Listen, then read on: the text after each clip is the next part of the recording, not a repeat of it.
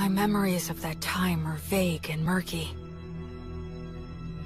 My life felt like stagnant water. I grew more and more impatient, but everything felt tedious and difficult. I wanted to take a step forward, but I felt so scared. But this pain in my chest, this agony.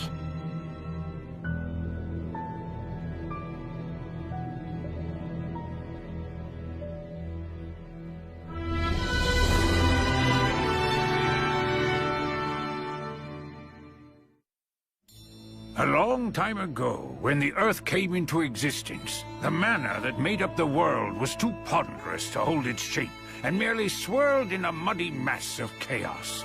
Then the first of the gods appeared and said, "Let there be Earth." The mana solidified, becoming the ground, and the mana overhead thinned and became the sky. Yeah, but Gus, I only asked you how words are related to magic. Just be quiet and listen to me. I'm not even getting paid to teach all this, you know. Yeah, fine. The Creator God made the sun and moon, and separated the land from the sea. Fire, wind, and trees came next, followed by other gods as well as humans. Gus the Ghost is a little eccentric, and he can be overbearing at times. But he's smarter than anyone else, and he teaches me a whole lot. All the words and symbols that the Creator God used, what we now call writing, are referred to as the words of creation. These words, whether they're spoken or written down, all possess very profound power. Power? That's right.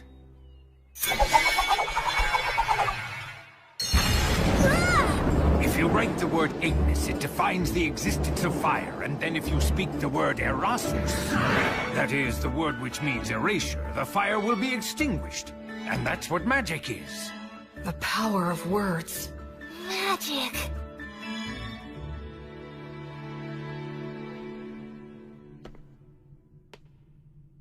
The god of justice and lightning, Volt. The Earth Mother, Mater. The god of fire and technology, Blaze. The god of wind and commerce, that's Whirl. The goddess of water and greenery, Rhea Sylvia. The god of knowledge and light. Ancient words of magic offered up to the gods. Words of creation. Oh, I get it. Parts of the inscription are scratched out so the word's powers won't activate. Gracefeel.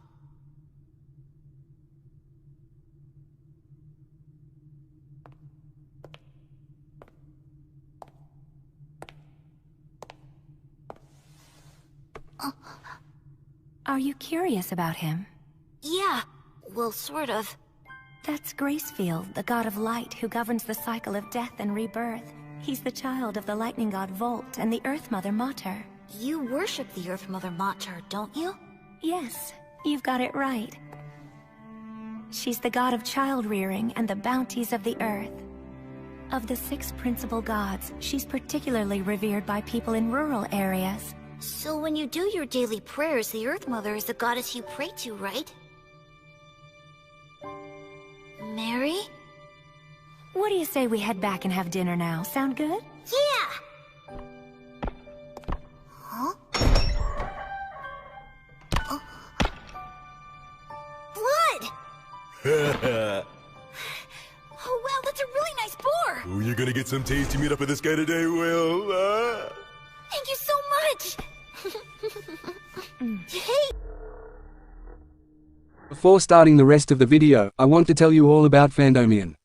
It is a website with items ranging from plushies to shoes, phone cases, backpack, lamps, and some of the most fire anime merch, with animes ranging from Demon Slayer, Jujutsu Kaisen, Dragon Ball, Naruto, and even stuff like hentai, K-pop, Genshin Impact and many more. So what are you waiting for? Go check out the website from the link in the description or pinned comment and get yourself, or your loved ones some amazing presents, and use code AFS for 10% off of every order. Now back to the video.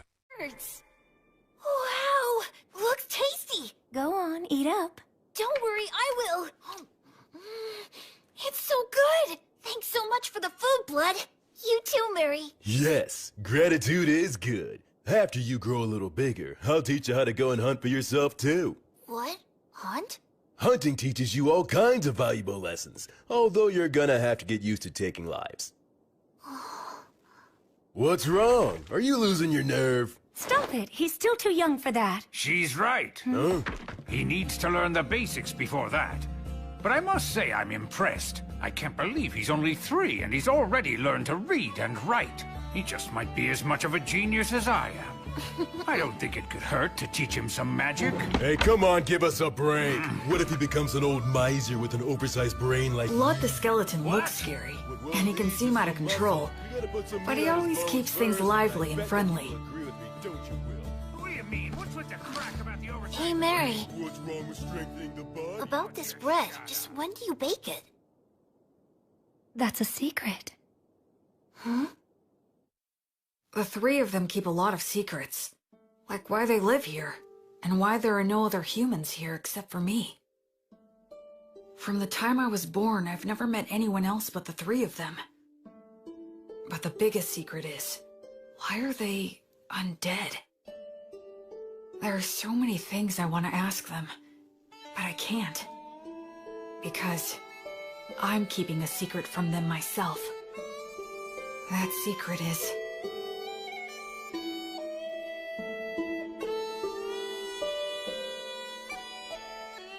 Thanks for dinner! that I'm a human who still has memories of my previous life. My memories are vague and murky, and I can't get them into sharp focus. A ceiling? A monster!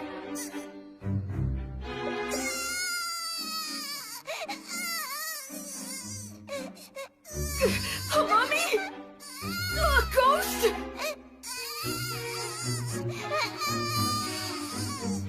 They're gonna kill me!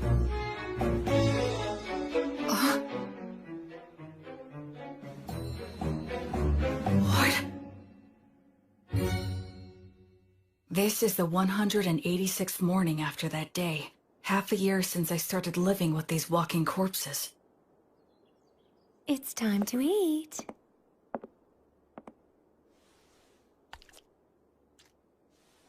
What a good boy you are, Will. Oh, are you feeling full already? I can't speak it very well, but I can generally understand the language that they speak now. Shall we go take a little walk outside today? Outside? I've never been outside before. She smells like incense. I wonder what it's like outside the temple.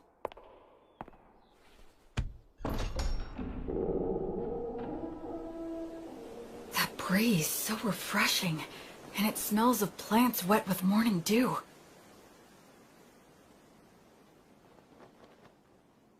Isn't it beautiful out here, Will? It really is beautiful. There, it's all right. There's nothing to be afraid of. At first, I thought I'd fallen down into hell. After living such a hopelessly vague and empty life, such a punishment wouldn't have been a surprise. No, I'm wrong. This is no punishment. It must be the grace of God. I feel like something that I'd wastefully thrown away without a second thought was given back to me once again.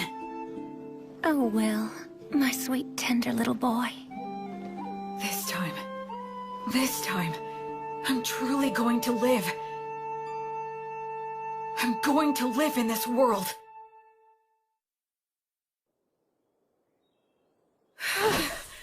I'm finally done.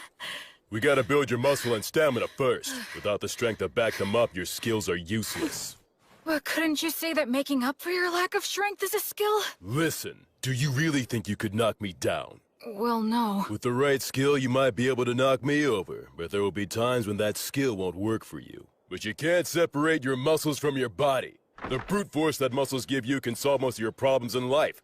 Learning skills comes after that. Understand? It seems like muscles are kinda masochistic, huh?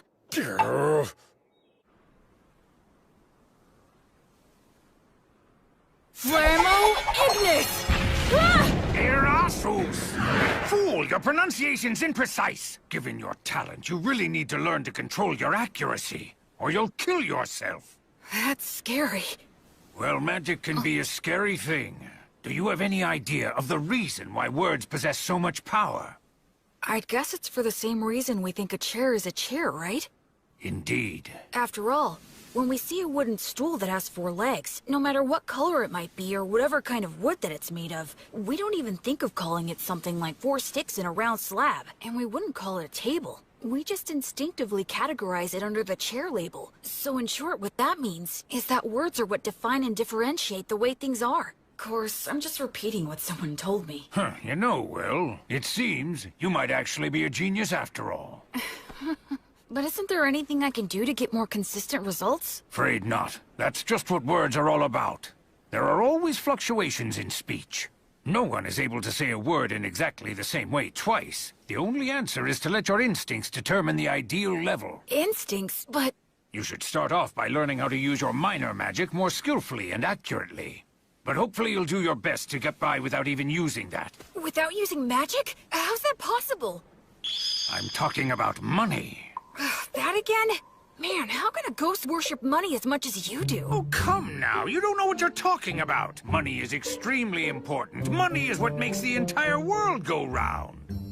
With money, you can solve anything without magic. Buy tools, hire help, and the ability to make a profit is just as important as magic. Why, oh why must I have hands that are incapable of holding silver and gold any longer? It isn't fair. I want to feel money and count gold coins with my own hands. Curses! You're not normal. Creatures such as these are beasts. Demon beasts are a particular type that are extremely aggressive. Wow, that's... Old Gus has taught you about the myths, hasn't he? The minions of the god of despotism and tyranny, specters and phantoms, and the demons of the god of dimensions who lurks in hell. And the god Stagnate, who commands the undead. People such as the 3 of us. We used to be human once too. Really? Is that true? Yes. When we all died, we clung to strong emotions that led us to a pact with the god of the undead. So we're considered traitors to the virtuous gods. Mary... I'm sorry for talking about this. It must seem very strange to you. Hey, Mary, tell me something. Do you think I should get stronger? Well, it would certainly put me more at ease if you did.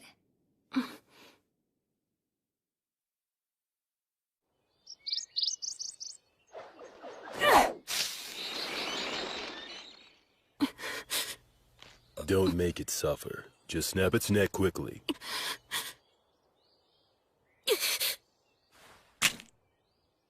Can't get used to it, huh? I don't like killing. Am I just being naive? Hey, I don't like it either. Huh? I don't like taking lives, whether it's a birds or humans. But these guys provide necessary sustenance to keep you alive. In life or death situations, you need to put your feelings aside and just go for the kill reflexively. That's what it means to be a warrior. In battle, it determines whether you live or die. Okay, now let's bring down a few more.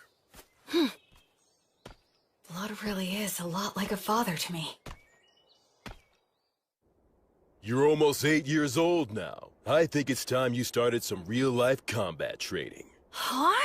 It's bad enough when you stop just before hitting me. With your strength, if I take a hit from you, I'll be dead! I'm nothing but bones now. You'll be just fine.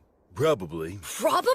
That's the whole reason why I said you can use the magic you've been learning from the old man. Go on ahead. Simply do as I taught you. That's right. Do it well and you could actually land a hit on me. Hey! Don't cry that I'm playing dirty. The battle has begun! Acceleratio! Carrere! Oleum! Cadere Uranium! Not too shabby! Move, you fool! Distance yourself!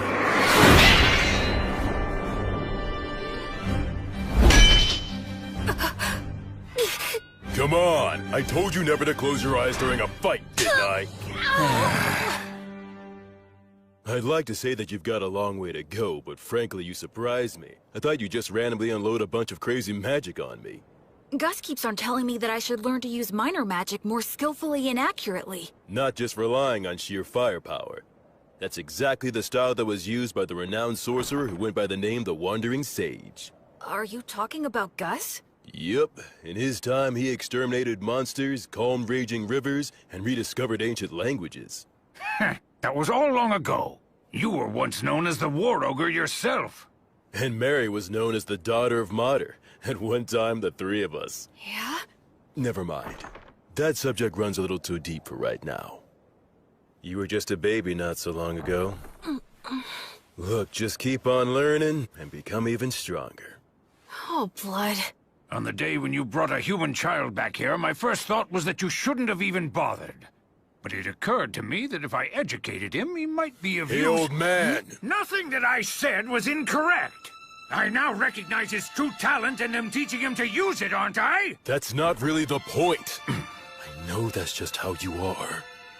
And frankly, I wouldn't expect you to change your ways now. I even think it suits you. But what you said wasn't necessary. Can't you imagine how it feels to hear that? You're right, it was quite thoughtless of me to say that, and I'll be more careful in the future. So I apologize to you, Will. Oh, it's okay. It didn't bother me. I can't believe it. Gus apologizing? Gus? It was rude of me to get all aggressive like that as well. Sorry. You being impolite is nothing new to me. What? Well, you might not be fully conscious of this since things have been this way for as long as you've been truly aware. But nevertheless, you know you're not like the three of us, right? Yeah. I'm the only one who breathes and who has a warm body. Though that part of the story is true, there's a lot more to it. I'm sorry. I can't explain it to you yet. I know. Listen, please don't be too upset with old Gus, all right? He never bothers to choose his words very carefully or show consideration for others. I'm really not mad. I have a whole lot of respect for Gus. Is that so? You know, you've got a big heart, Will. Once your body has at last grown big enough to match that heart of yours, then you're able to accept things as they are. I'll explain everything. Okay. Blood was genuinely angry at Gus for my sake. I wonder, could I have gotten angry on someone else's behalf in my previous life? Huh? Thank you.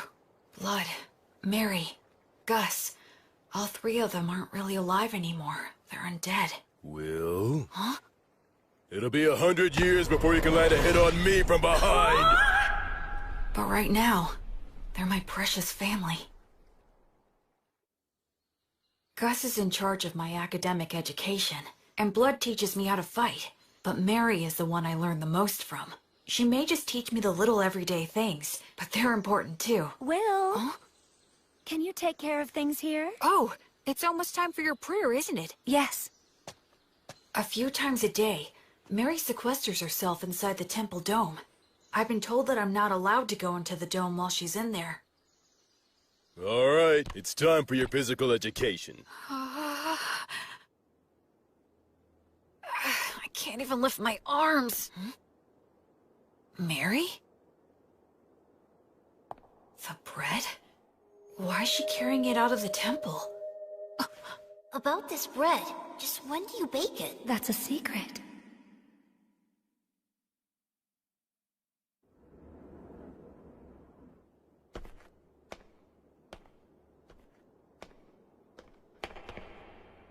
I'm sorry, everyone, but I just have to know.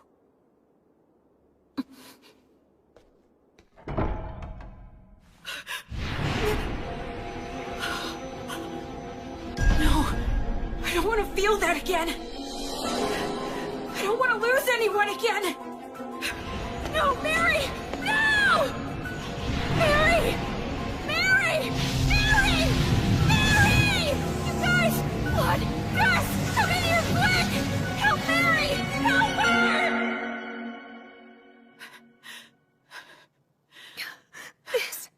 This is entirely my fault. I kept it a secret from him, and... I'm sorry. I was careless. All those times we told him to be careful. Will his arms heal? Thankfully, his fingers didn't adhere to each other, but scarring is likely to be unavoidable. Mary... Will, I'm so sorry. It's my... No, it's not. It's my fault for prying. So don't apologize. I'm just glad that you're all right now. Oh, Will. The smell of incense that surrounds Mary always calms me. Why'd you try to look in on her? I just got curious. I thought that I finally might be able to find some kind of hint about what you guys have been hiding from me. I told you I'd explain someday. Blood! Be quiet, Mary! Well then, Will, anything else to say? No, I'm sorry. From now on, check with me or Mary before you do anything. Okay. That said, the way you jumped in there to help Mary was impressive. Those scars will be your badge of manhood. Well, I am your student. But all that got you was unnecessarily wounded. Still, out of respect for your lack of fear toward the fire, I'll teach you this. That bread is a gift from the Earth Mother Mater.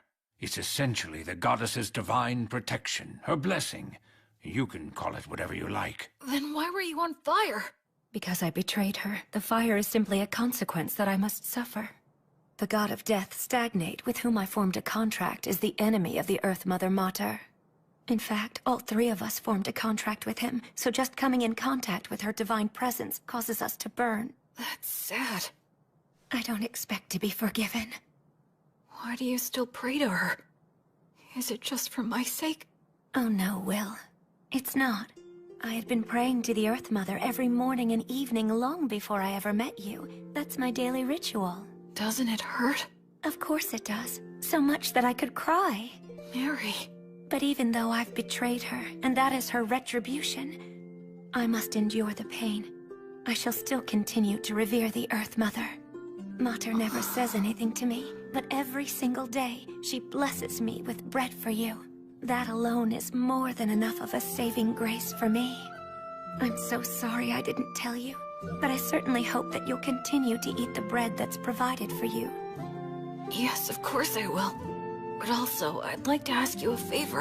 What is it? From now on, I wish you'd let me pray with you. Oh.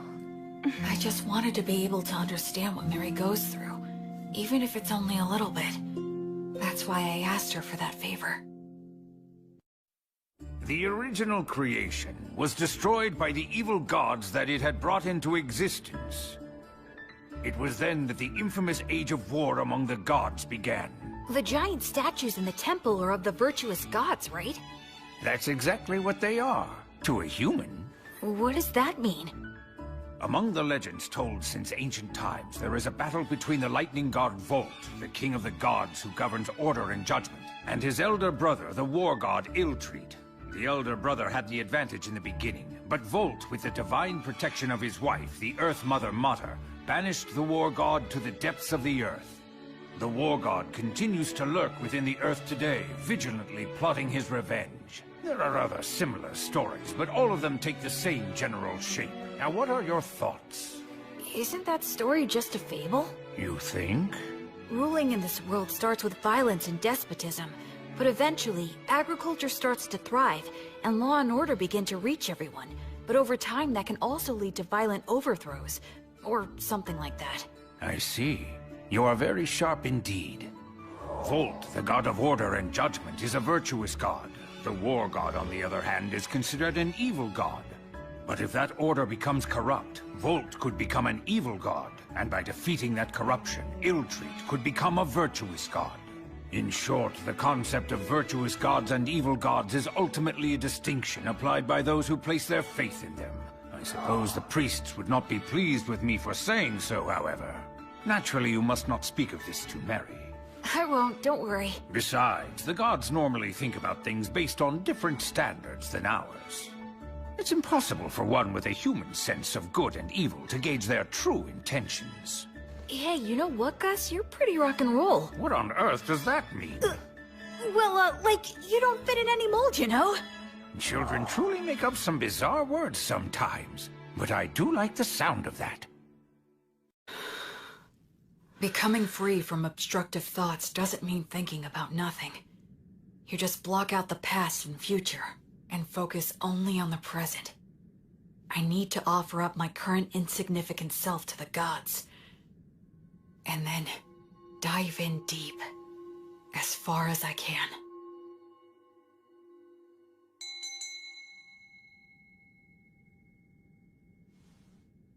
The 5-day silent prayer you've undertaken is now concluded. You did very well.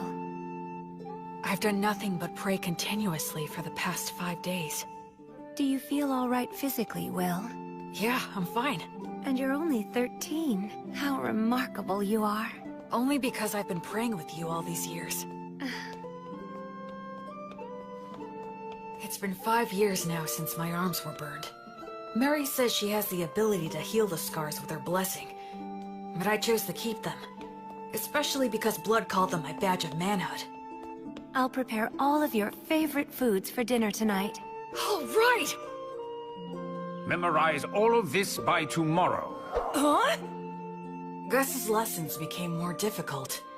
There was a lot more to keep track of, but I persisted and stuck to it for all I was worth. And then his lessons became even more intensive. It was as if he wanted me to get so fed up that I'd quit. Still, Mary and Gus were nothing when compared to... Okay now, let's move on to our main event of the day. What is that?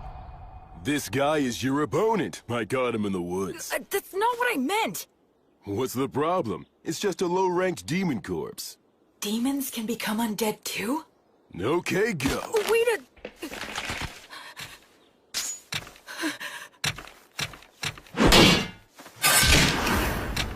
I got him! Look, Blood, I beat him! Yeah, good job there. So this is what they mean when they say a trained warrior can kill with mechanical reflexes. Yeah, I guess so. Huh? What is it, Blood? Well, for your first killing match, that wasn't too bad. Hear me? I said it wasn't all that bad, so don't get a big head. Oh, is that what you meant? Well, I'm more or less a genius, wouldn't you agree? This kid just might be a genius. Come on, aren't you gonna chew me out for that? Okay. How about we speed things up now and try something harder, genius? What? I always saw the ruined city from the top of the hill. That day was the first time I set foot in it.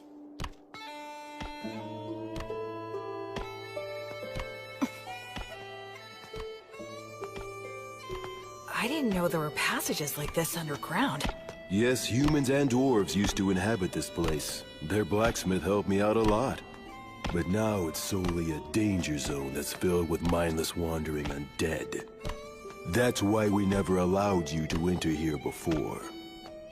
This spot should be good. You've got your stuff with you, right? Yeah. The shield, sword, jerky, bread, and water skin. Those things will be everything to you. Okay? Now escape from here. Huh? I'll be waiting for you outside. Don't you die now. Wait a minute, Blood! He can't be serious! Lumen! Blood? The exit is this way, right? But what was it that Blood just said a minute ago? This place is... But of course.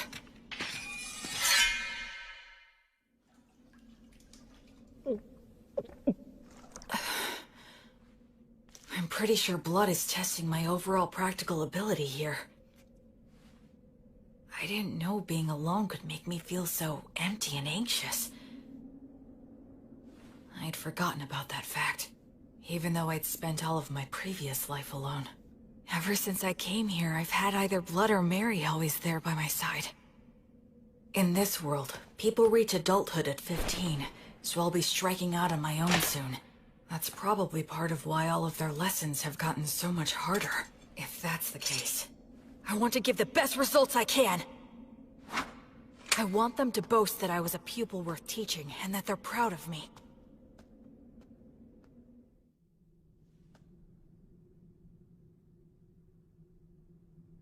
That's probably an undead Vroskus demon wandering around. They can use the words. They're stronger than any opponent I faced. Should I stay hidden and slip past it, or go another route? Think. What would blood do?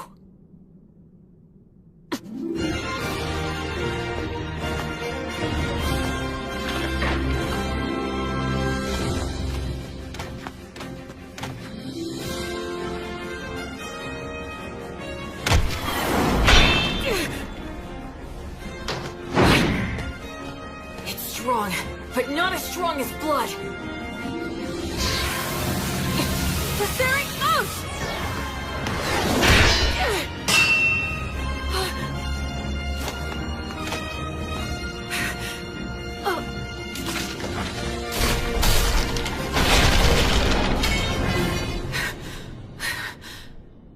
Oh no, this is not the place to be stuck without a weapon.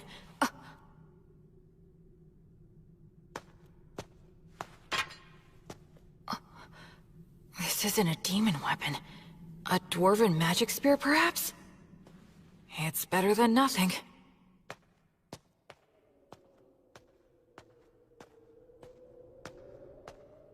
I can feel a big draft in here.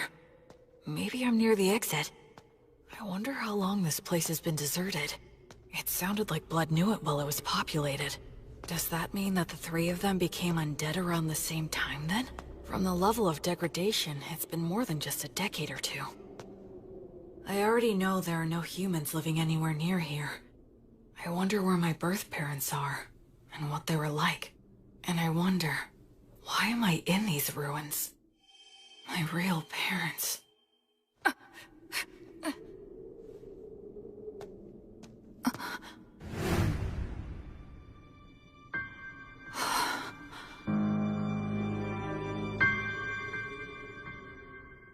Gus? You're Gus, right? How come you're not saying anything? And also, why are you glaring at me like that? Did Blood tell you that I was here? Or maybe this is another lesson of some kind. It's a lesson, right? With conditions for... Expergiski!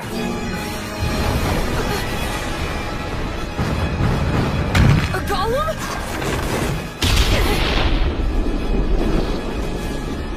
Gus! He's serious. I'm aiming for...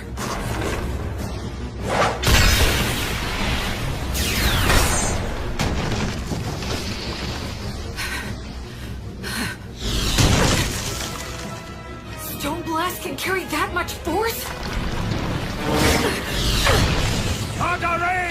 Arradium! Mendacium!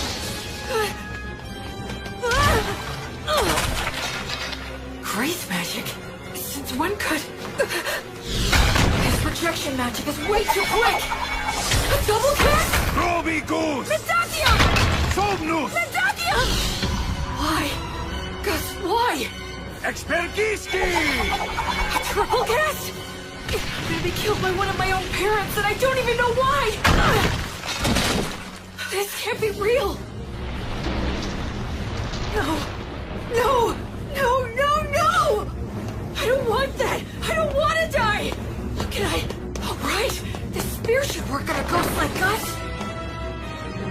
He's the one who tried to kill me first! So no one can complain if I kill him!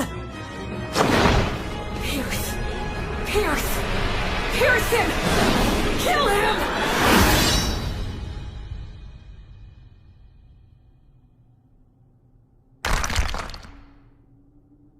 Tell me, Gus.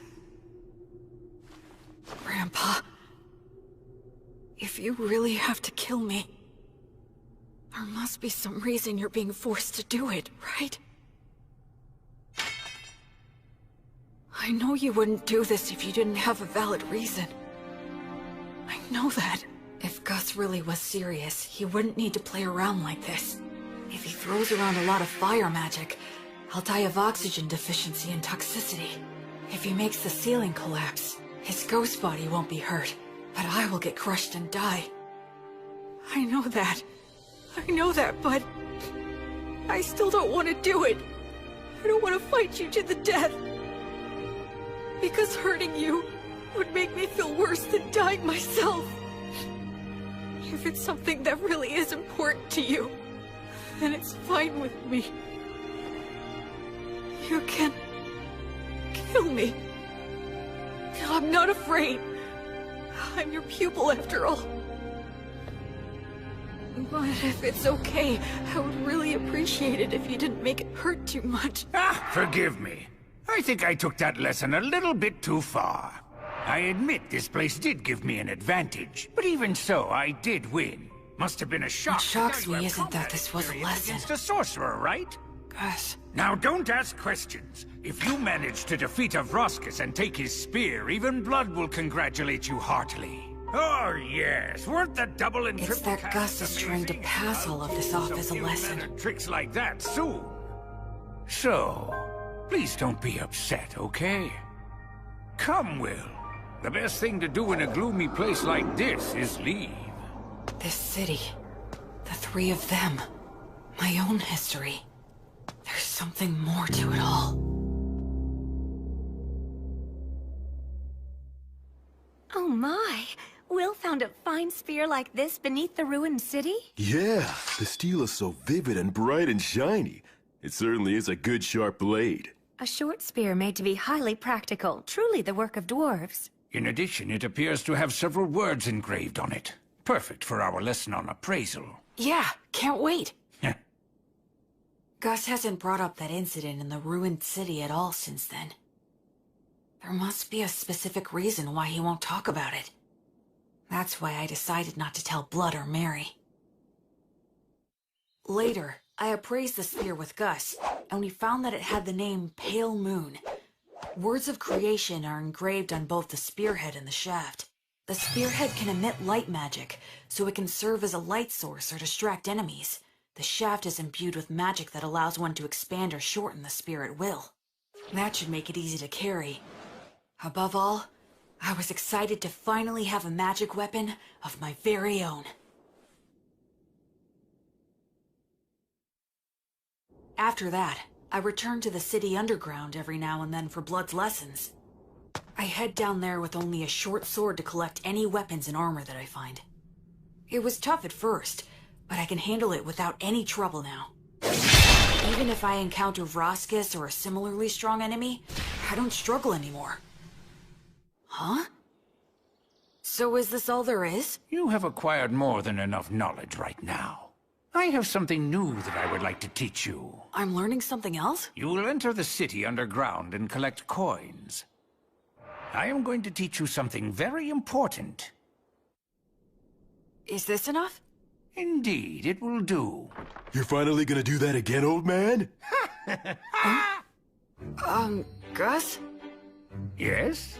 Isn't this what they call gambling? That's a vulgar description. Think of it as a game of intellect. But it's gambling! Come on, I was all excited when you said you'd teach me something important. Now, there's no need to get angry. Besides, games such as these should not be underestimated. They are most often used in duels between sorcerers. Do I really have to place a bet, though? Where's the fun in it if you don't bet? Oh, I get it. You're scared to play, aren't you? Huh? Oh yes, you should flee at once. You very well should be scared to compete against the one who is hailed as the Wandering Sage. How dare you! 2 6s! Alright, I'm the winner! Your competitive intuition never fails to astound. Hey, one more time! This time I've got it! Huh? What in the world are you two doing, teaching that to Will? Mary, there's a reason for It it! was really only Gus! All three of you will go and sit down right over there. Mary's lecture was painfully long and downright scathing, but I learned something very important that day. It's not a good idea to get hooked on gambling. Listen, Will. I have been observing the heavens for the past several years to pass the time, so I know when the winter solstice is. That will be the day you turn 15, and your coming-of-age ritual.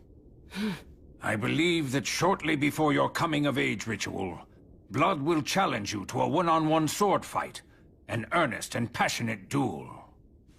I get that feeling as well. I know it won't be easy, but I'll do my best to win. I can't make the three of you feel at ease if I don't. I'd like you to do something for me. Sure. Do you think you could find a way to lose the jewel in such a manner that Blood would never notice it? Why do that? Because I need you to. No, don't make me do it! Please tell me, why are you always leaving me out of the loop? I know you, and you would never trample on somebody else's feelings without a perfectly good reason! Haven't I said, time and time again, that I trust you? If you just explain your reasons, then I'd be glad to throw away the jewel. I'd even risk my life like last time. So why won't you tell me anything? Don't you trust me at all? Or am I just that utterly useless to you? Forgive me. I can't explain. I see. Well then, I guess I can't help you. I'll pretend I didn't hear a word of what you just said.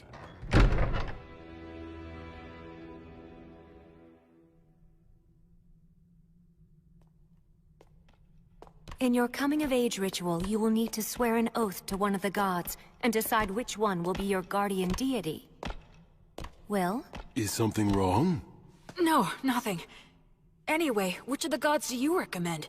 The one that is the most widely followed is the god of justice and order, the lightning god, Volt. But you worship the Earth Mother Mater. Blood worships Blaze, the god of fire and smithing. And Gus worships the wind god Whirl, right?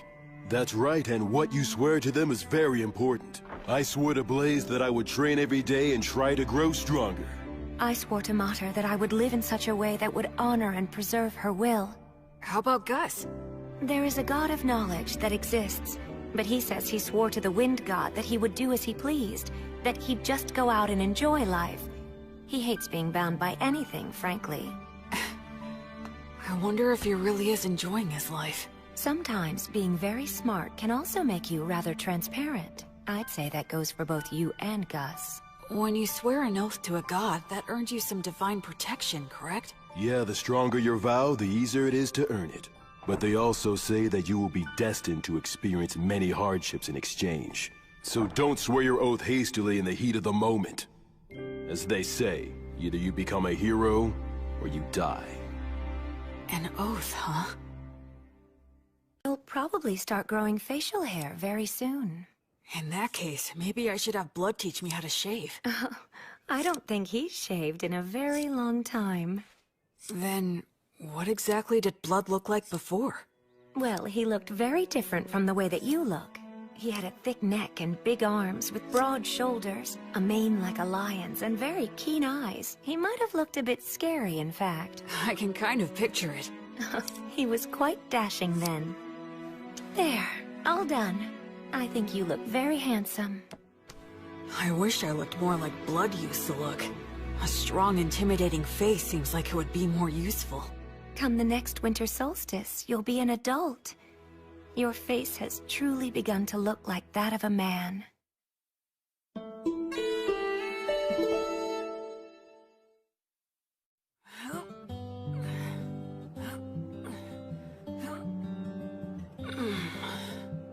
Okay, that's enough.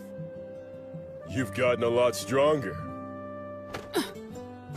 So what are we gonna do today? Can we spar? Nope. Today is all about this. What is it? Here you go. Take a sniff. Why do you have this? I thought we could drink it together.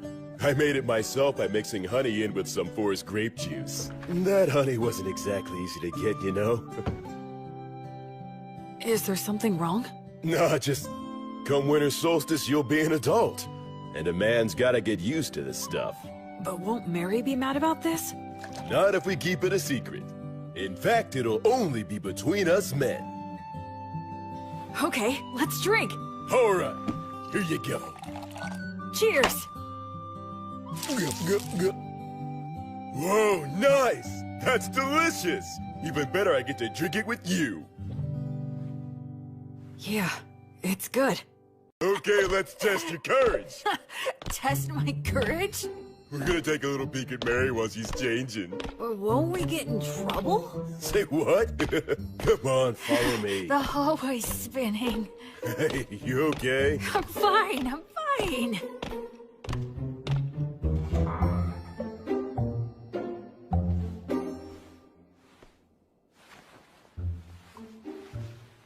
can erase my presence easily. This'll be a piece of cake. Wait, you idiot! Who goes there? Oh, crap! Blood.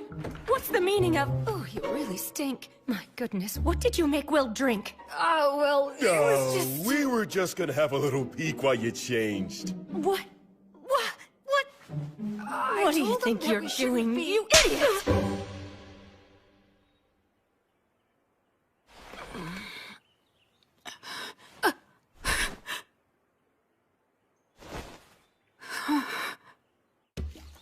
My voice had been changing, so I knew I was due for my first wet dream. I'm sure it was caused by Mary changing. Mary changing. What are you watching there, Will? Is that what I think it is? Stop laughing! I really gotta be careful not to drink too much. Today's the day of my battle with blood. Once this is over, I'll probably be leaving this temple by spring. Do you think you could find a way to lose the jewel in such a manner that blood would never notice it? Okay. Will? Come on, I'll help you get changed. As of tomorrow, you'll be an adult. So, have you decided which god you're going to swear your oath to yet? Yeah. I've got an idea. Oh, well, that's good. Mary, I'm gonna win today. Okay.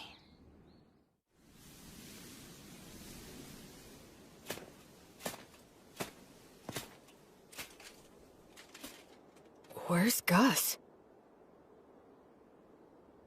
Hiya, Will. Ready to do this? I'm ready anytime. Let's go! Okay, good. Let's review things one more time. No magic or trying for instant kills, otherwise anything goes. If something happens, Mary will fix it with her blessing. The first one who admits defeat or is unable to fight loses. Now try your best. Not to die!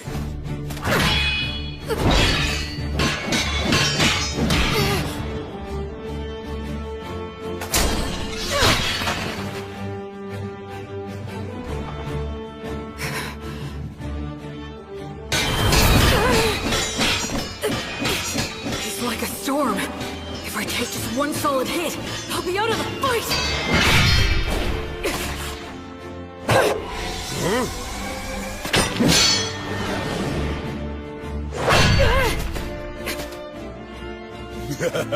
Thought you could get in close, didn't you? Oh man, this is infuriating! It's a challenge to avoid when a blood strikes perfectly. But if I receive one with just my sword, it'll shatter along with me. So how do I survive his strike and get into the gap between us? There's only one answer. Here it comes!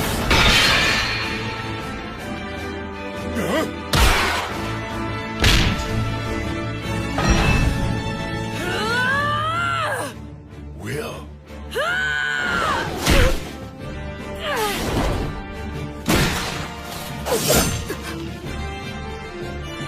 He's holding my sword between his ribs? That was actually pretty good. I concede. Yep. And having no muscles really is a disadvantage. Blood, stop it! Ugh. Don't you dare give me that. You promised that you wouldn't use that trick again. Not sure what you're talking about. The one where you use your ribs to trap an opponent's weapon? Yeah, but I don't have any organs or anything now, so... What? He did that when he was alive? Absolutely he did. Can you believe such a crazy thing? Well, my opponent at the time was really quick, and he was about to stab you, so I just... You didn't just anything. I can't believe he survived. If it hadn't been for my blessing, he wouldn't have stood a chance. Look, I only did it because I trusted that your prayer would work. I was genuinely concerned about you. I thought you had died right then and there. Didn't I ask you never to do that again? Even I know what this is. This is one of those things a dog wouldn't butt in on. Will, even if you couldn't beat me, what you've accomplished is still remarkable. Even if you couldn't beat me. You didn't have to point it out twice. I'll make sure you'll lose next time. Now that's the spirit, little Will. Hey, ow! Don't get carried away. The two of you need to take this much more seriously. If I had a killer slash, or a secret technique, I would have taught it to you hands down. But you don't? Nope, I don't. It's okay that the way I fight and the way you fight aren't the same. My initial goal was never to raise you into an imitation of me. So it's only natural that the moves I rely on won't be the same for you. It's the basics that count. Make sure you can use all the things you've learned in any situation. Both Mary and I have already taught you everything that's important. Okay. Okay, Dad. Okay, Mom. You called me Dad, huh? Yeah, I guess that's pretty much what we are. That's true. I can't teach you any secret techniques, but to mark your new independence, I'd like to give you this. It's the most powerful of all the demon blades that I own. What? But I didn't even win, so... I told you it's to mark your new independence. Go on, Will, try it out.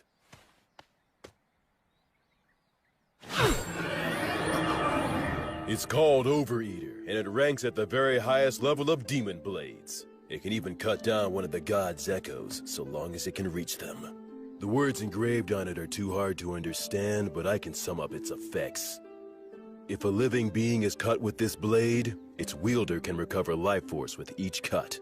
Huh? Recover their life force? Uh-huh. As in, you can swing it around without even thinking about it and still be the last man who's standing. You're a smart kid, so I'm sure you understand this. But don't overuse it. It makes its wielder feel a whole lot stronger than they actually are, but it's not the type of demon blade that benefits one's spirit. The more you use it, the more you need it until you are so weak there's nothing left. And the life and death cycle starts again. That's part of what makes it a demon blade. Anyway, I've said a lot, but I'm sure you'll be fine. Both seem to have faith that I can maintain the ability to use this sword properly. But am I really someone who is worthy of their faith?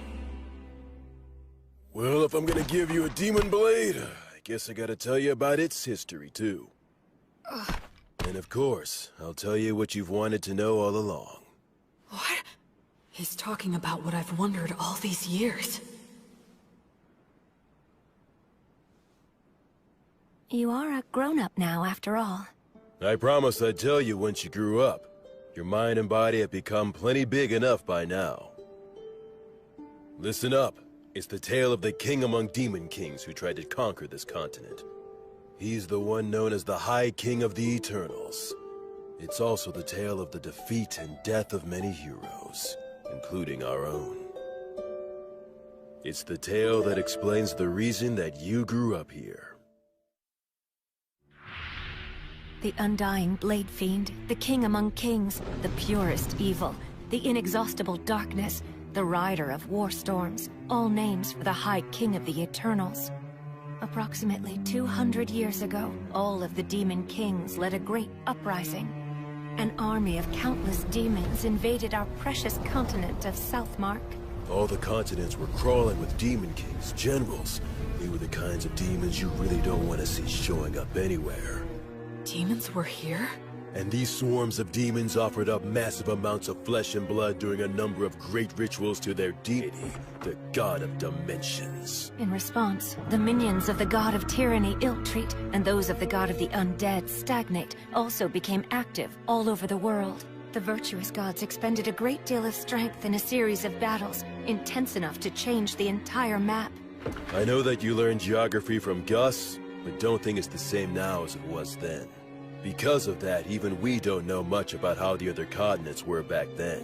But what we know for certain is that the High King went on a rampage in Southmark. The High King sure has a lot of scary nicknames. Frankly, they don't even come close to the truth. His abilities were absolutely insane. He could turn any blood he shed into soldiers, and any flesh cut from his body into commandos, in unlimited amounts. In other words, he made demons from his own flesh and blood. That's some serious hacks. What does that mean? It means he's a cheater. Blades are the only thing that could harm him. Using arrows and magic wouldn't even leave a mark. His weapon of choice was Overeater. He was a madman who'd roar with laughter, creating armies by cutting down enemies and getting cut himself. Eventually, he came to be called the High King, meaning the King of all Kings. This city was once a vital hub for lake transportation, but it only held out for a matter of days before it fell. The High King made his home in the city and mass-produced demons who took advantage of the water routes to attack all the surrounding settlements. Nobody could kill the High King. The destruction of the continent of Southmark was assured, and just when everyone had begun to believe that, Gus came. Augustus, the wandering sage, suggested that now was the time to strike down the High King. Why would Gus say that now was the time? Was it even possible to kill the High King? An army of demons, a demon blade, the city underground, Blood's combat techniques, Mary's blessing, Gus's tactics. Gus was... I get it. You understand? Really? You do? Yeah, I think so. Gus was hoping to pinpoint the enemy's location, then invade via the underground with a few elite soldiers and steal his demon blade in battle. It was most likely the only way, since the High King couldn't be killed. The premise was probably that he could heal using the demon blade. However, the demon blade is a weapon that can be stolen, so stealing it would change everything. To do it, Gus would use great magic to wipe out all of his minions and face him one-on-one. As long as Mary kept them both healed with her blessing, no new demons would appear. From there, Blood would do what it took to steal the demon blade. This was certain to be successful. How can you be so sure? Because the proof is that you own the demon blade. And that's how the High King died, I guess. After that, then... Not exactly, Will. It's clear you really are a genius, but you came to the wrong conclusion. You see, I, didn't quite succeed in killing him. Wait a minute. You didn't kill him? That's right. Gus made use of every factor visible to him to draw in any possibility of killing the High King. The thing is, the factors he could see were incomplete. The High King revealed his true nature, taking on the appearance of a hideous, grotesque warrior. And then... well... He was a better swordsman than I was. I couldn't touch him. I'd fought opponents bigger than me many times before, but he was the first one where nothing I did could reach. Even you were no match for him?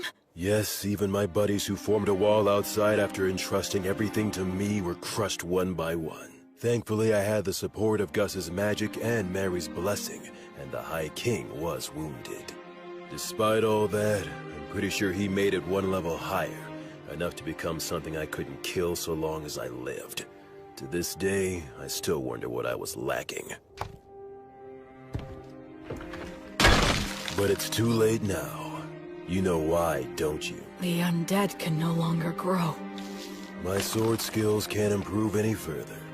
So then, when it became clear that we were bound to lose, Gus and I decided we had to place a seal on the High King.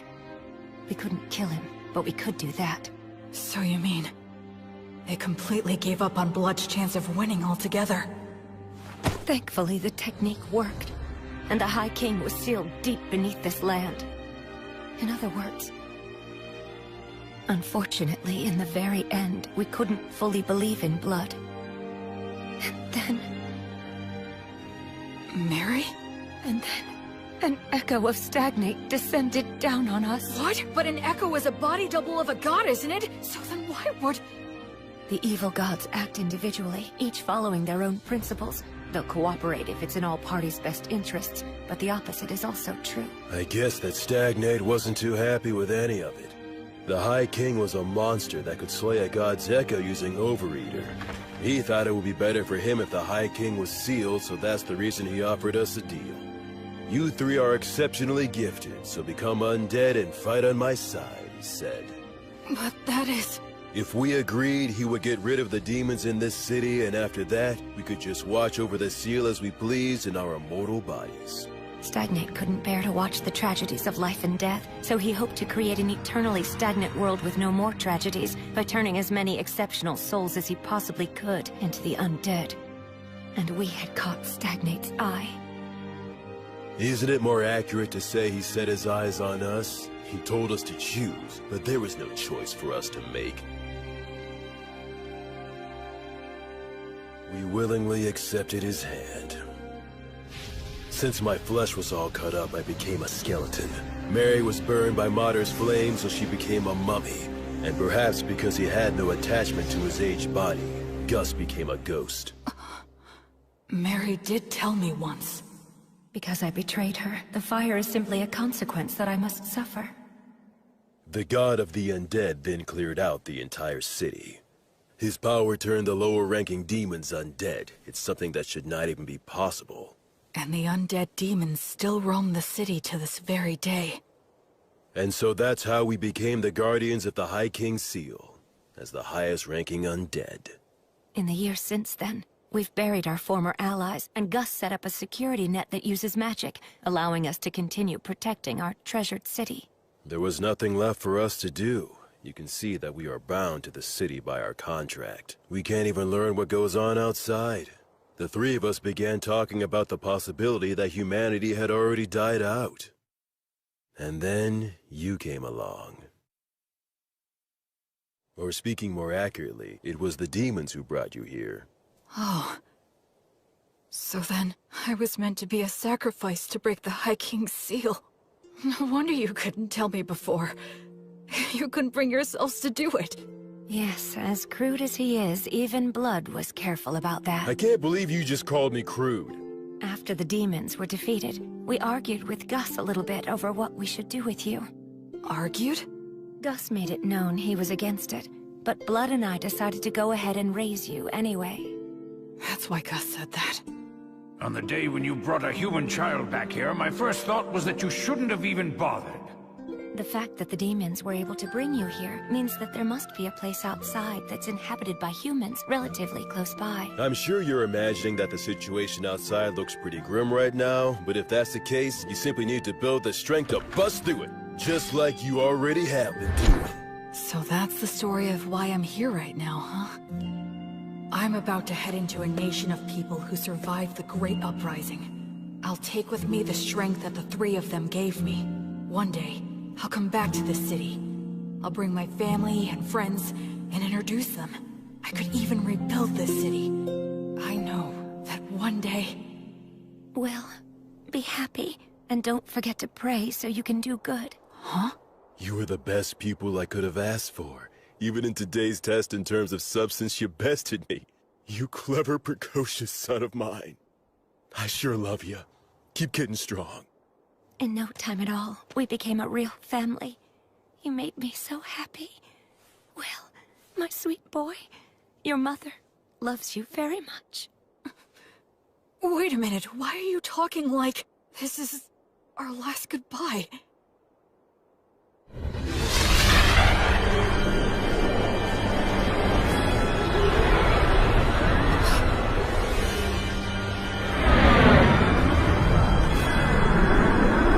Said your farewells, heroes. Yeah. We have. Go ahead. We're ready. At last you have lost your attachment. In accordance with our contract, place your souls in my hands right now. I can't do anything. I can't move. Why? Please, please move. What's that?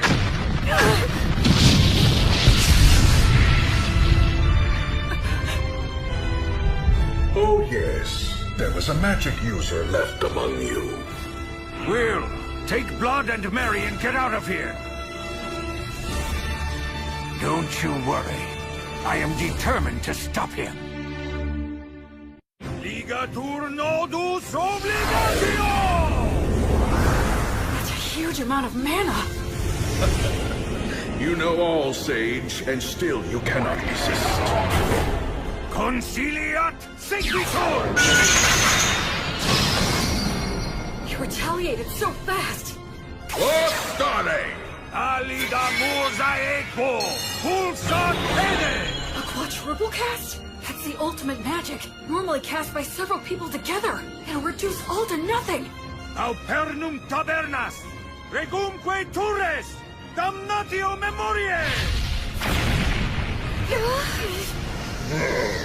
Curse you, Sage!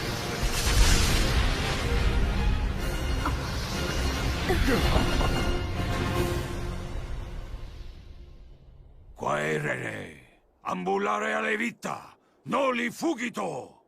He didn't get a hold of your souls, did he? Nah. It seems not. That must have been terrifying for you.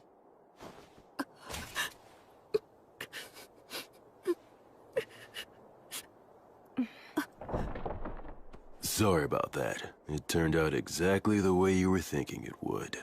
I was hoping that we could hold out until Will was ready to leave. Yes, but the two of you made your decision.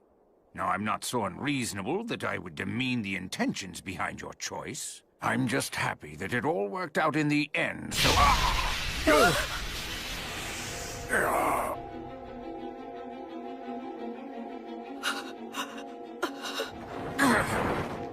Old man!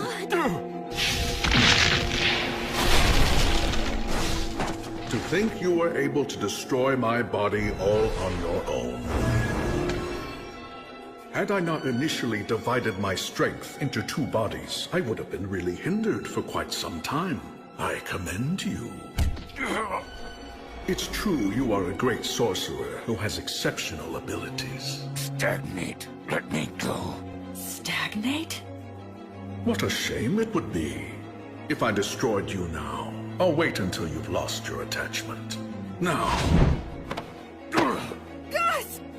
As for you... You have my gratitude. It's all thanks to you. Well done. These great heroes formed contracts with me. They became the highest-ranked undead. With one condition, that when they eventually lost their attachment to the High King, then they would become my servants. Because of me? That's right. Thanks to you, the sage's attachment was weakened, and the war ogre and beloved daughter lost hold of theirs completely. I'd say you did a fine job living as their son. But that's because I was reborn. I wanted to live right this time around. It seems that was a shock, and for good reason. I have an idea. Why don't you come and join my army as well? Then you can continue to live harmoniously with your beloved family. But I won't force you to decide right now. Tomorrow's the winter solstice, on that loathsome day when the sun is at its very weakest. I will seek out your answer in the evening.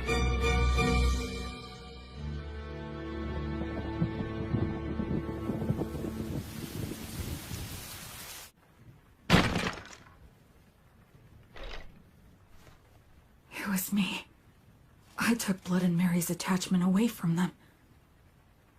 When Gus was against raising me as a baby, when he taught me excessive amounts of knowledge, when he tried to kill me, when he asked me to lose on purpose, it was all to stop the two of them from losing their attachment to the High King. Still, when Gus tried to kill me, I think he was conflicted. But I was living without a care, totally oblivious. I just sat comfortably on Gus's mental anguish and Blood and Mary's self-sacrifice. I was so excited to be living my life right this time. All I did for my parents was cause trouble. I didn't do anything in return for them, right up until they died. Why would it be different this time? They're gonna die because of me again. I've only caused trouble, and I've done nothing in return. Someone who dies in vain isn't going to be reborn any better. I'm sorry.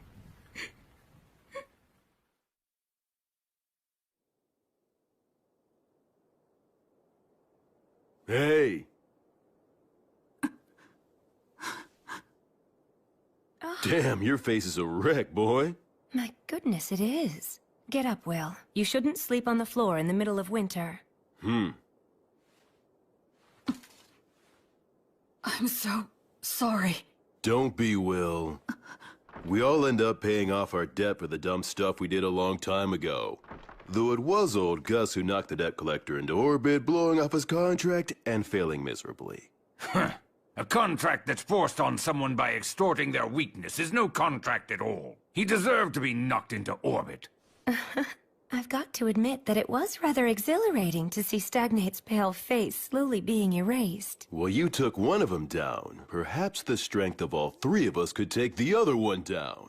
Now that's the spirit. By all means, that sounds like a great plan.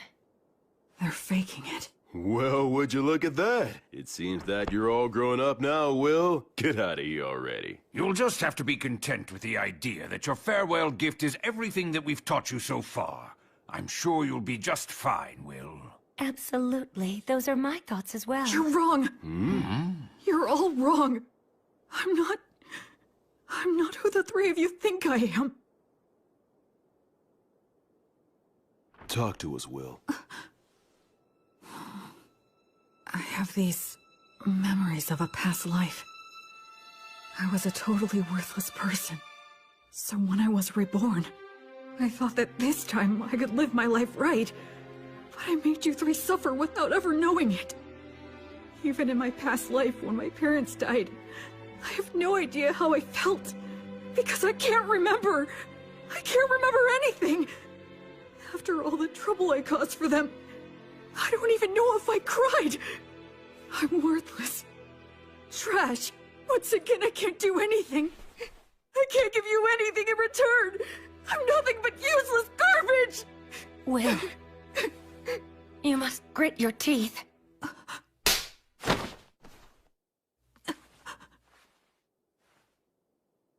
Mary.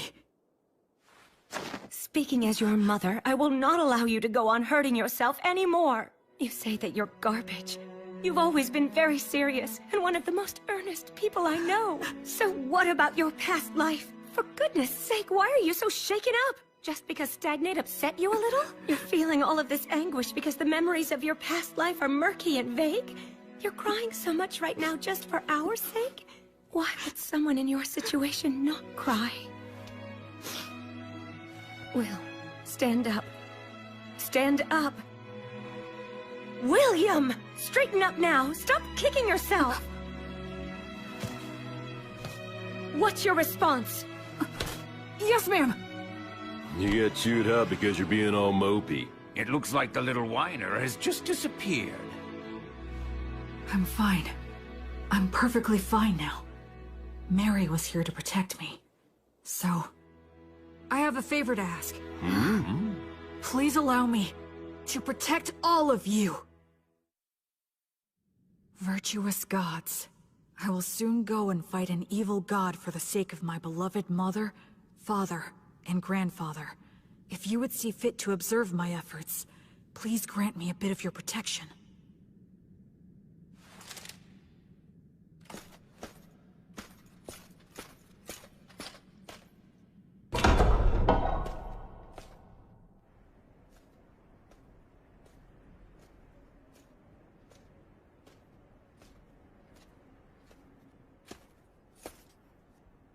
So, have you made up your mind? Yes, I have, Stagnate. Evil god. I don't plan on giving you a single thing! But surely a god such as yourself would never dream of running away from a human child, isn't that right? You have thought this through quite well. Let me guess, you're hoping to restrict my actions by getting me to focus my consciousness on you alone, yes? He figured me out! I'll play along, okay. But please realize you're challenging a god. You must first show me you are worthy of such a challenge.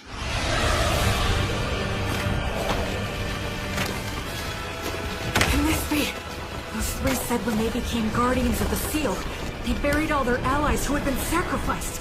But where? It's obvious. Right here!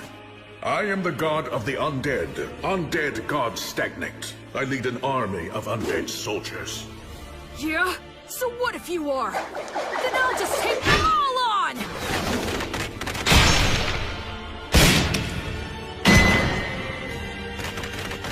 Counter-Ray! Uranium!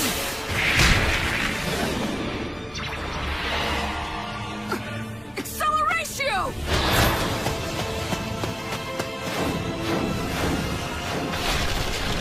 Oh, he is somehow pulling this off against 100 heroes.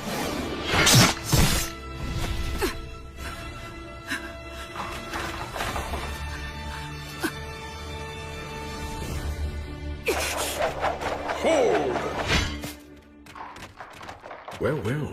I thought I'd be dealing with you and the three heroes. I'm impressed. Tell me, young man, what is your name?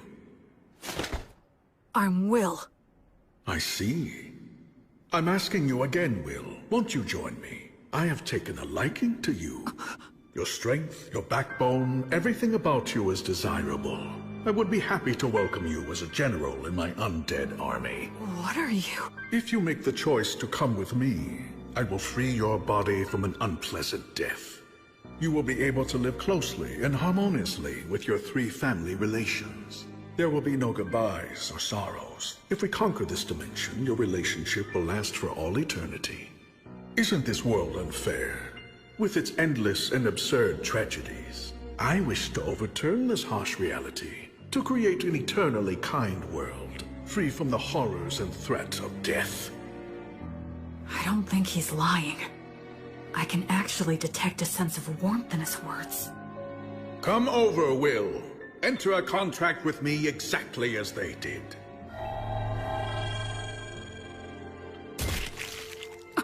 Now, drink my blood.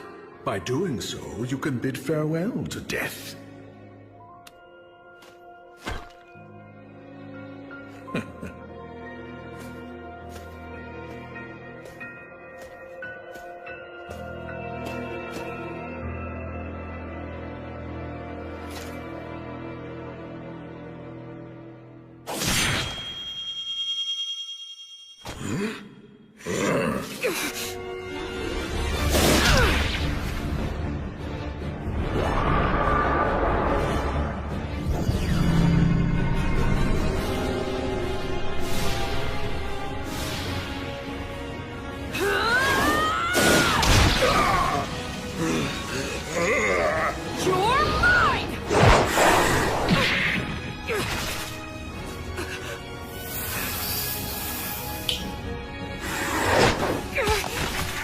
First the sage, and now you.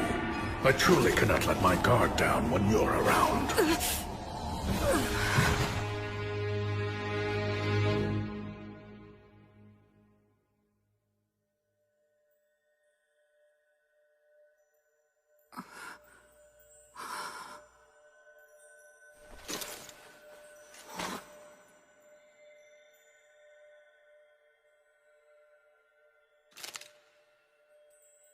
Did I die or something?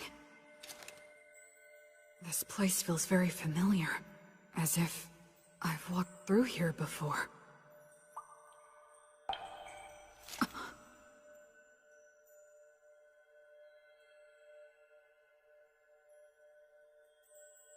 It has been a long time, Goddess of Light. I'm starting to remember. Yes. I've walked under the starry sky before. She was silent then, too. But I remember her footsteps being filled with care and compassion. I thought it was a star, but it's not. It's a planet. What are those lights? Traversing souls. They cross worlds to prevent the stagnation of all things. How could I have forgotten this beautiful sight? A question. Okay. Why did you feel the need to reject Stagnate's invitation?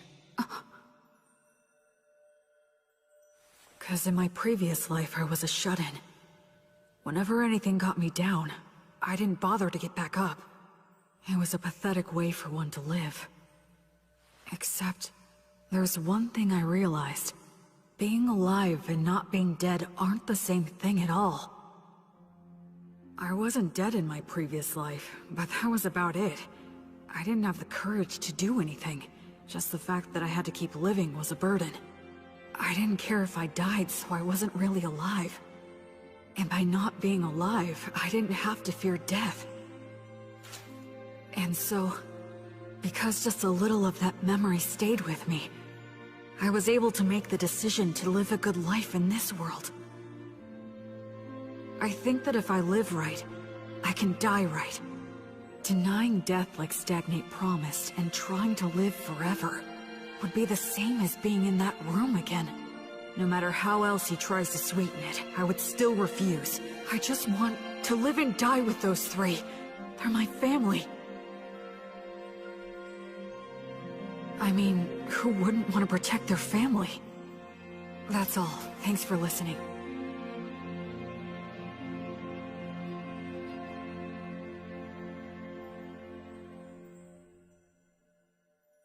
You are William, child of blood and Mary, a soul who has crossed worlds. Yes. You now fully understand the gravity of life? Yes. And you are still prepared to accept death? Yes. You fully understand the despair of death, right? Yes. And you still love all of the lives that will one day burn out? Yes. I finally realized the meaning of it all. Thanks to your grace.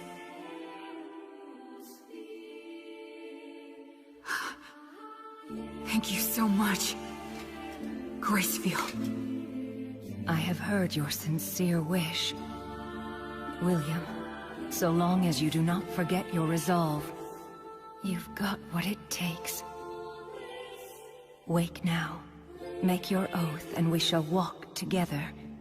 Until your life ends, and I come to guide you once again. I shall be your guardian deity.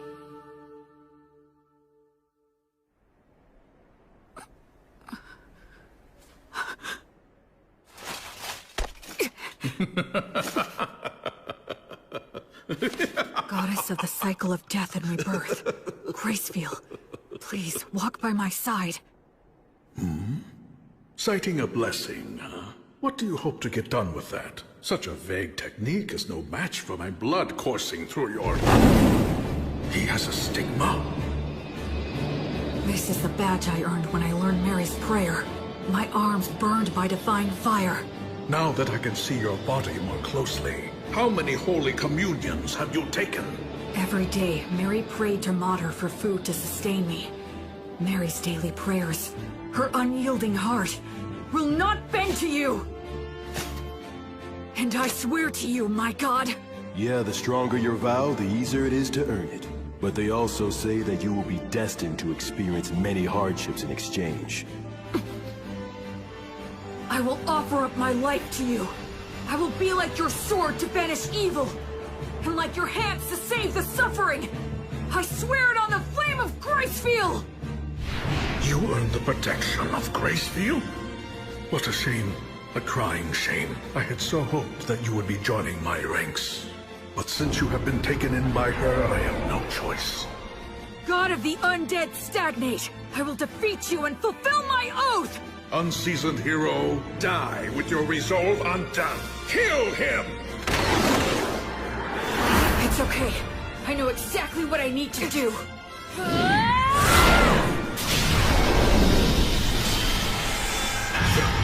The divine torch? Gracefield's divine protection grants peace and guidance to the souls of the dead. How dare a fledgling priest put on such airs? Acceleratio! War starting!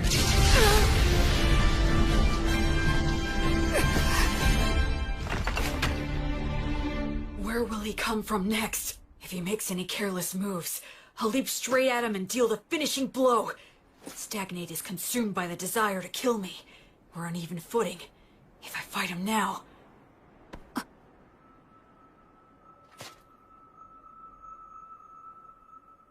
Was that some kind of warning? What about?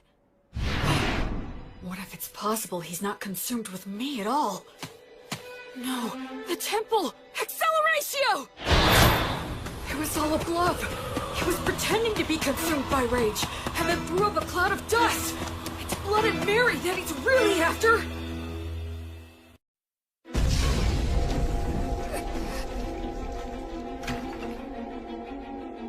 Stagnate is consumed by the desire to kill me. We're on even footing. If I fight him now...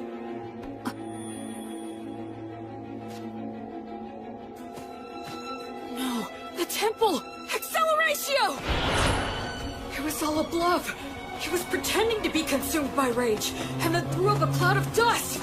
It's Blood and Mary that he's really after. Come on, let me get there in time. Please! Acceleratio! If I can believe what Stagnate says, maybe he considers me to be someone who's actually worthy of keeping an eye on. But in the end, that's not going to mean anything to an undead god who can live forever. His priority right now is getting to Blood and Mary, and then Gus. Now that I have the divine protection of the Goddess of Light and can pray for her blessing, I can return the three of them to the cycle of death and rebirth. That's what he was being cautious about. He weighed Blood and Mary's souls against the risk that I posed, and then he tried to play the fool.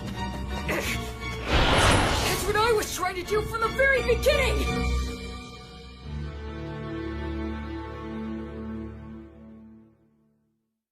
Mary! Blood!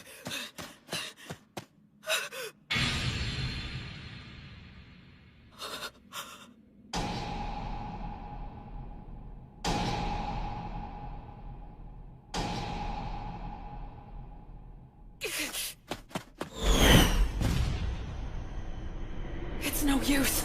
I won't get to him in time. I borrowed the strength of a goddess, and finally managed to stand on even footing with him. But then I fell for a trick like that, and now it's all over?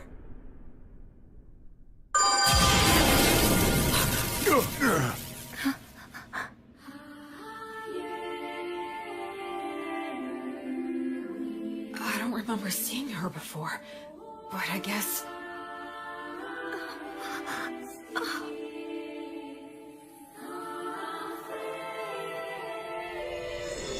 Suddenly, everything was clear to me.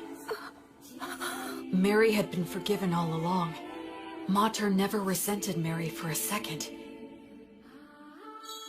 Mary didn't seek forgiveness even once, nor did she ever expect lenient treatment. That's why Mater continued to watch over her and admonish her as she wished, and she's kept that up for 200 years, never revoking her divine blessing, until Mary could finally forgive herself. What mother wouldn't protect a daughter in danger, who's devoted her life to worshipping her?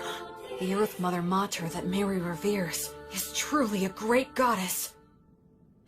In this moment, Mater has granted me Grace Field, Goddess of Light! Grant this soul peace and guidance! The Divine Torch guides souls into the cycle of death and rebirth, but it still can't completely defeat Stagnate. So what I need to do is... What? That's right. Since these two aren't resisting, the Divine Torch will guide them back to that cycle, which means... I have to protect them! Delay the cycle! Flummox the guidance!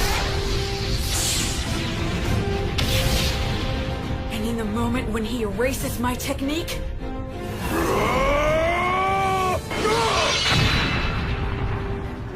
Acceleratio!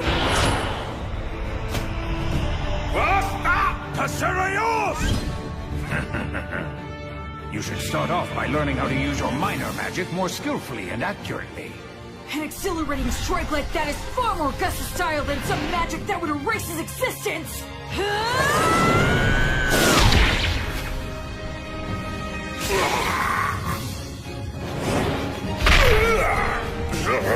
Curse you! Curse you! Will, child of Blood and Mary, disciple of Gracefield! I will remember that name. Until you surrender to me, your knights will bring you no rest or repose!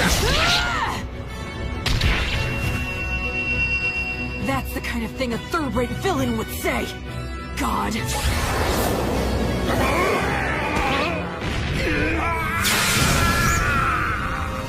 I swear on the light that is Gracefield, that I will never become like you. I will live right and die right.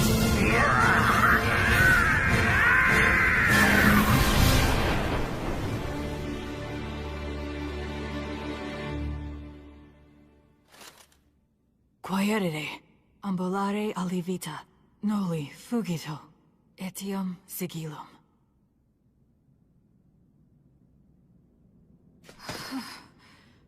I was way too close.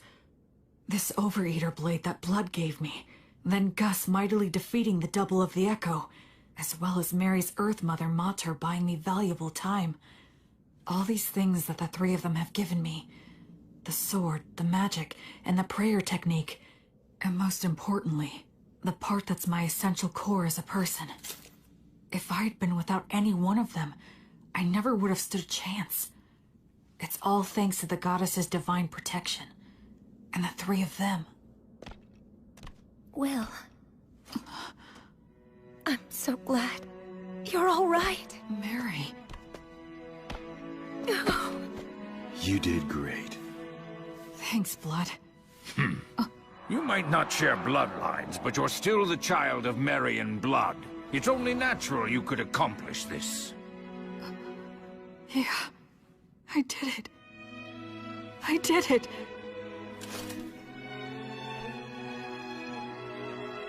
I protected them.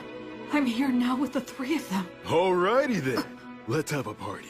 We can celebrate Will's victory and adulthood. Yes, you're right. Cleaning up here can wait until another day. Well then, in that case we'll have to break out the you-know-what from 200 years ago. You mean that good stuff from the dwarves? How long you been hiding that stuff, old Gus? Well, it seemed like a waste to let a child drink it. Is it good? Can I have some? Even I would drink it if I had a corporal body. You can fake it, can't you, old man? We're celebrating. Yeah, drink with us, Gus. Come on. Will. Huh? You must be careful not to drink too much. If you repeat what happened last time, I won't show mercy again. Yes, ma'am. The same for you, Blood. Of course. What on earth are you doing? Anyway, this old man will go and get it. I guess we should go too. Yeah. Go. Huh? Mary. And Blood. I guess we can't after all, huh? It certainly seems that way, but that's how it goes. We lost our attachment, denied selling our souls to the god of the undead, and insisted we wanted to remain undead. We knew this could never last. Yeah, that's for sure. I wish we could be spared just one night, but I guess that ain't happening. To be honest, Graceville has been exceedingly easy on us. Under normal circumstances, we might have vanished instantly. What are you two talking about? Listen here, Will. This is the end for Mary and me. You're joking, right? We're supposed to be celebrating. Don't be mean. Oh, Will. You're a very clever boy, and I'm sure you understand. Sorry about this. We're really sorry. Can't anything be done? I'm afraid not. Even if something could be done, we mustn't do it. It's like you said, you gotta live right, and then you can die right. We got lost for a couple of centuries, but one could just call that a detour. Besides, parents should always precede their children in death. This concept is one of the fundamental laws of nature. Yeah. You're right. I guess so. But... just this once, I'm gonna say something I'm not supposed to. I don't want to see the two of you die because I can't bear the thought of living without you. I want to see both of you again, when I can make it back here someday. I want to duel with Blood, beat him, and have him beat me. I want to say silly things to each other. I want to do chores with Mary, and hear her say that I've gotten better. I want you to meet my children and my grandchildren someday, and I want you to teach them lots of things too. It's just cruel to say that you're going away now. I don't want you to. If you two go away, I have no idea how I'm supposed to go on. Don't go. I can't. Please find a way to stay. Cheat somehow.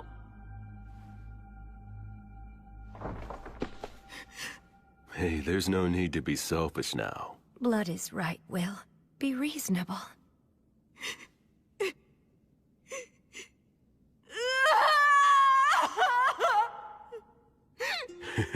It's the first time I felt like a dad in ages. Will was always such a good boy, ever since he was a baby. Listen, Will. Even though we have to go away, humans can live just fine as long as they eat and sleep. You'll find something else to hold dear. Ultimately, you'll go on living. Once you leave here, you'll make a ton of friends. Go out and bag yourself 2 or 3 pretty girls. You'll have all kinds of fun. Blood! Don't encourage him to be disingenuous. Now, Will, you must be sincere both in love and marriage. Because you swore to the goddess of light, as well as the fact you killed a god, the path you'll walk is sure to be filled with a lot of troubles. No doubt you will experience setbacks and be a target for unjustified criticism. You may be betrayed by people you help. Your good deeds may be forgotten. You may lose all that you had gained, and you may end up with nothing but enemies. Even so, love others unconditionally. Always do good things. Do not fear loss. Forgive all sins. Build, don't destroy. Offer hope in despair. And be a source of joy for others in sad times. Most importantly, do all you can to protect the weak from any form of violence. Just like you did for us, when you challenged the undead god for our sake. Okay. Oh, dear Will. My William. You'll always be our sweet child. May the divine protection of the spirits of courage and the virtuous gods be with you forever. Listen, move forward with faith in the results you'll achieve. Once a person makes up their mind, they can do anything. You might get lost in your own thoughts sometimes, but don't get so stressed that you freeze in place. I engraved the images of them and the words they said into my heart right then and there. I will never forget them. Just like the light of the goddess, I know they will always be there to light my path. Ahem. Did I get here a bit too soon?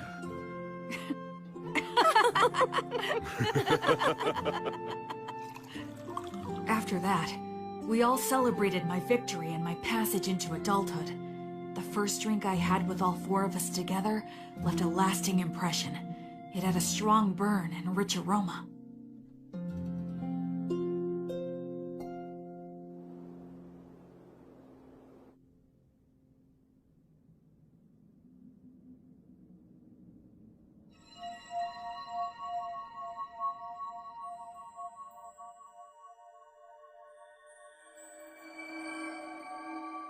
That day, the holy light guided my parents back into the cycle of death and rebirth.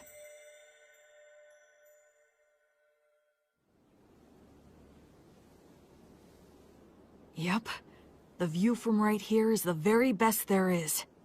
Mary, Blood, I know you're not here anymore, but I'll still come back. Just to let you know how things are going. If I make friends or start a family, I'll bring them here. I'm determined to become an adult who can tell you with pride that your child is living really well. So for now, I'll be leaving for a while. Are you all done? Yeah. By the way, how come you didn't die as well? That was cruel! Are you aware that you just wished death upon an old man? You're evil! Aw, you're bumming me out.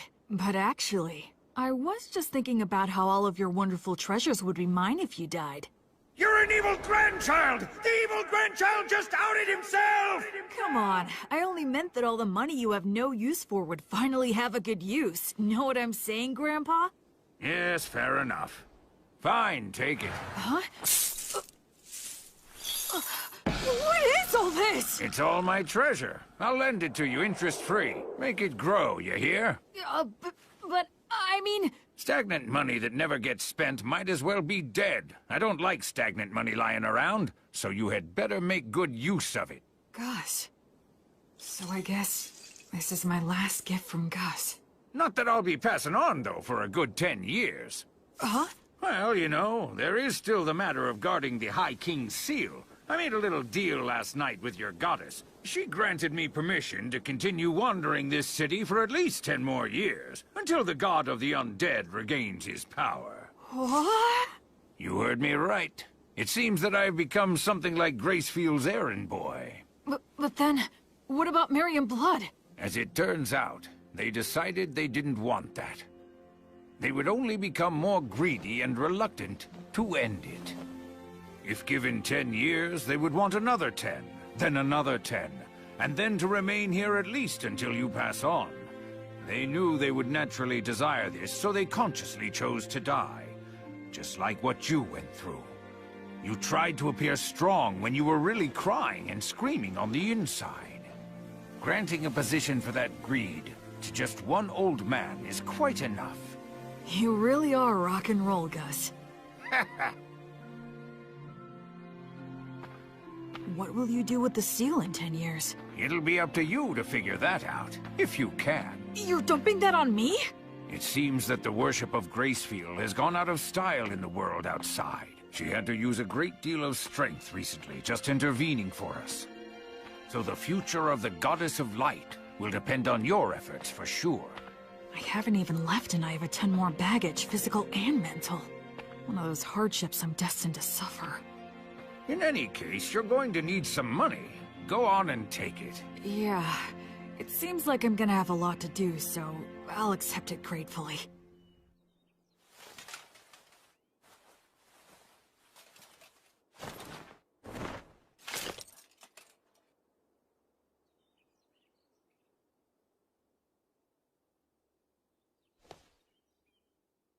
This is it. I'm leaving.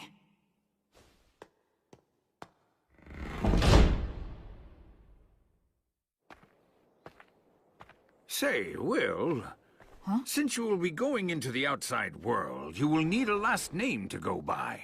William is the name those two gave you, so I thought I could be the one to give you a last name. How about it? Okay, sure thing. Then perhaps I'll hijack an old custom used by certain clans of elves and halflings. They put the name of their two parents together to form their last names. Merryblood. You are William Merryblood. William Merryblood. You will always have them with you, wherever you are. Thank you, Gus. I like that name a lot. So cool. You take care now, okay? I will. Oh, and I'll add a G for my middle name. You fool! You don't need my initial! What did you learn in those classes of yours? Well, you are Gus after all. Old Man Augustus is far too much work to spit out. Huh, what a hopeless grandson you are. Well, so long then. Goodbye, William G. Merryblood. See you again sometime, okay, Gus? Goodbye!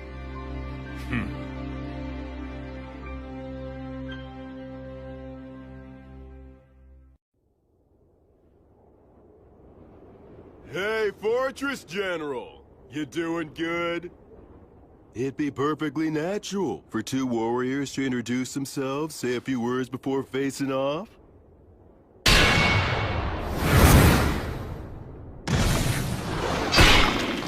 But of course you demons are always so damn rude. Being told that by the likes of you must leave that demon at a real loss. What a mean thing to say. How's it going on your end? I performed the funeral quite easily, and stopped the transformation to the undead. Looks like old Gus's group did just fine. It appears that way. In any case, we've taken down the fortress. It won't hurt anything for old Gus's group to retreat. The Fortress General fell at the hands of so few. Any more is just reckless. Don't praise me. I'll blush. I wasn't. How many days will destroying the bridge over the Grand Canyon buy us? A few at the most.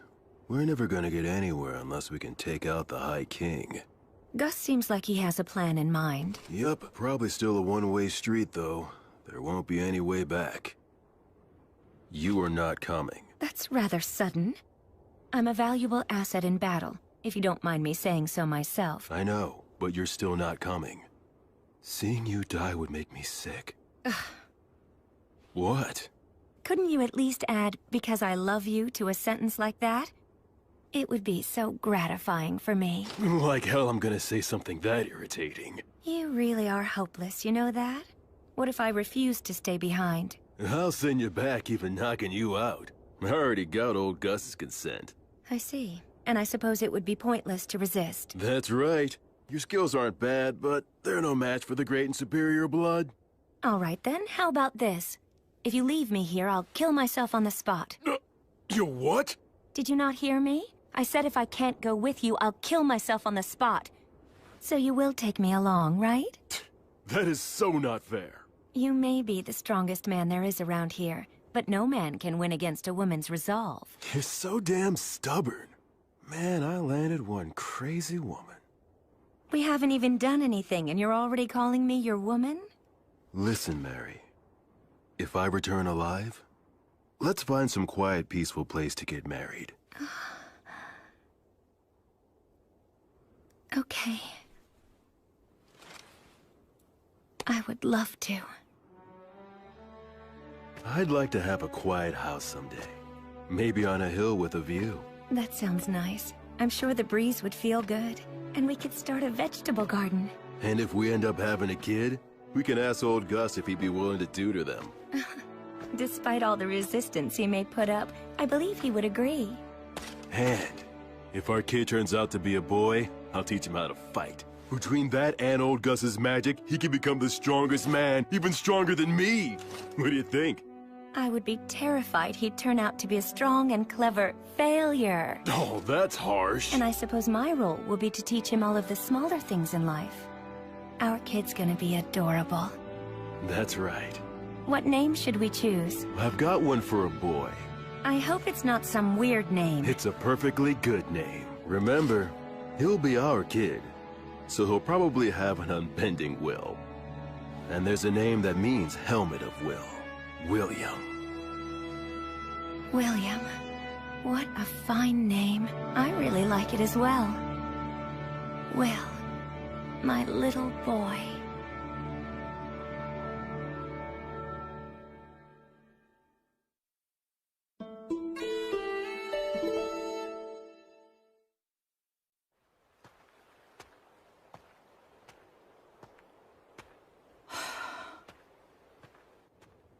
It's been quite a while since I departed, but I still haven't met any humans. All I see is the occasional wild animal and bizarre, distorted demons. It's so cold. It's been 200 years since Blood and the others were alive. Does that mean no humans have returned in 200 years?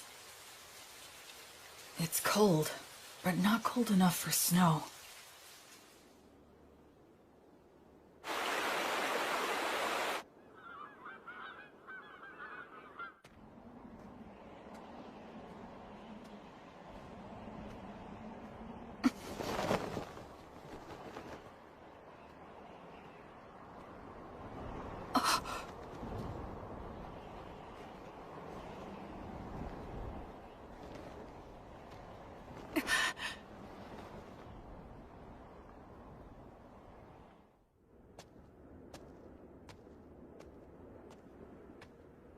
But there aren't any people.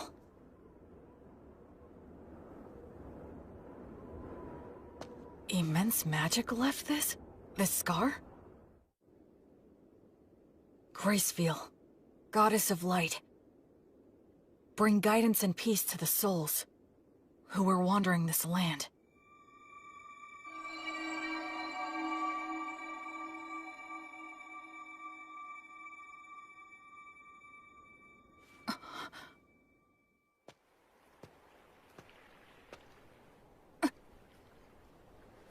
Yes, of course.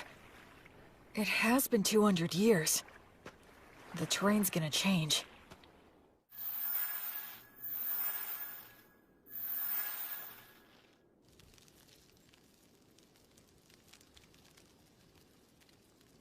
I'm running out of preserved food. But I can get bread by praying for the blessing. And I can purify water so I can survive for a while. I sure hope I reach someplace that's populated soon.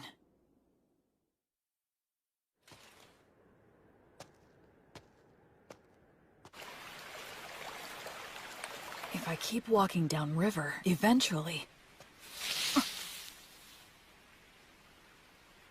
A demon? Wait, no! It's a huge boar!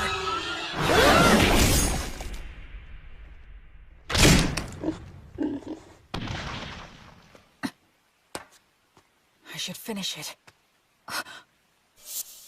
What's this? That's the same white fletching. Is he a hunter? Looks like I'm in a jam here. Both of our weapons are drawn and ready. It all depends on what he does. I finally met another person. I should show him I'm not a threat. Should I drop my weapon? He might attack, though. Should I pray for the blessing and show what a devout follower I am? But that might be mistaken for an attack. I need to choose my words carefully. I'm an outsider with no way to prove my identity. Aranura, Rumen Commentiribo. Ancient Elvish? Are you related to the elves? No, but I can see that you must be related to them. Your bow is elven, is it not?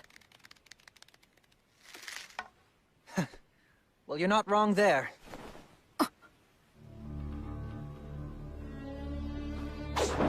So what? The more important thing is, did you kill the boar? Oh, yes, it was me. That boar was my quarry. You took the kill from me. So... I almost said sorry out of habit from my previous life. Yes, you're right. It charged at me out of nowhere. I was forced to protect myself.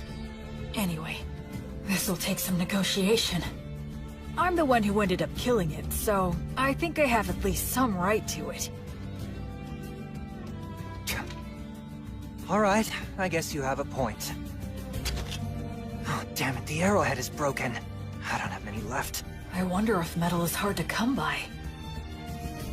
We negotiated a few other things after that. The silver-haired half-elf was a skilled negotiator, so I was sort of at his mercy for the most part. But he agreed to give me the boar's shoulder, in exchange for helping him butcher it. Wow, you know your stuff, huh? I'm sorry. You have my gratitude. We'll make good use of you. You're so devoted. Well, at any rate, this front leg will be all yours. That's it for the portions. Okay. I guess we should eat the liver now. It'll go bad fast. Oh, I've got a pan we can use. Flammo Ignis. Hey, you're pretty impressive with your hands. Kind of. I should keep my magic a secret for now. So, now we just wait? Yeah. Earth Mother Mater, and the virtuous gods, we give generous thanks for your grace as we partake in this meal.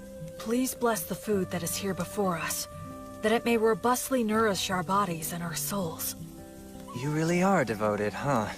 He doesn't seem to be much of a believer. But I'm the one with memories of my past life, while he seems closer to nature. It's so hot! Good stuff. This is the best. Huh? So you want directions? Well, the thing is, it's kinda hard to explain. I'm not sure how to put it. You don't look familiar. Seriously, where are you from? Telling him I was raised in the ruins by 3 undead probably wouldn't help things. I came here from the south. The south? Nothing further south than this, bro. Huh? We're as far south as you can go. Beastwoods in Southmark. I did come from the south, though. It's a long story. Oh, so you're one of those adventurers who scrounges for treasures in the ruins. Yeah, something like that. And then you got lost in the woods. I've never seen an adventurer who's so absent-minded. Whatever. Just keep following the river downstream, and you'll reach a small town in a couple of days. You'll figure it out from there.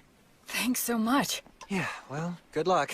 Hey, if it's on the way, do you think we can stop by the settlement that you're living in? I mean... No. I want nothing to do with you. Take a hint. Yeah, of course not. Who'd want a total stranger in armor like this following them home? I'm sorry I asked. You better not follow me. Will you be okay with no light? Don't worry about it. It's none of your business.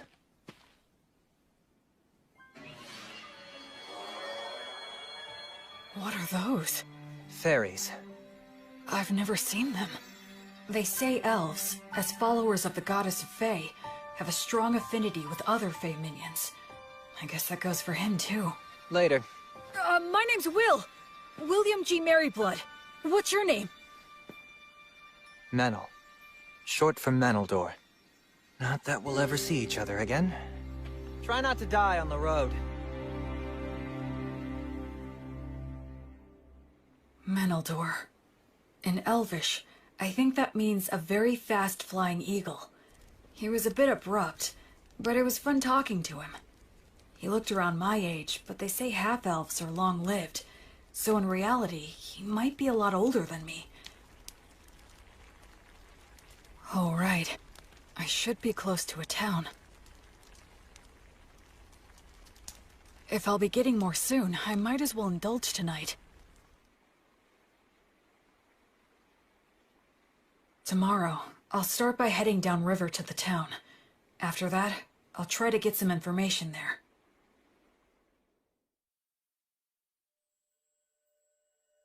Oh, light, my heavenly light. As you travel, I pray strongly for thee. Bring light to the faraway darkness. Be blessed.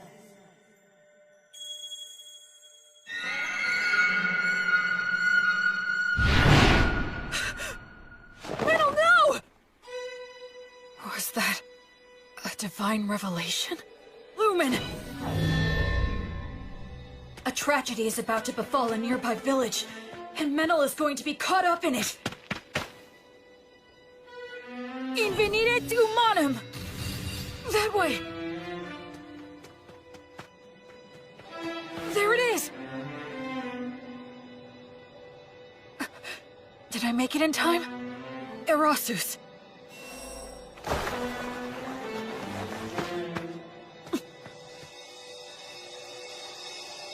I thought I saw something shining in the forest right now. Sure you weren't just seeing things? Thank goodness. If I tell them I know Menel... Quick, hide! Get behind me! Huh? Hurry up! Are they raiders? Will Menel's village be attacked? Will he get caught up in disaster? No. A divine revelation is up to the interpreter. Oh no. It can't be. How could I have been such an ignorant fool? Menaldor isn't the victim of this tragedy. He's the perpetrator. Go. Secure the village. I'll deal with this one. Menel, what are you doing? I thought I told you not to follow me. Die. Everyone wake up! Get out here! We're under attack! Get your weapons! Acceleratio! Gnomes, oh gnomes, slip underfoot! I have no strategy against someone who can use fairies. In that case... Huh? He doesn't even realize that if your muscles are built up enough, you can solve most any problem by force! Damn it. Salamander, burn him alive!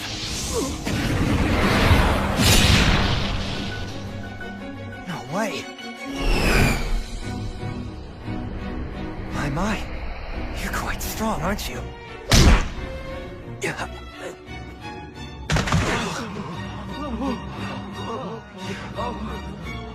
I need to subdue them all, before anyone gets hurt or killed. Uranium obligatio. I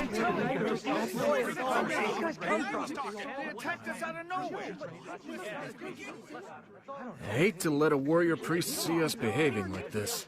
Thank you again. We appreciate all your help from earlier. Pleasure meeting you. I'm John. Likewise, my name is William. People from all over with different ideas about the law drift to this village naturally. It's always like this. This village is in an area of Southmark known as Beast Woods. Apparently, it falls under the rule of the Fertile Kingdom, but the law and authority of the kingdom doesn't reach these dangerous remote regions, so the area is dotted with villages populated by criminals, fugitives with no relatives, adventurers who scavenge the ruins, and other outsiders. Of course, I'm one of those people myself. So, what's going to happen to them? I'm not sure. Your guess is as good as mine. They're all from a neighboring village, which is about a day's travel from where we are right now. Neighboring village? Neither of our villages are all that well off, but I thought they at least had enough stored up for the winter. And we have always gotten along well enough. Also, that silver-haired half-elf is a well-known wandering hunter in these parts. He's helped us get rid of dangerous beasts lots of times. But this... Settle down now. Everyone's worn out from all this chatter.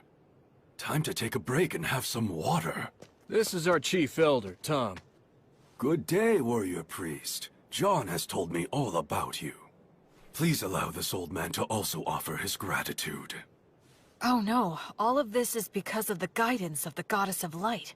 Oh, well, in that case, I must express my gratitude to the goddess as well. Now, warrior priest. Is it safe for me to assume that if anything more were to happen here, that you would protect us? Yes. I swear on the light that is Gracefield that I will protect everyone here. All right, then we don't need to worry about our safety if those ruffians attack again. Now listen, everyone, I believe we should wake them all up and ask why they've done this. Do you all agree? We should hang all of them. That'll be hard if you care. Prisoners like these guys ought to go quickly. But it's dangerous to do that before we know anything. Maybe the warrior priest here can help us to decide. It seems like he wants to question them before proceeding with a plan. The demons. Our village was destroyed by them. Many died. Half of our village is gone. Our women, children, and wounded were left with no food or any shelter in wintertime. If we're gonna die with just the shirts on our backs, then... I'm the one who suggested the raid. I knew we'd lose against the demons. We would be better off looting a village and going somewhere else rather than dying. An old lady in that village named Marple helped me out a lot. And this Marple, what became of her? She died. I see. Just hang me. This was all my idea. It was me who deceived these men. Please let them go. I beg you. No way we can do that! Like hell, man! Just hang them all! Stop. We owe a debt to this hunter. And I do sympathize with the people of your village. However, we have no choice but to hang you. Since they have nowhere to go, if they're set free, they'll just loot again. They have to be killed for the safety of the village. That's the smart choice. But my mother told me, love others unconditionally, and always do good things. And my father told me, move forward with faith in the results you'll achieve. And don't get so stressed that you freeze in place. I still carry their words with me, right here in my heart. Excuse me! I will overturn this hopeless situation before me. Can this be resolved with money? Compensation, monetary atonement? Are you familiar with that custom here? Well, of course we are, but... Who here would be able to pay for that? These guys are flat broke! I am able to pay the money. Warrior priest, why would you offer this? Because demons are my arch enemies. They're the ones who killed my parents. Besides that, I swore an oath to the Goddess of Light that I would banish evil and save the suffering. We should readily assist those who have suffered at the hands of demons. We can't allow a village occupied by demons to exist. I'll go and fight them. Actually, I'd like to hire this young man to accompany me. He's an excellent hunter and he knows this forest, right? I'm going to need his talents to help me locate and fight the demons. And I can pay handsomely. Are you sure you want to do this? I feel like we're the only ones benefiting. It's a reward for all of your exemplary day-to-day conduct. Gracefield, the Goddess of Light who governs souls in the cycle of death and rebirth, is always looking upon your daily lives with her compassionate eyes.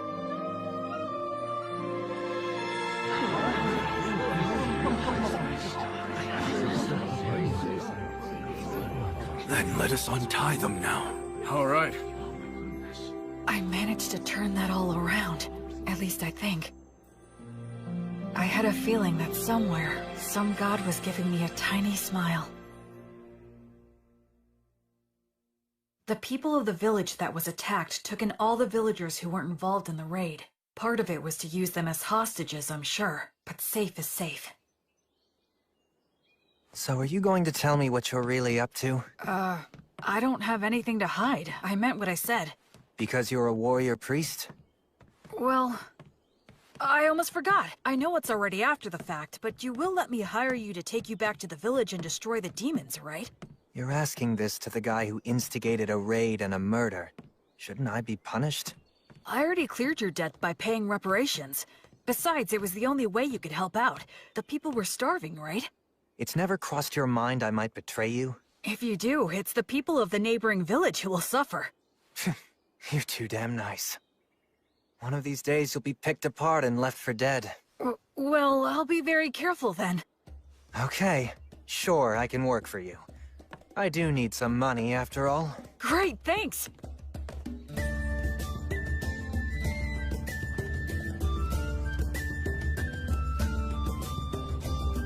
So, what are you gonna do for the time being? Huh, Mr. Boss Man?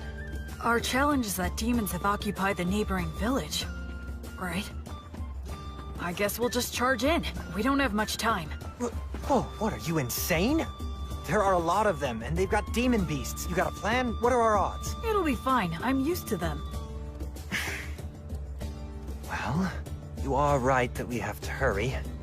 The people who died might have turned undead by now.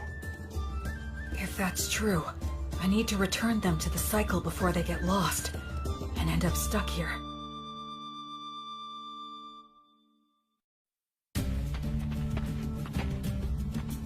Come this way.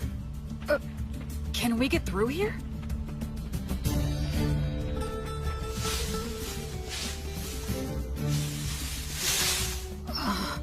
This is perfect. We'll camp here tonight. Dear Green Ones, grant us shelter, a bed of grass, roof of trees, and strength for any surprise guests. Wow! It's not such a big deal.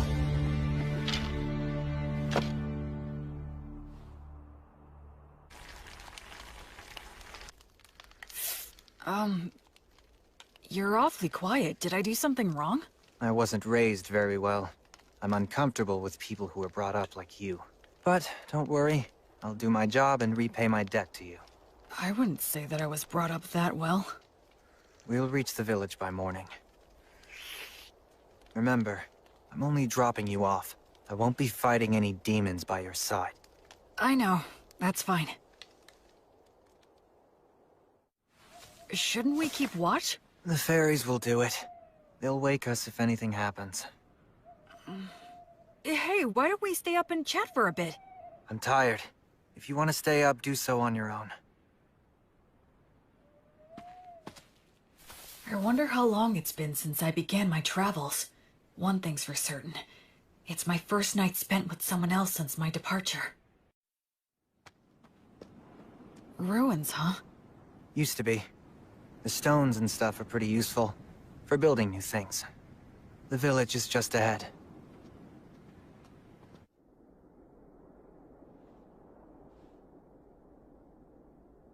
They're here. Yeah. I'll go and scout it out. You stay put.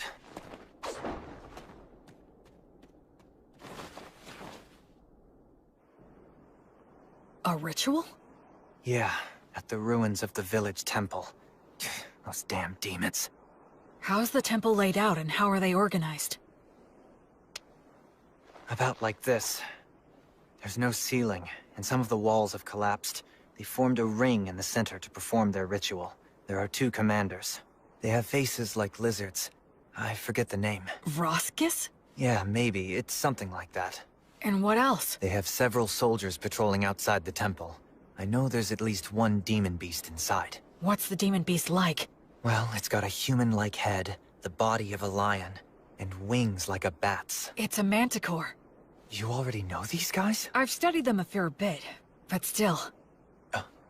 I'm glad there's not more. Excuse me? Let's just go and head on and crush them.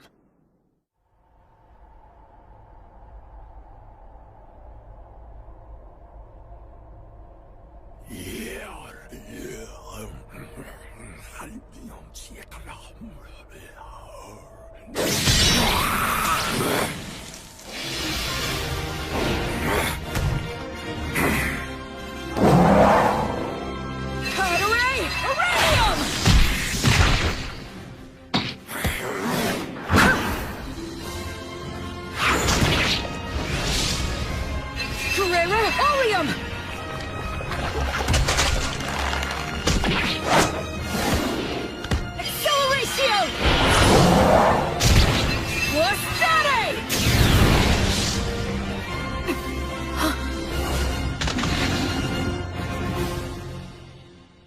thought you said you weren't going to fight.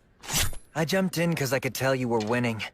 I don't know many people who could tackle those guys alone and win. The conditions were in my favor. Regardless, your strength is abnormal. Do you do some special training or something? Oh, I eat a lot of bread, I guess. Humans usually don't get stronger just from that. Well, I think we took care of the bulk of their forces. All that's left is to clean up any surviving demons. I hope some of the villagers survived. Oh, hang on a second.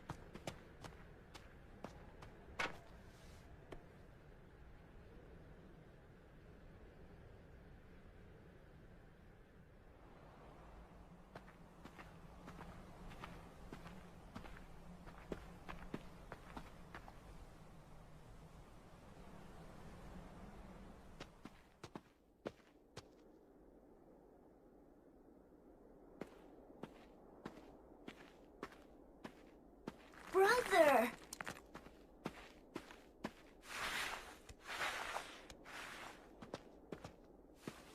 Brother Menno, it's really you. The demons came. They attacked the village. It was so hot. But I stayed strong and didn't make any noise. Because I told myself to have faith and believe that you would return for me. And Brother Menno, you did come back. Thank you. Why won't you? What's wrong? What happened? Did I? Hey! Listen, you did well. You did a good job. Who are you? Don't worry, I'm a good friend of Brother Menel's. I'm sorry. He's a bit unsteady on his feet because he's very tired. Oh, okay. That's right, you're a good boy. Go on. Menel? I got here late. Sorry about that. That's alright. It's fine. You must be tired. You should rest. Yeah, you're right. I do feel kinda sleepy. Sweet dreams, little one. Goddess of Light, Gracefiel. Grant him some peace.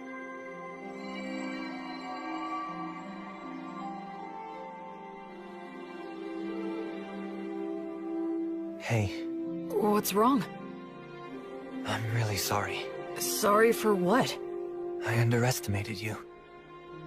I thought you were just some rich boy who happened to earn a god's protection and got cocky, spouting mindless cliches. Anyway, I'm sorry. Don't worry about it. There was still a distinct look of pain on his face, but Menel also had the faintest of smiles. He didn't hesitate anymore after that. He held the hands of the undead and exchanged farewells with them.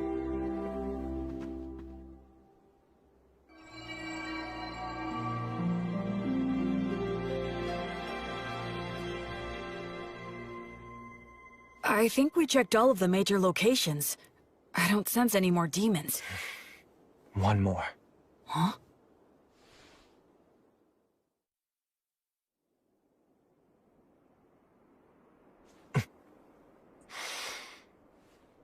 Hey!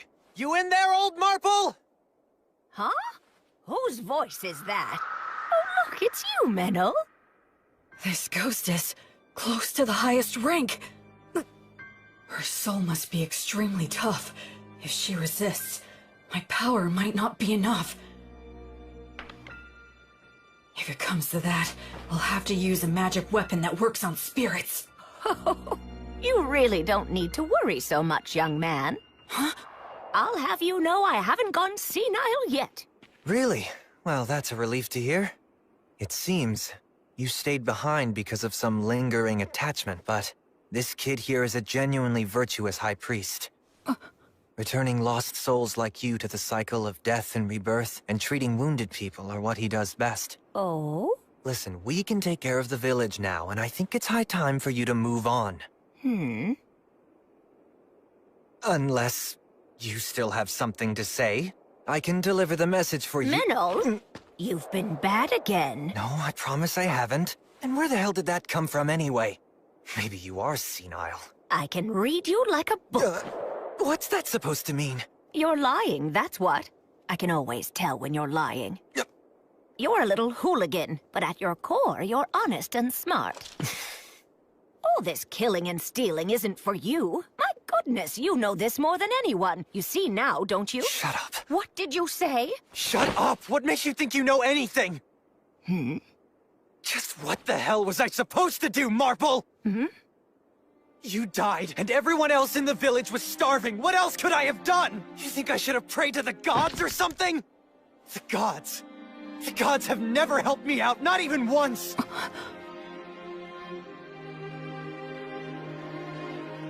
Damn it! Damn it! Damn it! Damn it! Damn it!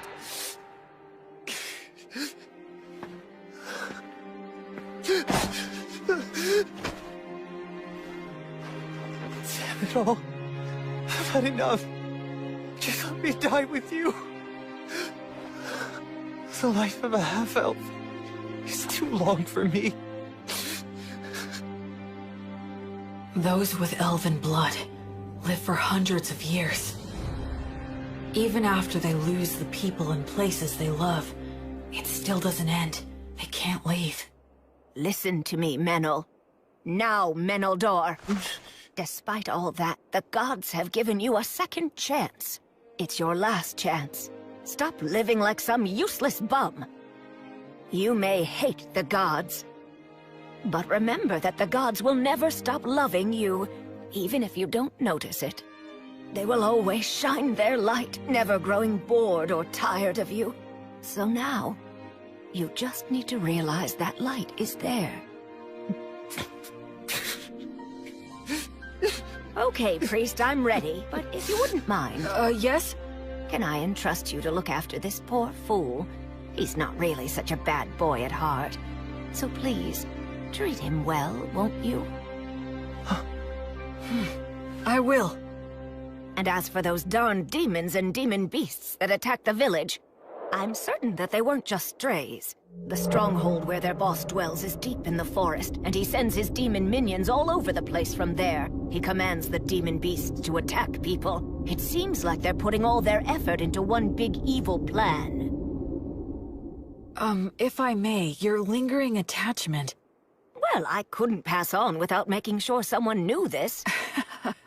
Anyway, I appreciate the offer, but I won't be needing your help. You see, someone's already waiting for me. Oh, she has someone. So it's about time for me to be on my way. Menel, dear, do take care of yourself. So many things happen in this world that can never be taken back again. So stand up and put your best foot forward. There are things you need to do. Damn it. You old woman. You're so selfish. Oh, well, so are you. Oh, my goodness. What are we going to do with you?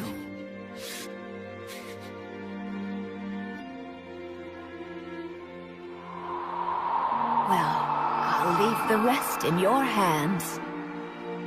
Of course. You can count on me.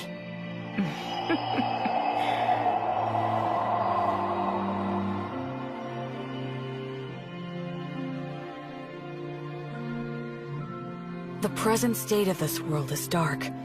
At the very least, in this area known as Beast Woods, demons and demon beasts still run rampant, never fully exterminated. No nation's laws reach here. So even among humans, robbing and mugging are widespread. Certainly, as an outsider just passing through, I'm not obligated to do anything. I could just walk right by it. But... As you travel, I pray strongly for thee. Bring light to the faraway darkness. Be blessed.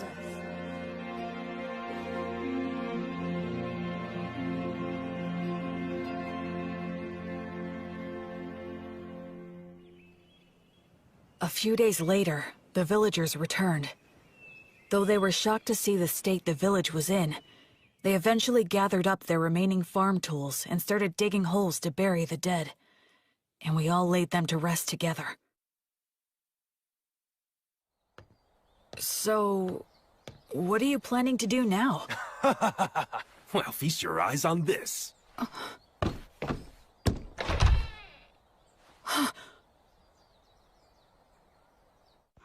Just for tonight, we're throwing a bit of a party to mark our return to our village and honor our fallen. And since you're the savior who got our village back for us, we would be honored if you could join us this evening.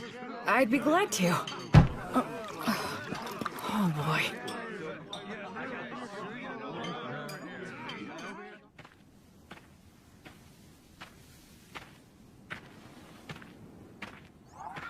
Menno.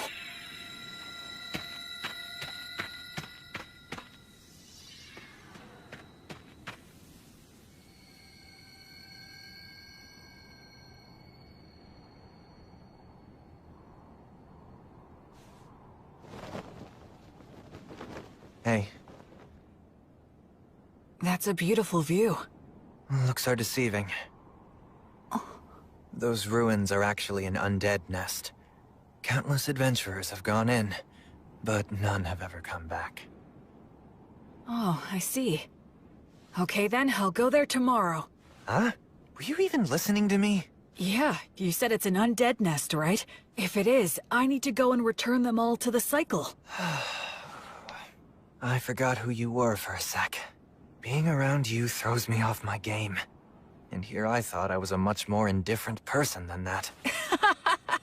A little late to say that after the way you were wailing earlier. Well, why are you saying that to someone who's already depressed? Hey, Menel, what was Marple like? Can you tell me about her? She's strange, exactly like you saw her. I was born up north in Grassland, in the great forest of Erin. That's where all the elves live. My mother was a woman of insatiable curiosity. She took off somewhere outside the forest, came back pregnant with some stranger's child. Then she gave birth to me and immediately died. I grew up at a different pace than everyone around me. And the thing with my mother didn't help. They said I was a disgrace. And since I didn't fit in the first place, I ended up fleeing to the forest. Of course, the world outside was no paradise either.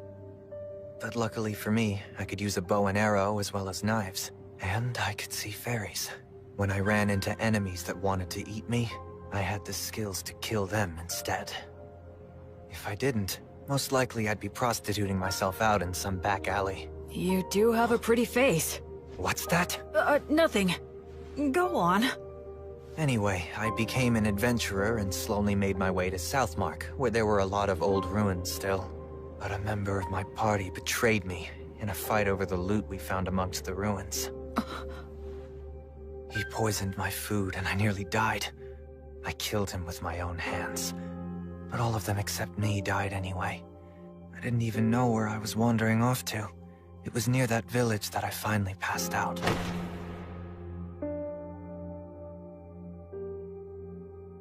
Marple was the one who found me and took me in.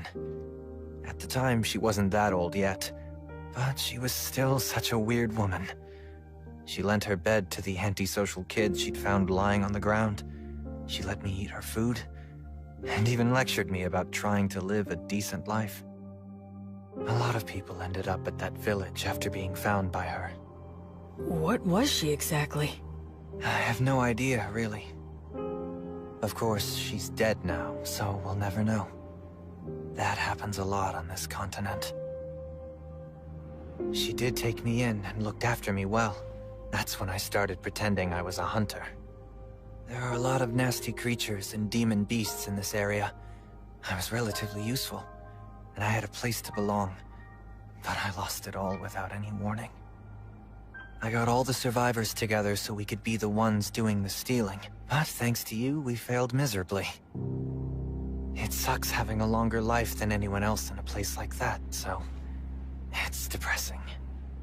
I just want to die sometimes.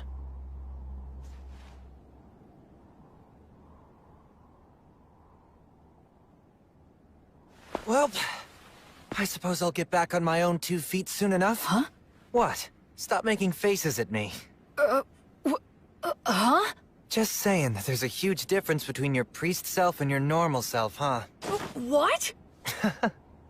So Will, priest of the goddess of divine light. I'm grateful to you. You stopped me before I could do something irreversible, and you saved the people of the village. Hence, I'm asking to receive the light of the goddess through you. Do you accept what I ask? I will act as the medium. You can form a bond with my goddess. I will pray for you. May the divine goddess of light, Gracefield, hereby love you, illuminate you, and always walk by your side in your travels. To my guardian deity, I swear to live my life honorably. Please shine your light upon my path. Help me atone for my sins. There'll be tough times ahead, and I might want to die now and then. But I'm not gonna stay down. I'll put my best foot forward, like the old woman said. Menel, you're really strong. It's amazing. I admire you. Come on, stop being gross. Between the two of us, you're the strong one. Where exactly does your power come from? I'm not strong. I just lucked out and happened to get amazing teachers in my life, that's all. Well, I'm not going to meddle. Anyway, ready to head back? Mm-hmm.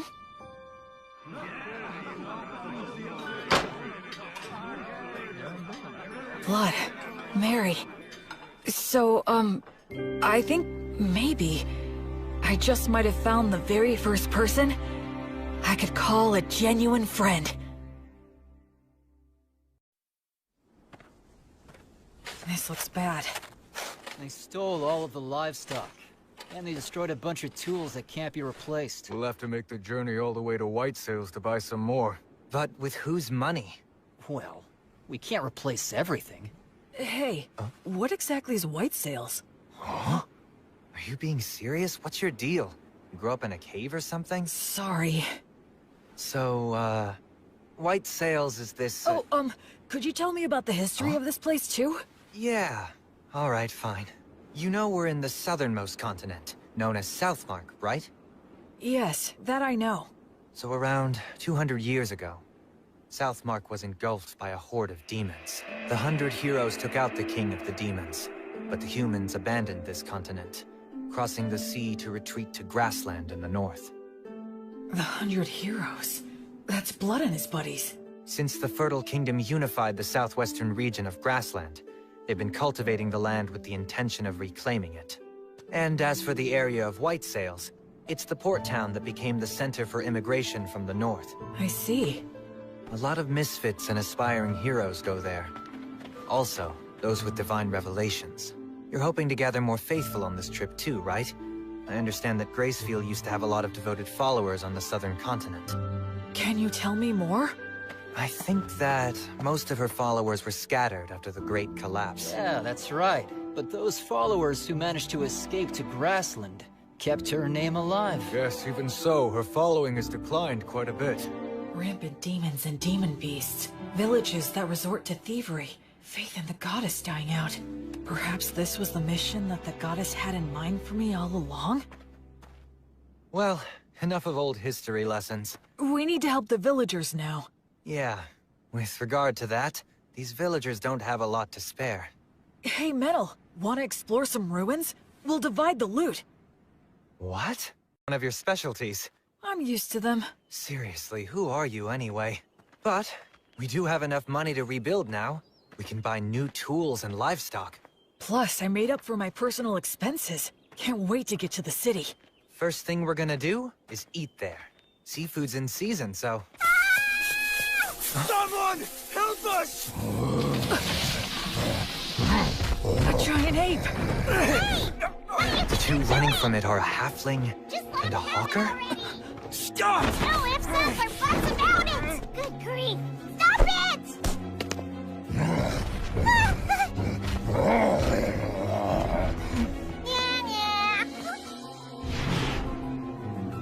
Who are you? What is this dangerous? Blood told me that when facing a wild animal, the moment you break eye contact, you lose. Well then, come at me if you're going to. We can do a little wrestling.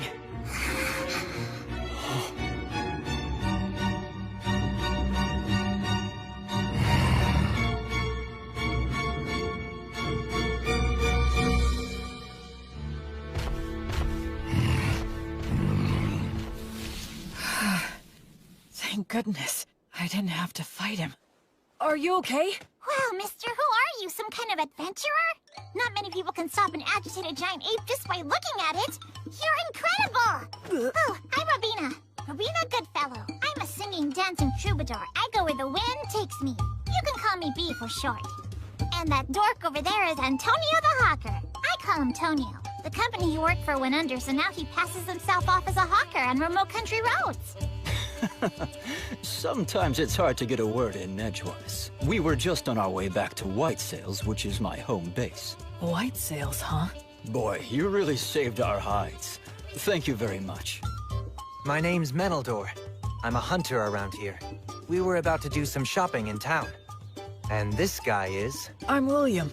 William G. Merryblood. I'm a priest in service to Gracefield, the goddess of light. You can call me Will. Wow, that's a noble name! Gracefield's the one they love in the southern continent, right? Oh, wow! I didn't know she still had priests. And not just any priest, a warrior priest, am I right? Am I right? It's true. He may look spacey, but he's got mad skills. I mean, I hardly ever get attacked when I'm walking with him. Are you saying that the beasts know how strong he is and avoid him? What the heck? How cool is that? What? You usually see more of them? Yes, of course. That's why it's called Beastwoods. It feels like their eyes are piercing me. Anyway, is it just the two of you? No guide? Or were they killed? Well, actually, when we came across that giant ape in the forest, I'm embarrassed to say that they ran away. Some guys conned you out of their upfront pay and then bailed? You need to get way more savvy about people, Mr. Peddler Guy. I'm rather ashamed. And they made a big old racket when they ran too. It was really nuts. Giant apes don't even normally attack. They just look scary. They both lost their guides? So now what are you two gonna do? We'd be more than happy to take you with us if you want. We'll just say you owe us one. I'll do the deal-making, not you. So, we'll owe you one of what? We want to buy livestock, and some other stuff in White Sails. Ah, I get it. If that's what you want, then I'd be glad to help. I can introduce you to a dealer that I know. We appreciate it. And sorry for butting in. This guy has no idea how the world works. So were you really born as a true noble? He has that air about him? Like he's pure and untainted? Nah. If I told you about my origins, I suspect you'd have a hard time even believing me. You mean you're of such noble birth that you can't talk about your family? And a priest to an unsung god, too! Wow, that's fantastic! My poetic heart is bursting with inspiration! Wait. No matter what I say next, it'll probably only make it worse. Now what? Okay, it's settled. Let's get moving. Yup, time's a-wasting!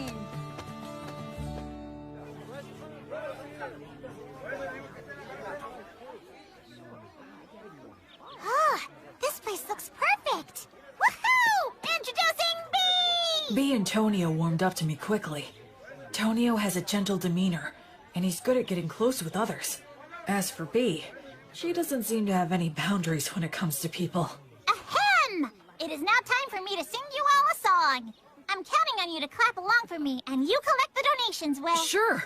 You got it, B!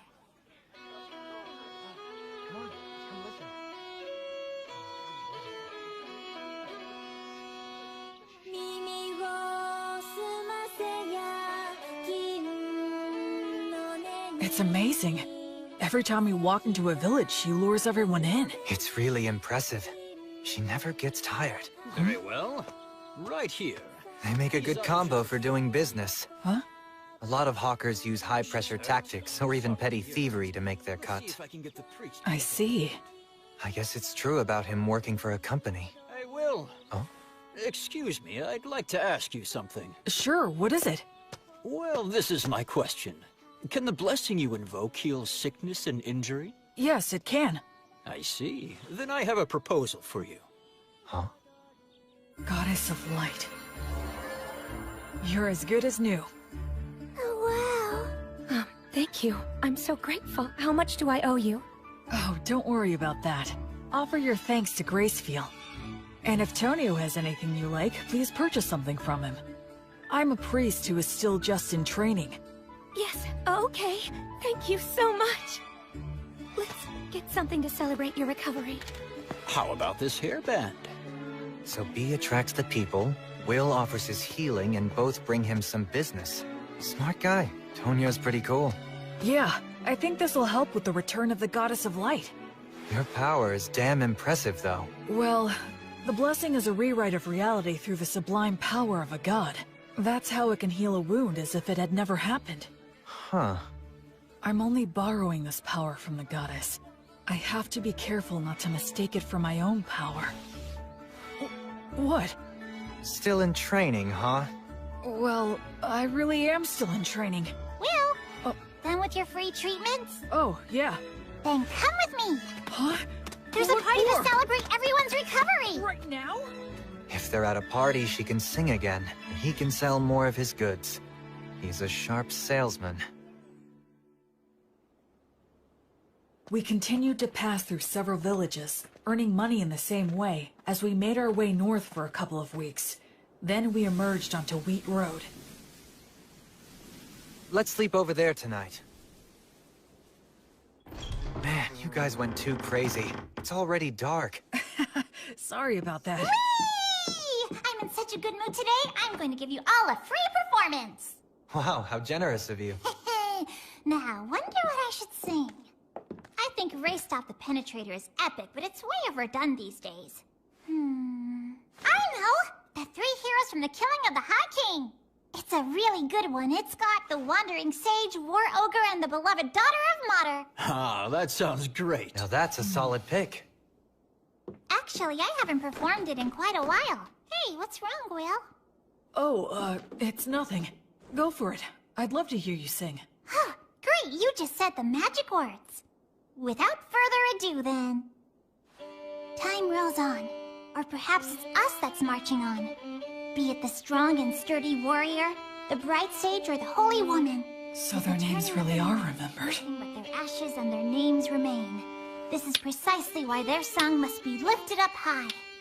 So their good deeds live on, and their heroic names resound throughout the world.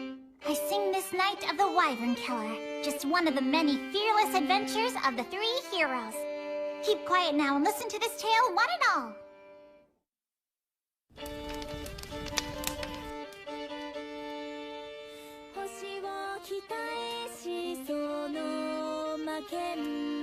Jeez, Blood.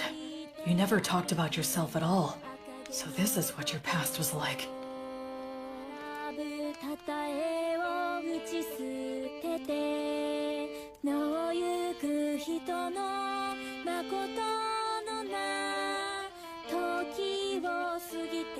I guess no one knows Gus's real name was Augustus.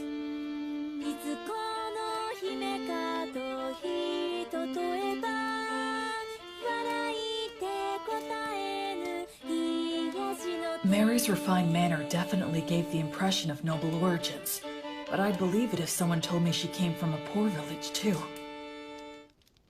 These are bygone days, now far away in the past. Oh, countless wishes now left with no way home. I can only play your melody loudly, to be carried upon the passing winds. The story takes place before they were known as heroes, when the three of them were traveling together. A certain remote village that they visited was attacked by a wyvern, and a beautiful half-elf was chosen as a sacrifice to appease it. Upon hearing of this, Mary said they should save her, but Blood asked where they could possibly get the money, and Gus said nothing. Their personalities in the song are slightly off, I think, but still, it brings their voices, words, and expressions clearly to my mind.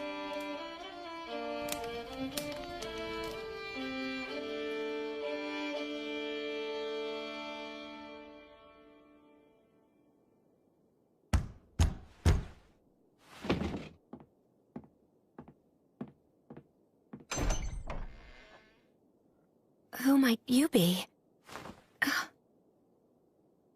You think we're gonna take on a wyvern for that amount?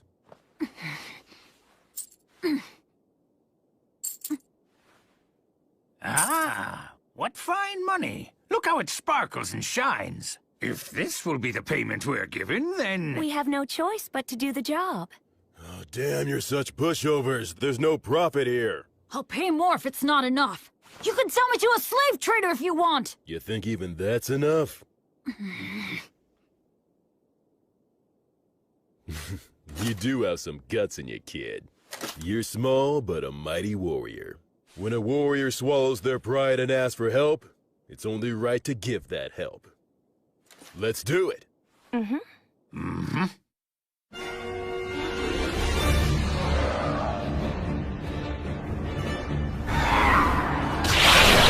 Ligatur! Nodus! Obligatio!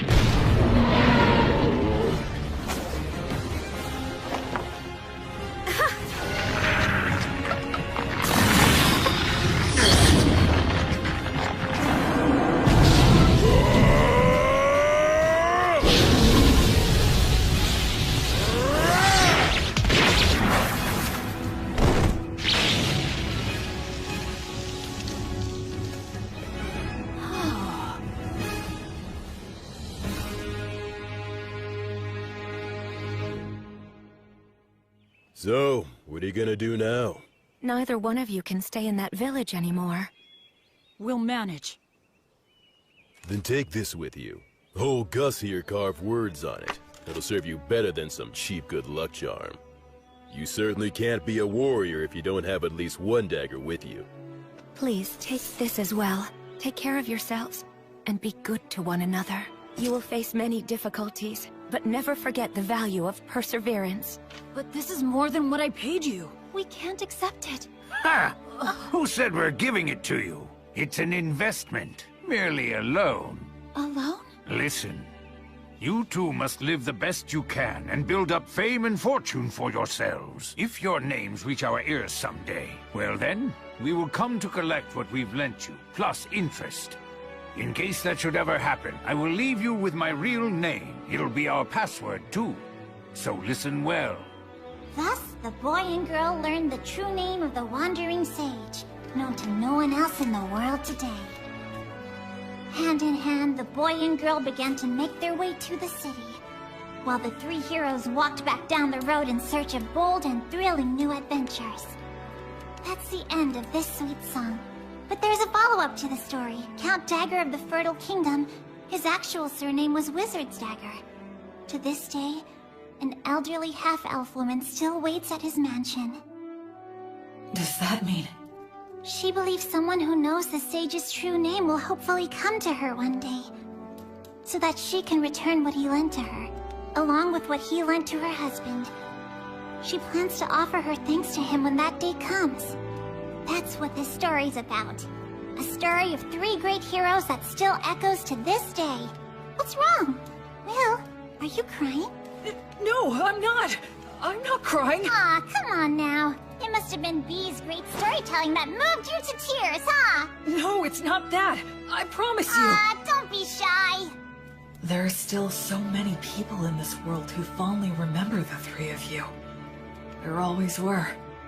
That makes me happy beyond words.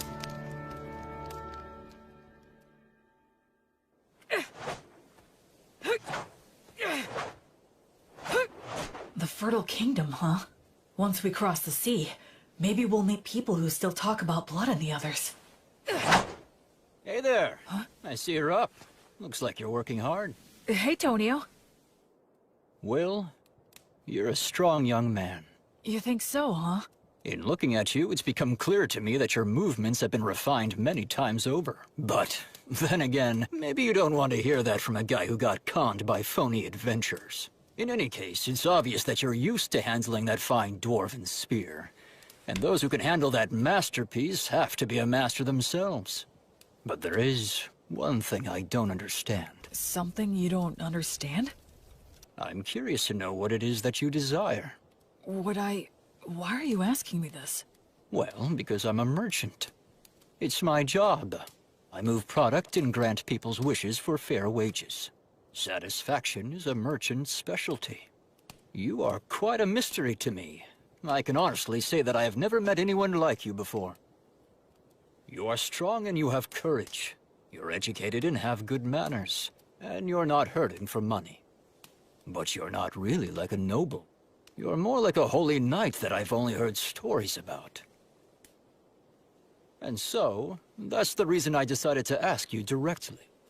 What is it that you as an individual desire in life? Or is it that you're strictly a representative for your divine goddess of light? I had a happy little life up until now, but I lost it shortly before I set out on my own. I gained the divine protection of the goddess of light in its place. There's still so much stuff that I don't know about in this world. And so, I'd like to start learning about it. I'm sure that in the process of learning, I'll naturally find out what it is I want. Oh, I'd like to have friends and companions, I guess. Is Menel not someone you'd call a friend? Well, actually, I think he and I get along fairly well, but he seems hesitant to acknowledge me as his friend. He only ever calls me priest, like he has to put me on a pedestal or something. Yeah, having friends is important to me. Yes, I understand. Then perhaps I will nominate myself to be in third place position. Huh? Because I'm sure Menel and Robina would be mad if I jumped in line ahead of them. The very thought scares me. Well, shall we get some water and start preparing breakfast for everyone? Yep. Okay, here you go. Wow, so good! It really is. You're a fantastic cook, Tonio. He sure is. Honestly, it's one of the only reasons I travel with him. We're eating a lot better now, thanks to Tonio's good cooking. That's right, you can't cook to save your life. Well, it's just that... Hey, Menel, your cooking isn't all that hot either. What? You ate it. Well, we always get good bread from Will at lunchtime. Isn't that so cool? He prays and it suddenly appears. I'd prefer to stop as little as possible. I'm grateful to have food I can eat as I walk. Cool. Let's get ready to leave as soon as we're done eating. Yeah. You ask when we shall return home, but there's no way of knowing when we shall return home. By the way, what's been going on at White Sails lately? I've been holed up in Beastwoods for a while now. I haven't been there in an age. Well, a new ruler has taken over the Fertile Kingdom. So Egbert II is... He's now called Egbert the Bold.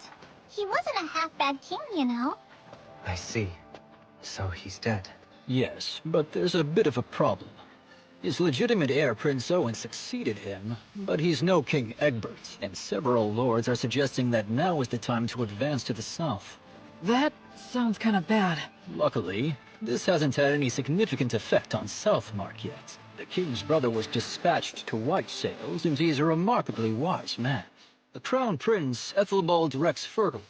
He comes from a different mother than King Owen, but he excels with both the pen and the sword like his father.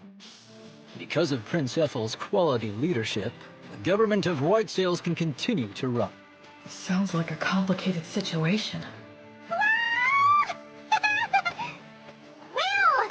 Come on, this way! You've never been here before, right? There, look! A city. Just one symbol of what Blood, Mary, and Gus gave their lives to protect. It's nice to finally see it. What do you think, Will? That's White Sails!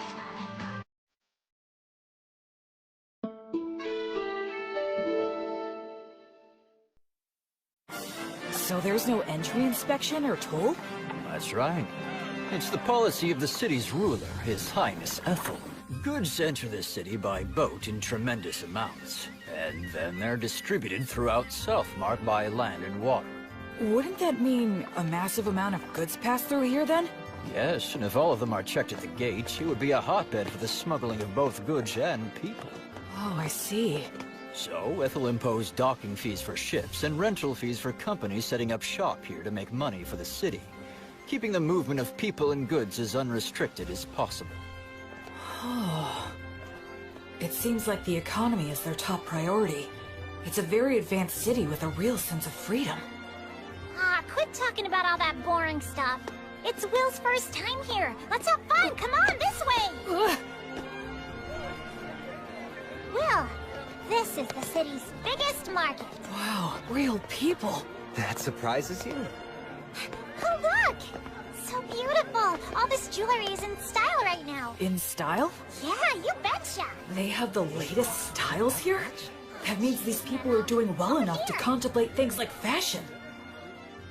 It's just one shock after another in this city. Is that Yeah, that's a street light. street light? You don't know what those are? Gosh, you're behind the times. Every evening, the apprentices come out. They're from the Academy of Sages, and they light up all the posts which have the words of light engraved on them. So the people here have light even at night. This assignment serves as training for apprentice sorcerers, and they can earn a little pocket money as well. That operation over there is also a large source of income for apprentice sorcerers. What is it? Oh, come on, Will. Even you have to know what that is. It's the public bathhouse, Balnea. Balnea? Oh? What's wrong? A public bathhouse? They have baths here? The water's so clean, you can see right through it. Oh yes, so that's an effect of the words of purification. Instead of the massive amounts of fuel it would take to heat the baths, they can use words of heat. That's amazing. So it's less like a bath, and more like a sauna and a cold water pool. But still, it's incredible. The breeze feels so nice. I use words of purification to keep up good hygiene on the road, but it's great to have an actual bath. La, la, la. Boy, it feels good to have a bath after so long. That's for sure. I just hope things don't get all messy again now. What are we gonna do next? One of the best things ever! I'm always so hungry after a bath. You two must have been super starving, huh? The food is quite good here. Agreed. I think we all could have used a little more broth, though. It's absorbed the flavor of the fish so well, and the saltiness is just right. I haven't eaten anything like this since I left the temple. It tastes like civilization. All these dishes are so delicious, I can't remember what we were talking about. This is also delicious. Excuse me, could I get a refill? For me, too. Coming right up. When we're done eating here, we can head over to the temple. Will, since you're a priest, you need to pay your respects, right? Oh, yes, you're right. Wow, that must have cost a fortune. Don't be like that, Menel. I'll be back as soon as I'm done. Please wait here for just a bit. Are temples in cities always this big? It looks like a beautiful work of art. It feels more like a tourist destination. Excuse me. Yes. Can I help you? I was wondering if you could tell me if there's a high-ranking priest here. I've received divine protection and become a priest, so I wanted to pay my respects. Pardon my asking, but which deity do you serve? I serve the goddess of light named Gracefeel. Oh, the goddess of light.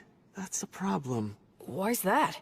Priests of the goddess of light are quite uncommon, so our rules compel me to use the prayer of faith detection. Okay, that's fine. I guess that makes sense. It's inevitable that people would be skeptical of a priest to a minor god. I could be a priest to an evil god in disguise. The thing is, all those individuals with the divine protection that qualifies them to determine another's faith are out at the moment. They're all out? Yes. It's because attacks by demon beasts have been on the rise everywhere recently. All but the Vice Bishop are extremely busy right now. Vice? What are you doing in the middle of the aisle? Bishop Bagley! Answer me. I asked you what you're doing. Well, I just... It's an honor to meet you. My name is William G. Merryblood. I have earned the divine protection of Gracefeel, the goddess of light, and I have come to the Temple of White Sails to pay my respects. I see. I am Bart Bagley. I am in charge of this temple. Gracefield, huh? The deity who has been completely lost as of late? And what if you're a suspicious person using her name, planning a very dangerous plot? You have every right to be suspicious. Is there anything I can bless to prove myself? Ha! You novices are so quick to rely on your divine protection. Listen to me. Divine protection is not something to be used lightly, nor is it something to use ostentatiously either. He has a point. Gus said the same thing about using magic. I was using my blessing freely since it poses little risk, but... Yes, of course, you are correct. I truly thank you for reminding me of my lack of experience. Ha! Explain what the teachings of the Goddess of Light mean to you. Light only exists in the dark. Words only exist with silence. And life can only exist where there is death. You enter his name in the registry and show him around the temple. Yes, but we haven't performed the prayer of faith detection or the prayer of lie detection. You fool! What did I just say, you idiot? Right now, I need to go make an appearance at the Weavers Guild banquet. Spend your time as you please, but do not cause any trouble. And make sure to offer some money. Well then, right this way, sir. Oh, right. I realize how unpleasant it must have been for you to have met Bishop Bagley, but you handled yourself very well. Huh? Well, the head of the temple loses himself in parties and pleasure-seeking. He's quick to anger and always complains. Despite all he says, he never uses his blessing. The vice bishop, on the other hand, is a most wonderful and virtuous person. I'm sorry, don't tell anyone I said that, okay? Sure. Hey, what do you know about the head of the temple? Well, I've only ever heard bad things about that guy. Like, he's really vulgar. He seems to have some sort of influence behind the scenes of the city's commercial and industrial guilds as well. So that's how he's seen around here? Still, talk about living it up. I mean, he's letting us use the temple's guest room. 2 of them, even. Anyway, what should we plan to do next? We could take in sights, or visit some guilds nearby. Oh, if we do that, then I'd recommend going to the... Wait a second. What was that? Those don't sound like clock tower bells. Is there a fire? That sounds like an emergency alert. It's a wyvern! Everybody run! Huh? What the...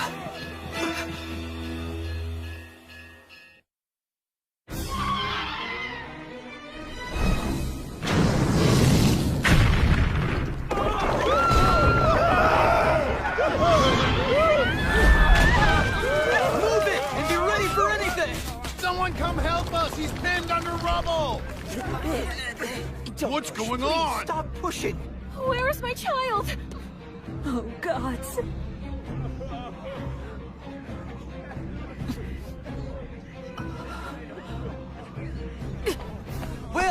Will, wait!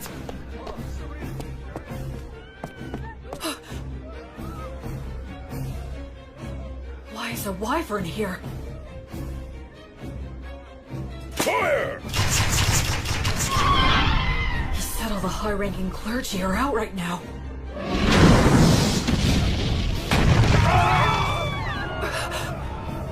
Their civilization, their city, everything the 3 of them protected. A place where people can live freely. Verba! Volanto! Tony Truce! It missed. But among the words I can use, these have the furthest range. I'll just have to keep firing until I hit it. What are you doing, you idiot? Why are you shooting off high magic like that in a blind fury? You'll get yourself killed! But nothing! You're fighting a wyvern. You have to be more efficient than that.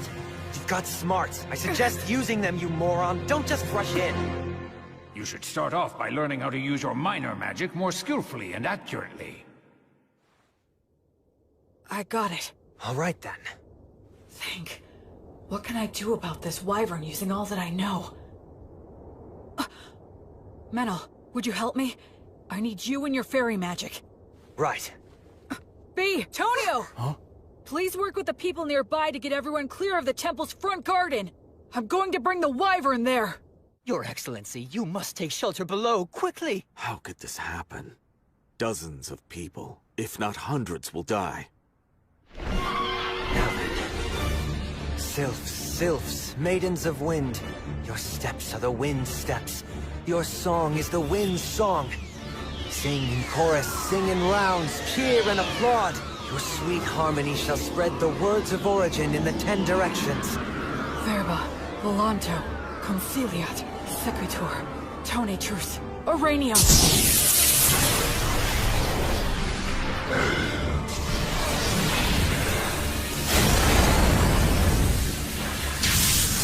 that magic? There's a fairy user too? Oh man, are we lucky. We've got this. We can do it. Hurry!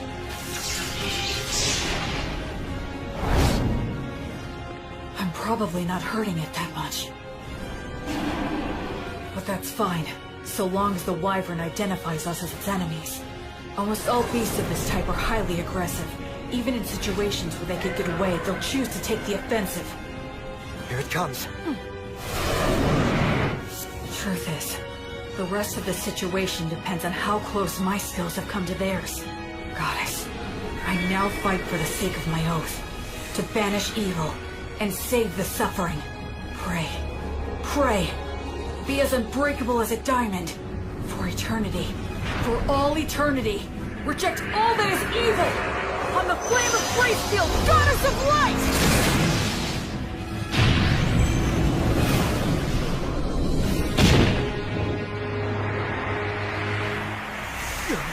What the heck is that stuff?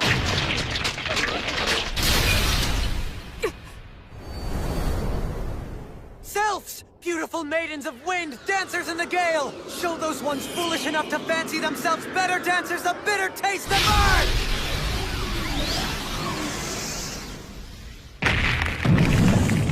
Later tour! Notice! Obligatio! It's bound up. No, it's trying to tear them off! Damn, it's strong! Acceleratio!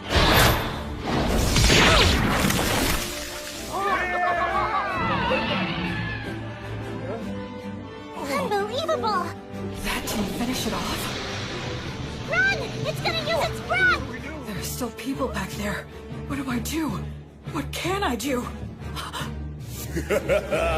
Go get him!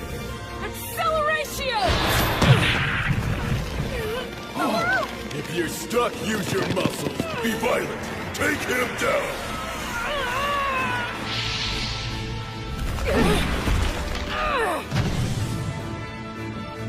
A neck throw?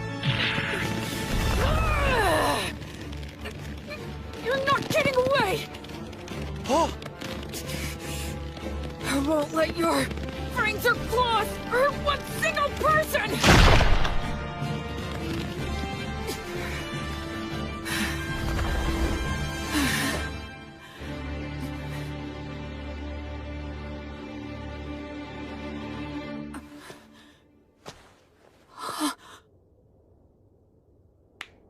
Well done! Excellent work! I praise you and give thanks to all the gods for allowing me to serve a great hero such as yourself. It's the birth of a new wyvern killer! A brand new hero! Sing his praises with your applause! Incredible! Thank you so much! That was wonderful! Thank you! Guess we were too late, huh? I had no idea so many magic users and a warrior strong enough to kill a wyvern were staying here. It is truly divine providence.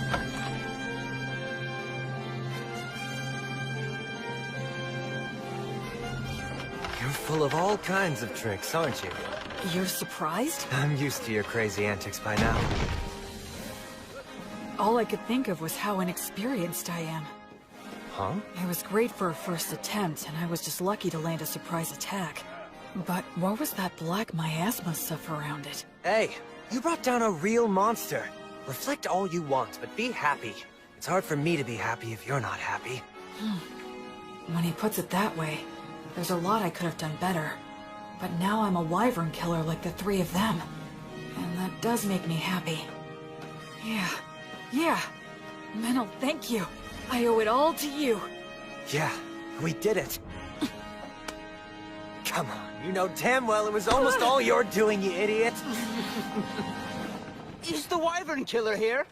Yes, that's me. How can I help you? Please, come with me, quickly. His Excellency, the Crown Prince, wishes to see you right away.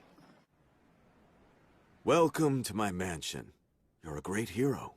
So, this is the Crown Prince of the Fertile Kingdom, the Lord of White Sails, and the ruler of Southmark. It's more than I deserve to stand here in front of you, Your Highness. I came immediately when I heard your request. My name is William G. Merryblood. Oh, you are well versed in the old etiquette. I assume you were of high birth, correct? No, if Your Highness could please refrain from asking about my origins. That must be some story. So be it then. Please, have a seat. Thank you.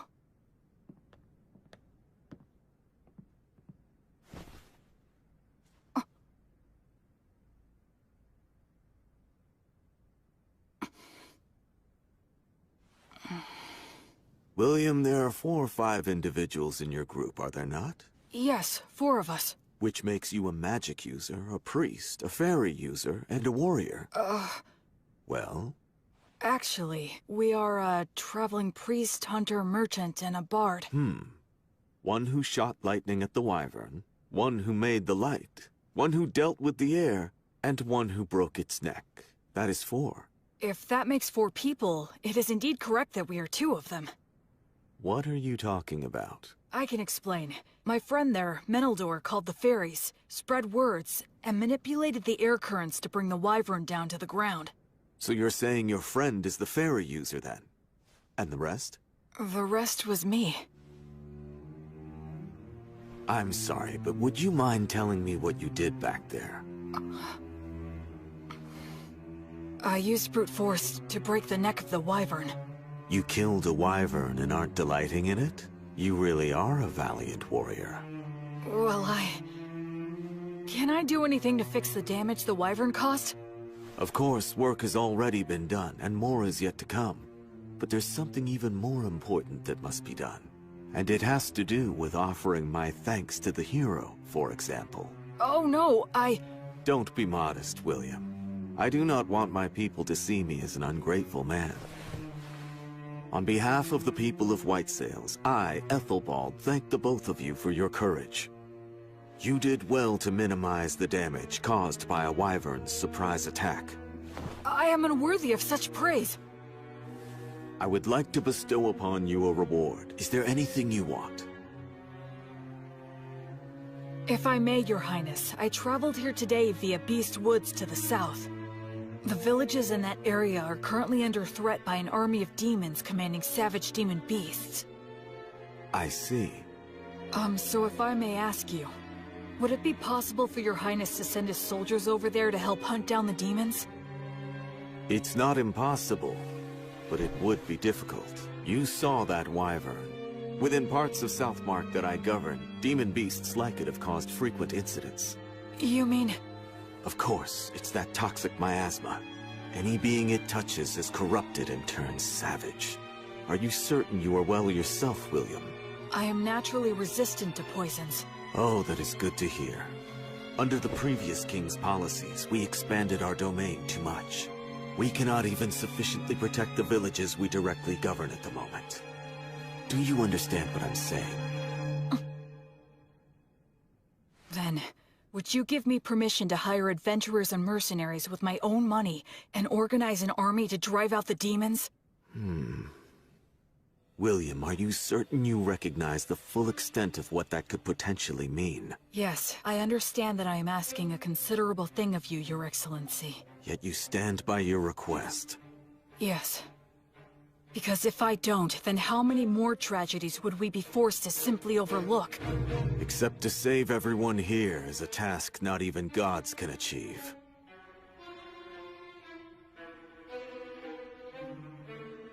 Honestly, if only you were some nameless man making this audacious request of me. You are right. But that being said, had I not killed the wyvern, I would never be speaking with Your Highness. That is also true. But I must also consider the option of having to kill you. I must also consider the option of having to kill you. That's unnerving. And how will you explain my death to everyone? I'd simply say that you were poisoned in a battle with the wyvern, and you started to spit up blood since the treatment was too late. I understand what his disposition is. A hero who can't even prove his identity is asking him for forces to operate in a region he doesn't even govern. Of course he'd see it as dangerous. I can handle those two, but there's still the risk of projectile weapons, and the prince is pretty skilled himself. No, it's pointless to think about that. In any case, I have to get through this somehow. I need to speak from the heart and plead my case as earnestly as I can. Your Highness. Go ahead. If all the saltiness were to disappear from the world, then what would give salt its distinctive salty flavoring?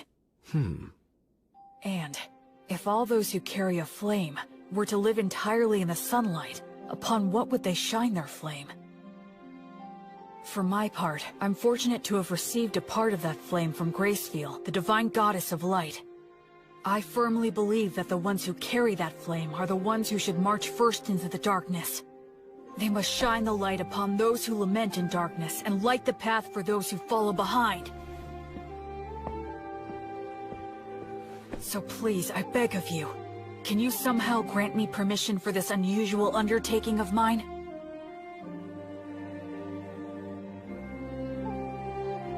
Young William, this path will only lead to despair. It won't work, and even if it does, you will pay the price. But I have some business with that despair you're speaking about. Oh, really? And what is that? I don't like how its face looks, so I want to go and kick it in as hard as I can.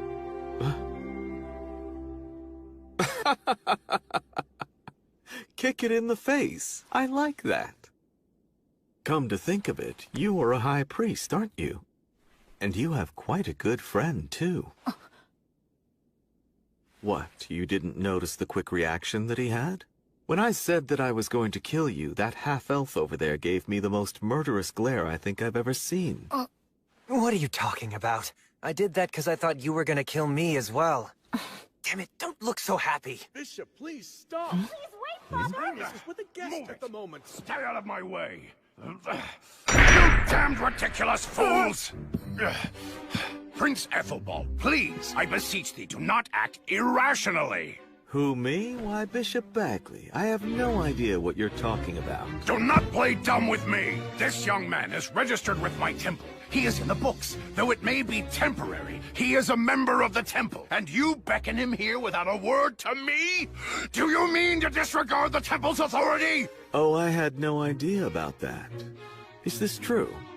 Yes, that's true. Claiming ignorance is not an acceptable excuse. You cannot forego the verification protocol simply because I was away. So you say, but the people from your temple seemed very happy to send him to me.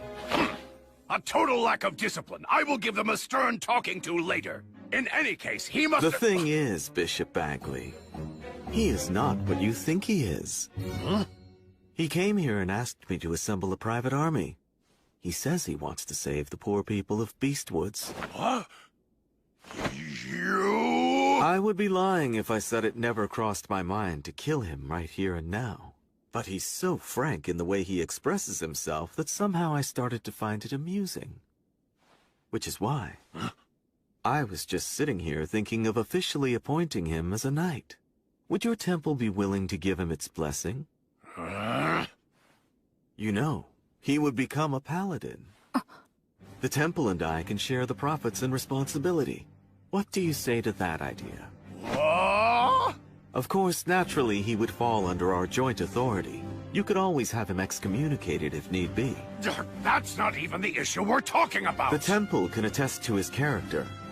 And as the Wyvern Killer, he should have no problems with all the rest. This is proceeding too quickly.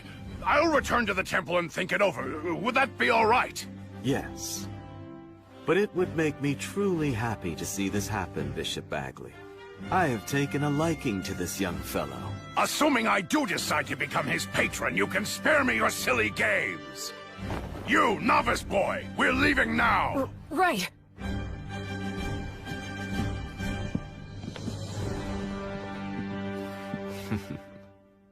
Honestly, what a troublemaker you are. Demanding a private army. What's the old geezer's deal? Menel, actually he's... Especially you.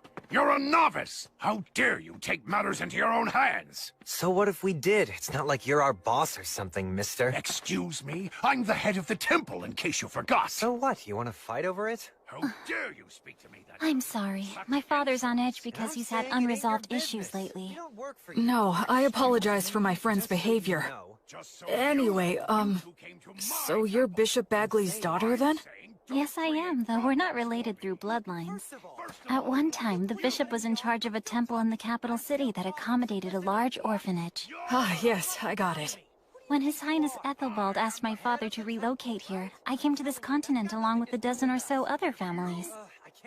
So that's what happened. He's in a position where he can throw his weight around.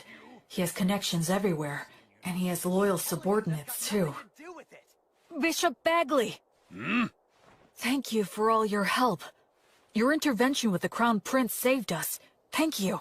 I did nothing to warrant your gratitude. I only defended the temple's authority from the Crown Prince's utter selfishness. You just happened to be a part of that. Besides, when he's amused by something, he has a habit of doing absurd things. It's a real problem. But be that as it may, I still must respect his royal stature and worldly authority. I'll take his proposal into consideration. You will remain in the chapel after the evening prayer. All right, I understand. The thing is, What? What's the evening prayer? You unbelievable fool!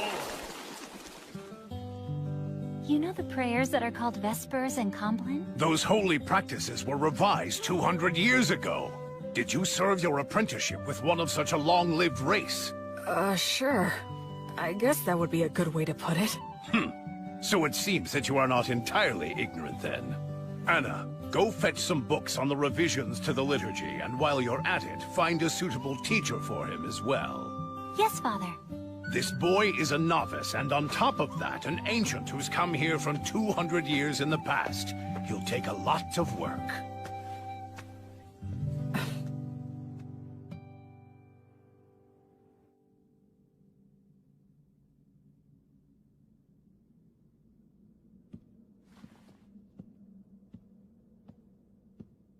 Greetings, Bishop. Wait here for a moment. Of course.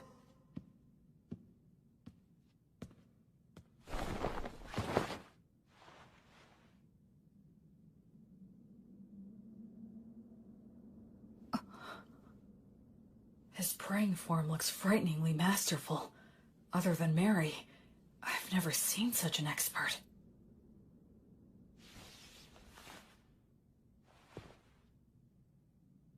Now then. What is it?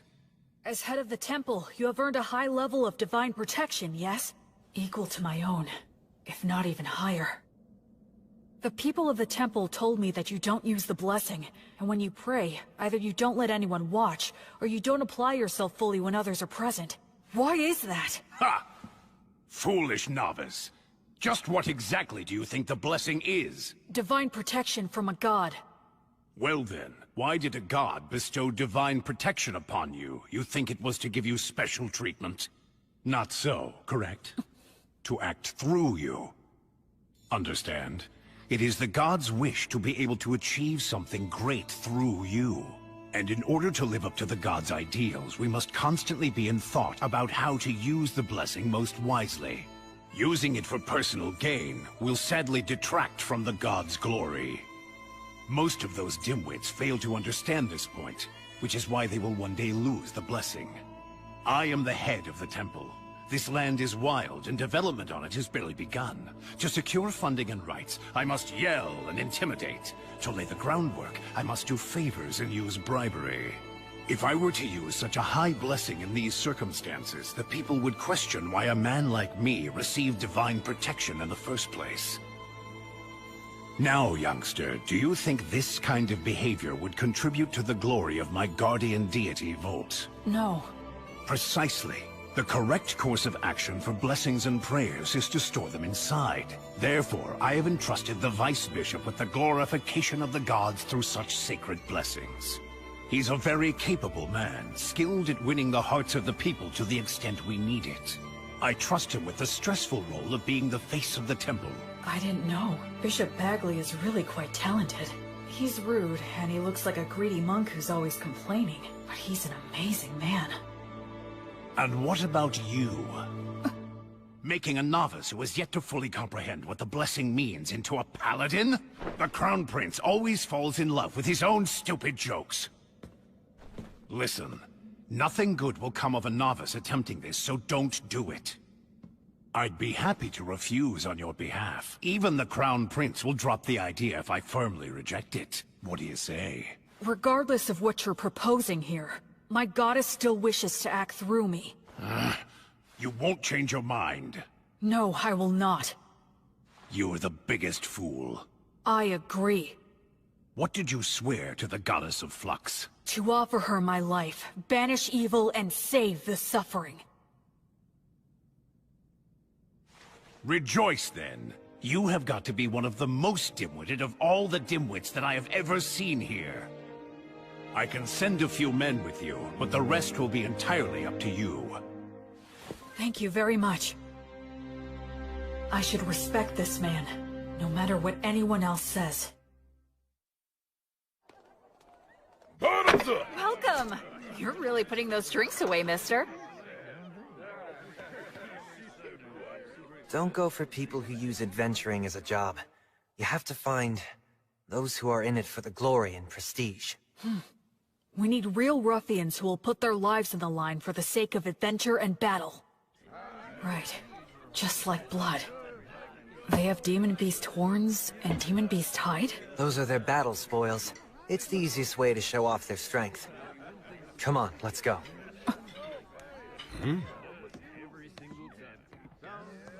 A red-headed boy with a friend who looks to be half-elf? There's no doubt. His training must have been extensive. Hey, man, what's the famous wyvern killer doing walking into some pub out of the middle of nowhere? I'm looking for help. Exploring Beastwoods? Low pay, your reward is glory and praise, and there's no guarantee you'll survive. We're doing this for a living, you know? We're not taking this quest, right, guys? Yeah, man, don't be so stingy.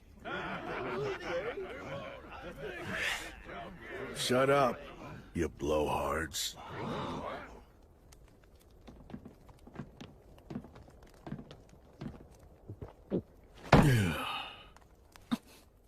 Look at the fingers of a swordsman. You can tell a lot by looking at his hands and whether or not he'll allow any wandering thoughts that prevent him from drawing his weapon.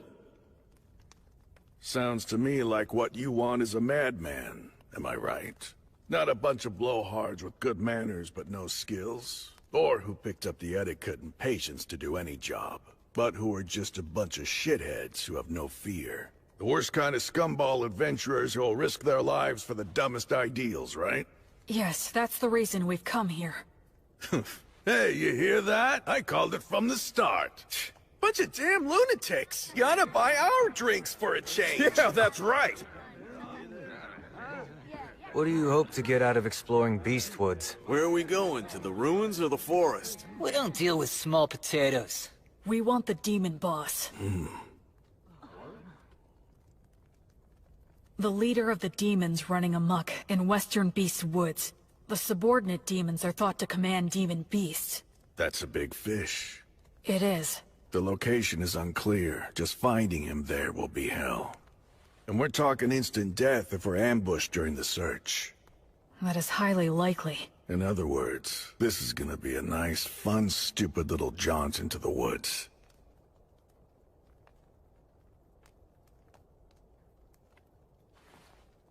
Count me in on it. All I need is food and a bed. And a little pocket change will be nice. Yeah, me too. And me. Count on us Right, too. I'll provide everything. I'm William G. Maryblood. I'm Raystov.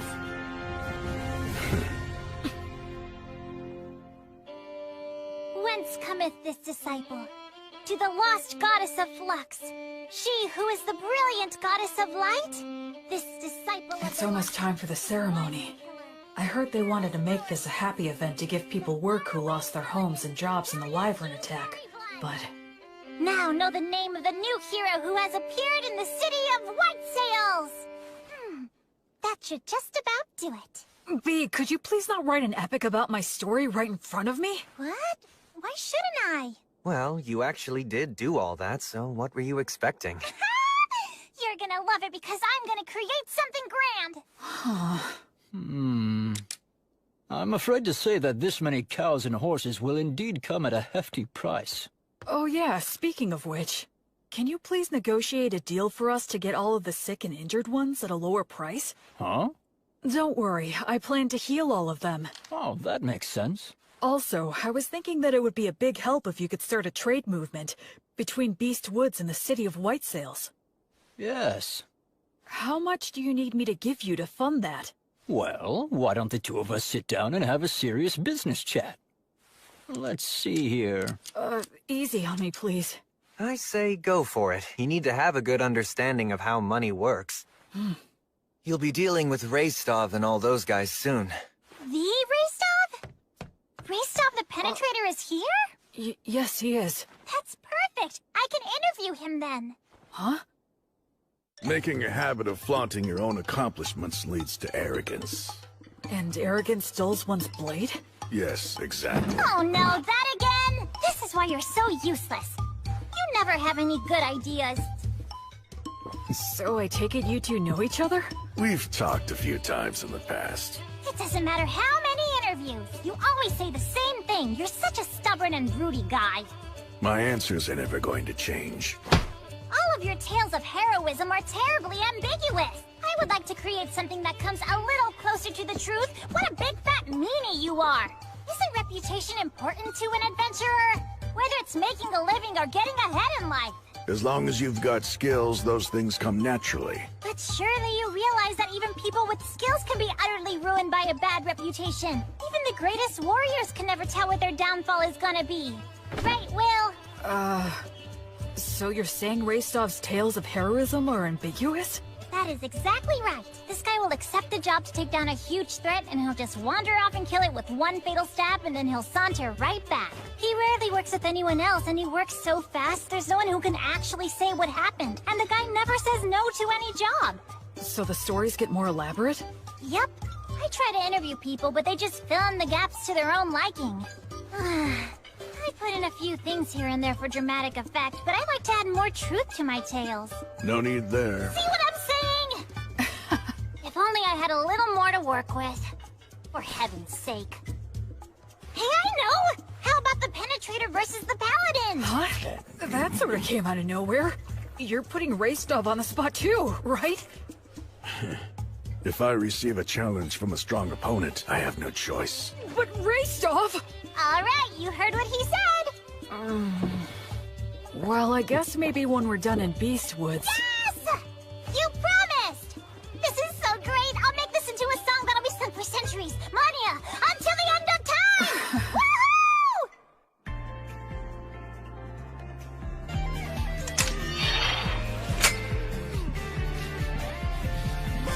Woohoo! Thank you for blessing me.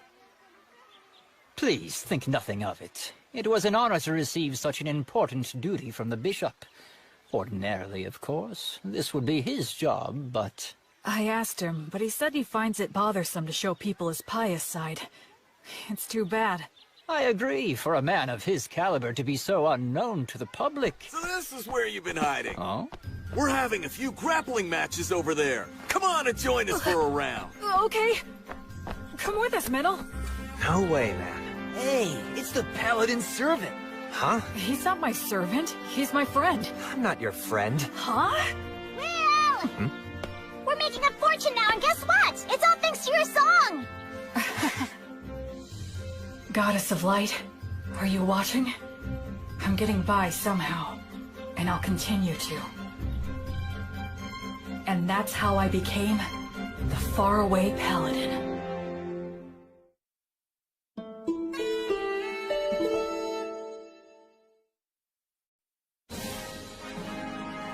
A lot of things happened very quickly. Having obtained official permission from the Crown Prince and the temple, I set off with my team of rowdy adventurers to begin the process of exterminating the dangerous demons and demon beasts infesting Beast Woods. In areas that were relatively safe, we brought human helpers and supplies. Two things that every poor village needs. The village is within sight! Yeah! A village with access to supplies becomes much more productive. Even if it was in debt, it should eventually turn a profit. Tonio handled all of that with remarkable skill. It was also Tonio who arranged funding for our activities by soliciting donations and contributions. You know, maybe I'll go on to become the head of a trading company. Yeah, please go big. And when I do, I'll be counting on your patronage. officially. This is just the case of a lone priest doing charitable work. That way, no one gets offended. Of course, all of this means that I need to remain loyal to the Crown Prince and to the temple. Oh, Will.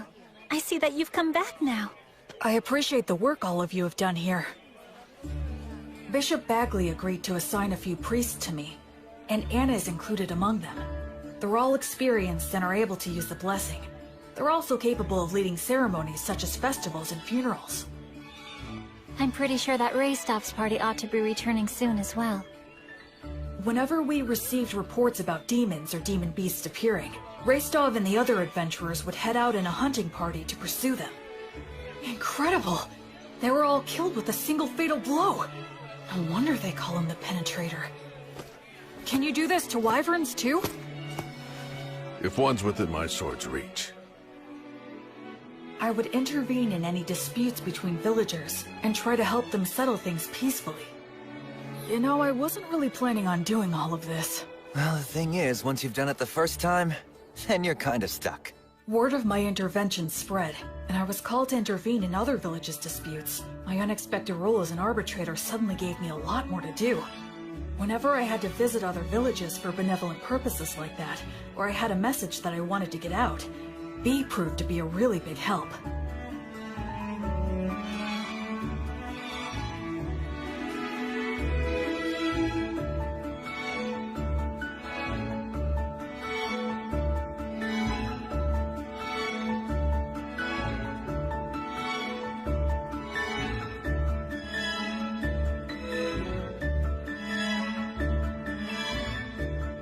So, we traveled back and forth across Beast Woods, time and time again.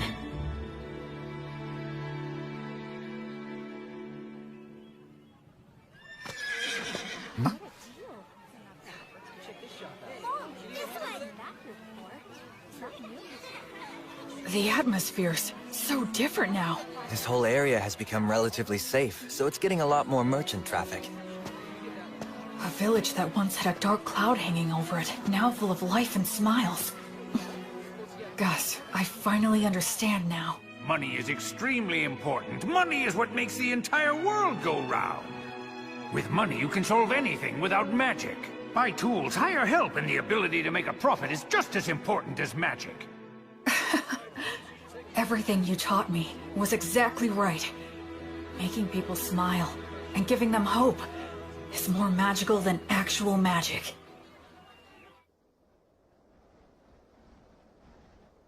And then, just as we were noticing the first signs of summer approaching... Hey, Will. What is it? Pip's party went west to do some recon, and they haven't come back yet. So how long... They were planning to spend no more than 10 days investigating, but it's 2 days past that. Pip and his party. They're very talented hunters. All right then. We'll go and search for them. You, Menel, and I are definitely going to go. And do you think you could put together 2 parties? They need to excel in forest exploration skills. I'll gather them right away. There's a chance they didn't get lost, but instead wound up in the demon's base. And if that's the case... There will be a battle.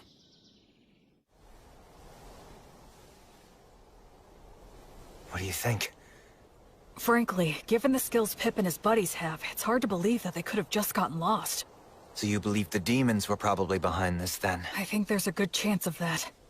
If we beat them, things should settle down here, too. I just hope that they're all right. Hey, Will. Huh? I should... say thank you. Oh, for what? For a whole lot of things. I just have a feeling that I would have hit rock bottom if it hadn't been for you. It's thanks to you that I'm here now, and that I actually have a respectable reason for living my life. So, well... I owe you my thanks.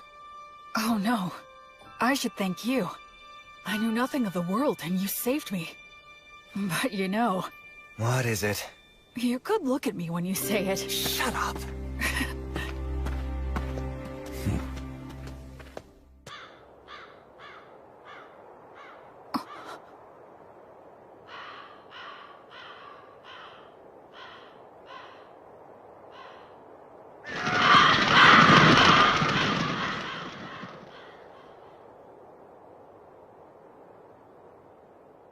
Hey. It's huge. So what made this? I don't know. It looks even bigger than a manticore. Maybe a stray living in the valley? Or, Well, at least they died fighting a big one. Pip, Harvey, and Brennan must have been pretty happy about that, although I guess they had a good reason to be pissed off, too. Yeah, like, we didn't get to kill it. They died a good death, worthy of adventurers. Go on, drink up. Virtuous gods, please grant rest to their weary souls. Gracefield, goddess of light, I beg you, please, grant them peace and guidance. Will, there's a head missing. The damage is so bad it's hard to tell, but... It was probably just eaten up. Yeah, I'd bet on it. No, wait. Huh? Did he toss aside his gear as he ran? Why go deeper into the valley, though? If the path to the forest was blocked, that's the only way. He had no choice but to run deeper down. Yeah, I guess that's true.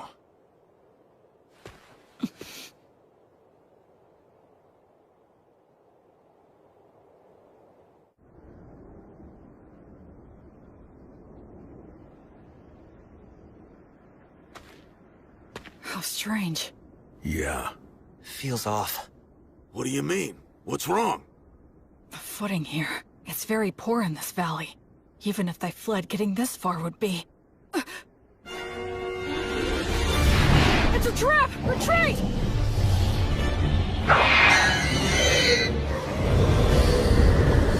Fall back! No use. Coming toward us! Stay calm! Keep your backs to the rock! Don't panic! Form a shield wall! We have to get past them. It'll be fine. We should be able to handle these guys. Hey, Metal! Yeah, what? I'll help us with magic and the blessing. Goddess of Flux, repel the poisons that rain down upon us. Fortis, Vita, Ut, Omnis. Appreciate it. Yeah, thank you. Gnomes, oh gnomes, guardians of treasure, guard us against our foes. Sylphs, maidens of the winds, send a gale of protection for these warriors. Nice! All right. These beasts may think they've trapped us, but now let's show them which one of us is truly the prey that's going to be hunted down.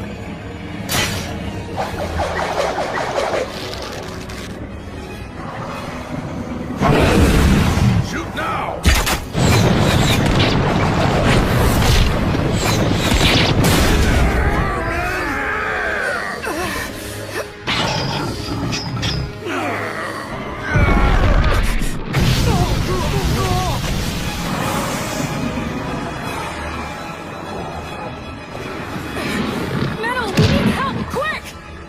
Gnomes, gather to us! Build a fortress! Surround us with fences! If you can just buy me some time!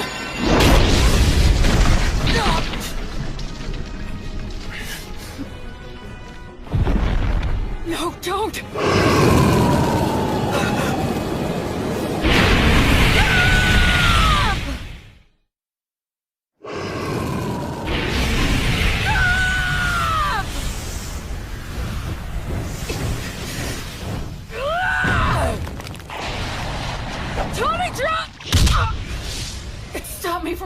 My words! What happened? Misfire? Why? Everything was going so well up till now. And yet, where did I... What did I do wrong?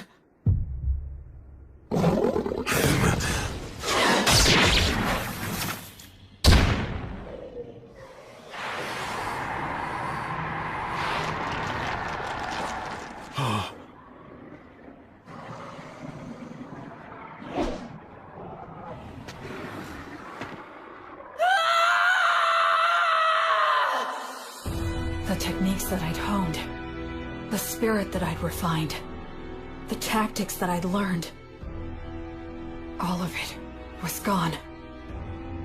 All I could rely on was blind fury and the abilities of my demon blade.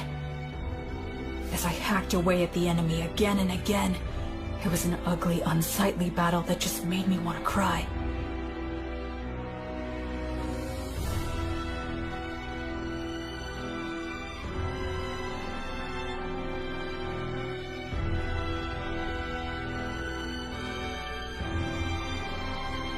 It felt like I'd wronged the three of them. I felt pathetic. That's enough! Stop it!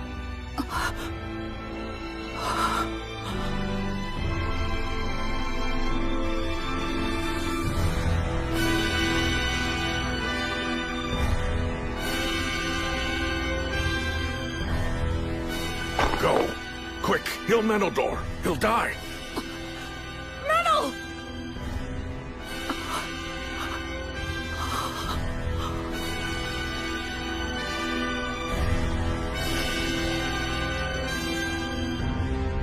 Gracefield, goddess of light, I entreat you, please shine this healthy soul's light down upon these wicked wounds and banish these shadows. Please. Please just open your eyes. No, don't go. No, please don't leave me. My head feels fuzzy. Is it 'cause I used the Demon Plate's power? But I have to heal Menel. William! Snap out of it!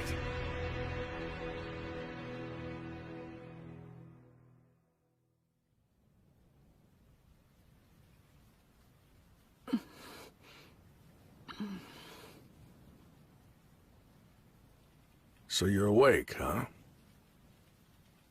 Where am I? A village not far from the valley. After that battle ended, we retreated, bearing you and Menildor here upon our backs. The Chimera fled. I see. Where's Menel? He remains alive. Between the magic and protection you put on him before the fight, and Menildor's own quick reaction, it seems your blessing came just in time. Thank goodness. Although he still hasn't woken up yet. Then I have to go to him. You still need to rest a bit longer. But if I... Menildor's condition is stable now. He's already had all the care that he needs. You burned up far too much of your strength. So rest.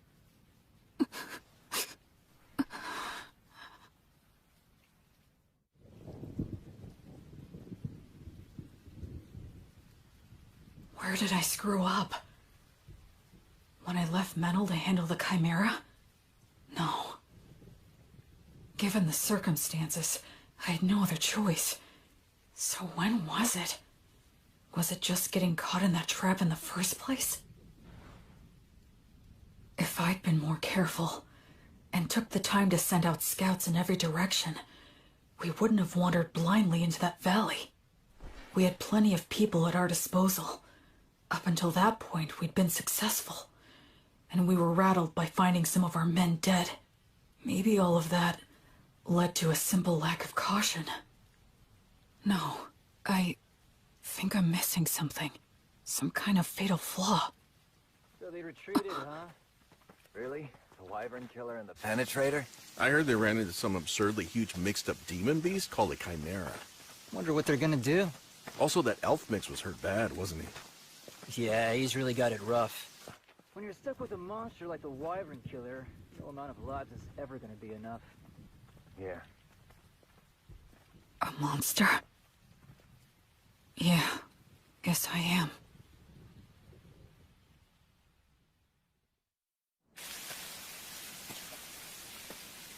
It wasn't my battle tactics that were wrong. It was my estimation of our strength. I put my trust in Menel. I just believed that he'd always have my back. That he could keep any enemy in check for me, no matter what. I thought he could handle that much, but... I ended up coming extremely close to getting Menel killed out there. I just decided on my own that he was my friend.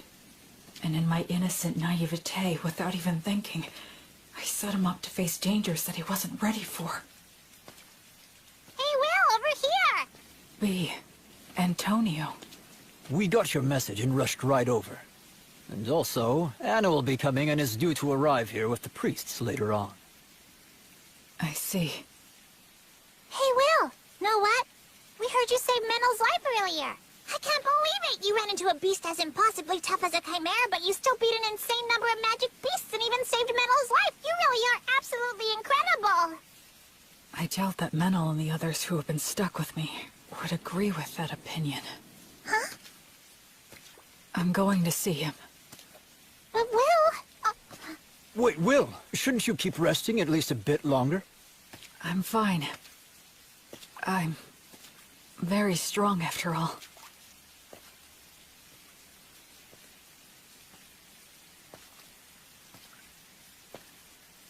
Ever since I left the City of the Dead, people have said things like that to me, touting my strength in no uncertain terms.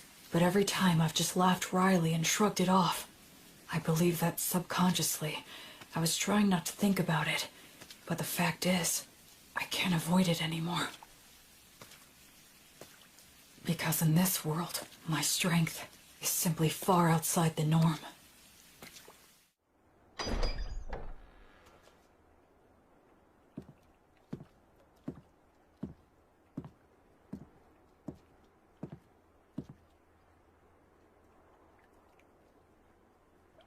This is my sin. Menel, I'll fix you up right now. Gods, please take pity on Menel and heal him. I'm sorry, Menel. I just wanted a friend who could be my equal. I wanted what the three of them had. Comrades who had each other's backs, supported each other, and respected each other. But maybe I was just trying to force that on you without even realizing it. I didn't want to acknowledge just how strong I am. Because if I did that, if I set myself above everyone else, and had to admit that I was different, then... I'm scared. I'm lonely. It hurts. I hate this. Oh, of course. It really is just as simple as that. I was afraid to be alone. I couldn't bear not having someone beside me. That's the reason why I tried to see the people I should have been protecting, the people I should have been saving, as my equals. I was averting my eyes from the truth, when really, I was just scared.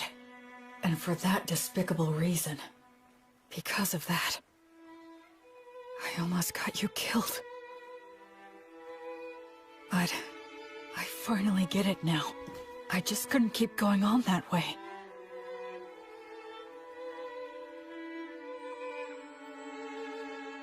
Oh, Goddess. Are you here because you're worried about me? Up until this moment, I've been foolish.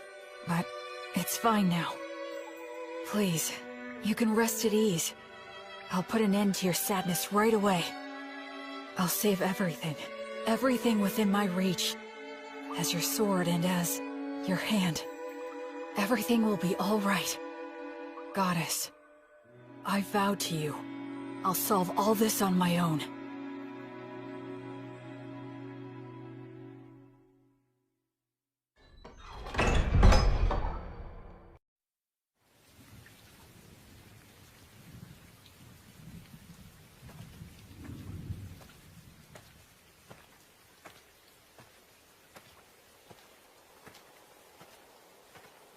Hey!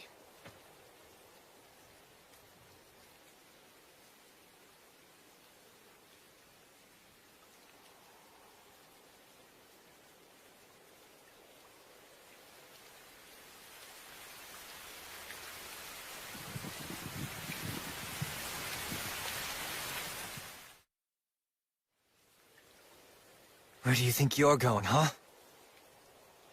Where am I? To kill the demon beasts, of course. Alone? Yeah, that's right. I doubt you can keep up with me. Which is exactly why I need to protect him. Look, don't worry. It's okay. I'll take care of everything. I'll kill the Chimera and the whole herd of demon beasts. And if there are demons controlling them, I'll kill them too. You see, That's just the kind of monster I am, apparently. Look, Will. Stop screwing around! Wake the hell up, idiot! Oh. So this is how it's gonna have to be, huh? Is that all you've got, Menaldor?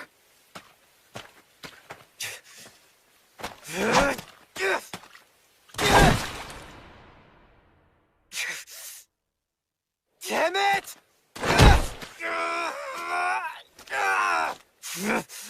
I can't have him following me. Damn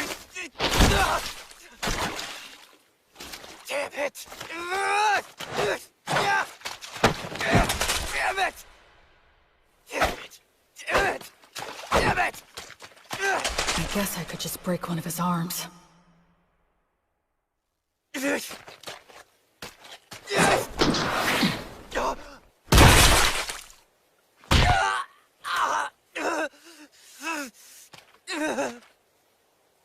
Just go and get someone to heal you. I'm not done. Oh, yeah? You're more resilient than I thought. What should I do now? Use words to make him stay here? No, I'll constrict his carotid so he loses consciousness. Gnomes, oh gnomes! Clench your fists! Use them to strike the enemy! Useless incantation. No! If I dodge it, the magic will hit metal!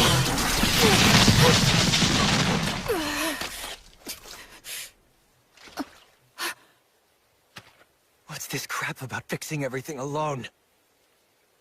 You're only being a coward!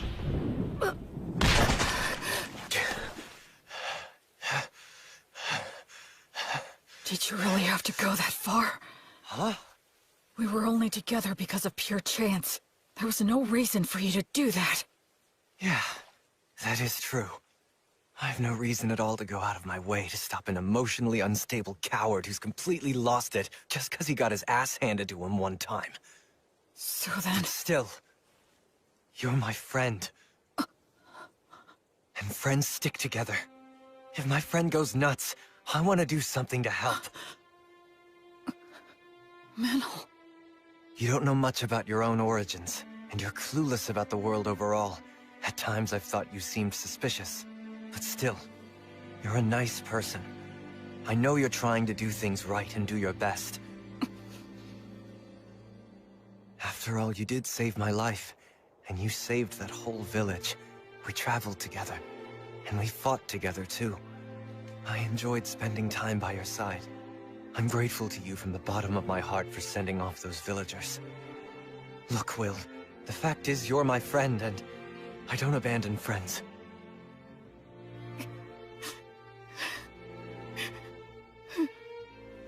Well, you still want to fight?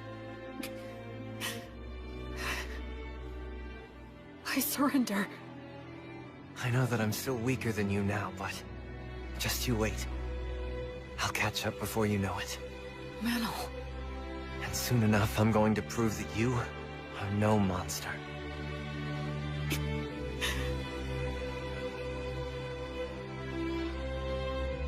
Okay. I'll wait. I'll wait for you. Man, you know what? You can be a real pain in the ass. Sorry. I kinda lost control of myself. Yeah, well, it happens. I'll heal that. But a surrender is still a surrender, which means that I win. Come on, I only surrendered because you wouldn't give her rest. Keep whining. And so, we just kept on making dumb jokes and laughing about it all. It was my first ever argument with a friend. And I guess I lost that too. Welcome back! Oh, you're back, huh? Will, Menel! Good to have you back! You jerks! You had me worried! I'm sorry, B. Will. Huh? If you don't mind, do you think that you could please tell me just what happened? Sure.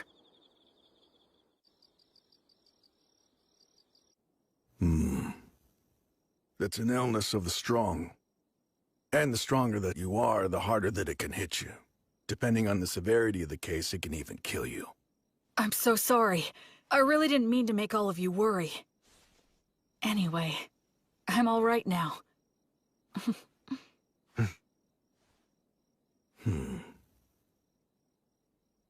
You two were stuck in bed not long ago, and you were off slugging it out? We even set a trap for a surprise attack. That Chimera's got no chance. I've got a debt to repay to that bastard. I won't be shown up like that. You mean you're gonna go fight that thing again? That's right. We're gonna have a little rematch. I won't get beat up and just leave it at that. I'll split its head open. I mean all three of them. Chimeras don't occur naturally, so there's no doubt that this thing is the product of a demonic ritual. I say we take them all out at once before they can escape. You want to go after it this soon after it roughed us up? I won't just give up and leave it like this. Let's bust them up good. All right. Guess we should round up some help, huh? This'll be a good, fun, stupid-as-hell adventure. A silver coin for a demon beast's head. And 10 gold coins for the demon bosses!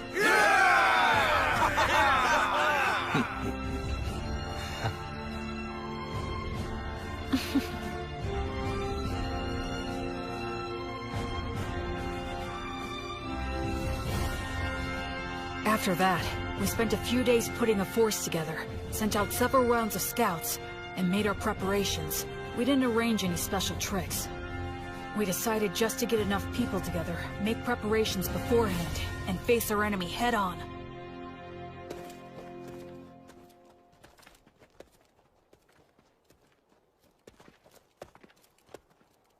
Let's set up our formation and our gear here.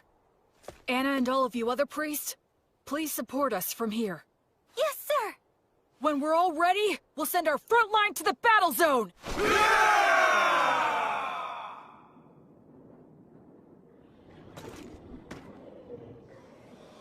If we can wipe out all of those things, this whole area is gonna be a lot more peaceful.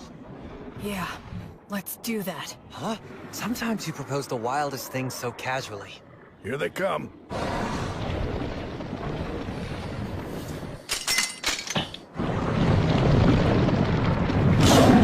I've got your back.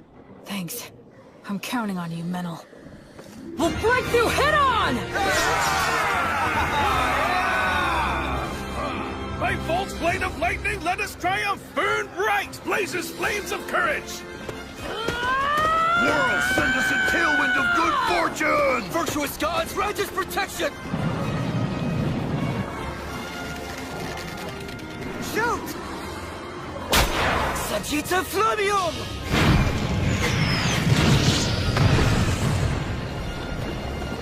It's war!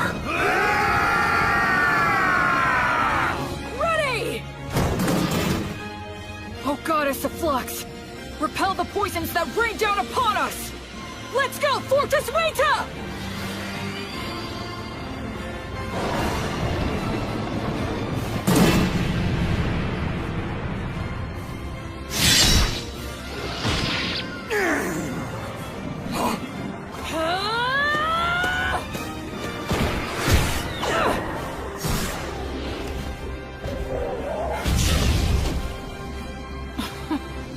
How could I ever think that I'd fix this all alone? I was never any more than one factor in this battle. The battlefield's not so easy that only one person is enough, no matter how strong they are. By the flame of Gracefield!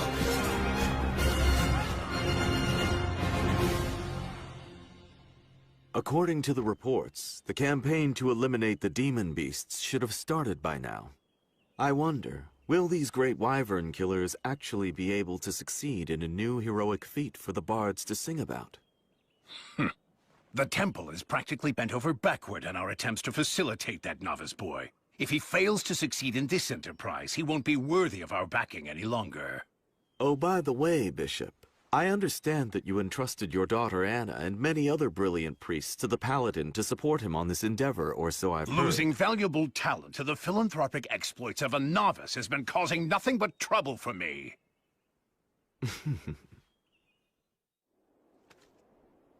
What's this? The remains of an abandoned monastery? It looks like we're the first ones to make it here. Be careful. Watch for traps.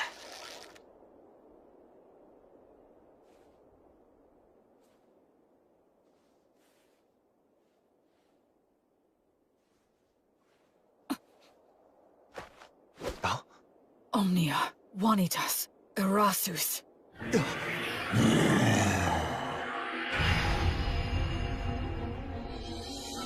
Hi there. It was laying in ambush with invisibility? Careful, Will. This thing's pretty damn smart. Do you think that maybe it's got some demon in it?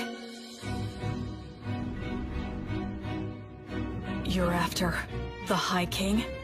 Oh? You know the High King's seal, do you? Are you a warrior sent by one of the gods, then? That answer, I'm certain now. Basically, this is like taking a square on a chessboard.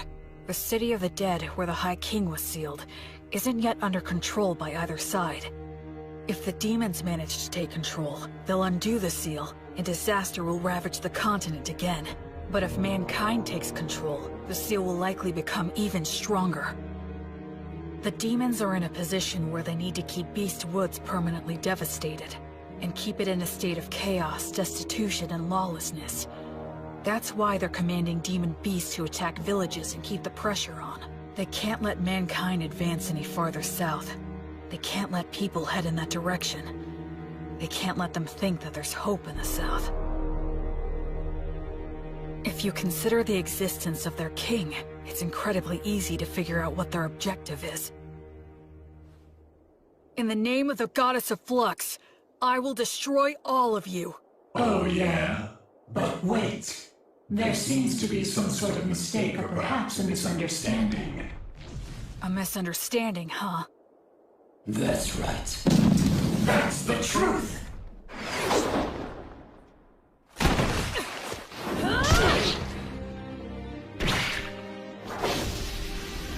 In their surprise attacks, demons like to stick to the classics, huh? Metal! On it! Sagitta Flameo! No, you don't! Sylph's Maidens of Wind!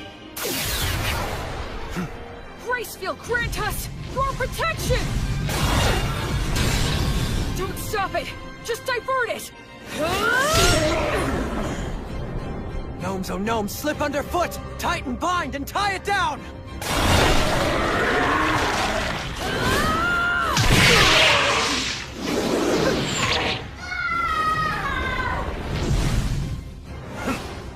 It has 3 separate heads.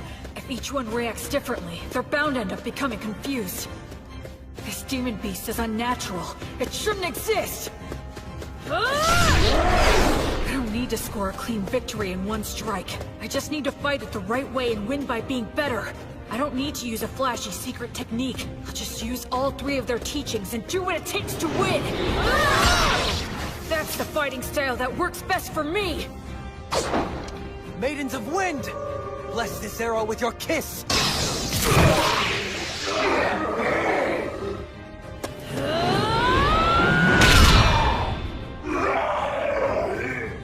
That's 1 down!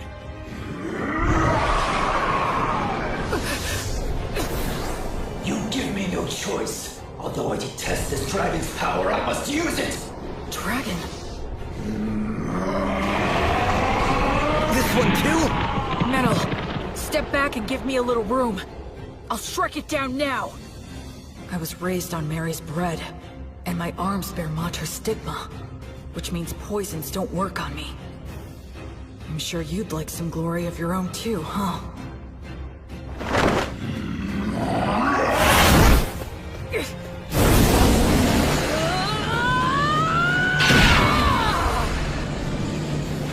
Gnomes, oh gnomes, clench your fists! Use them to strike the enemy!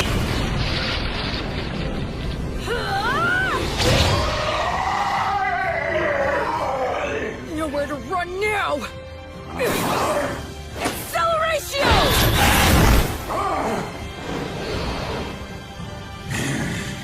Now gnomes, oh gnomes, slip underfoot, tighten, bind, and tie it down!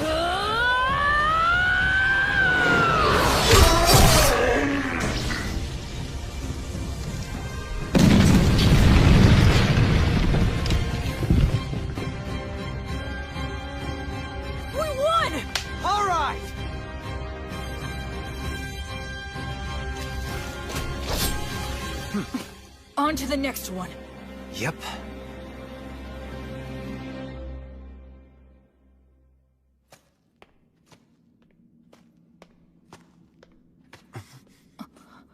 Took you long enough.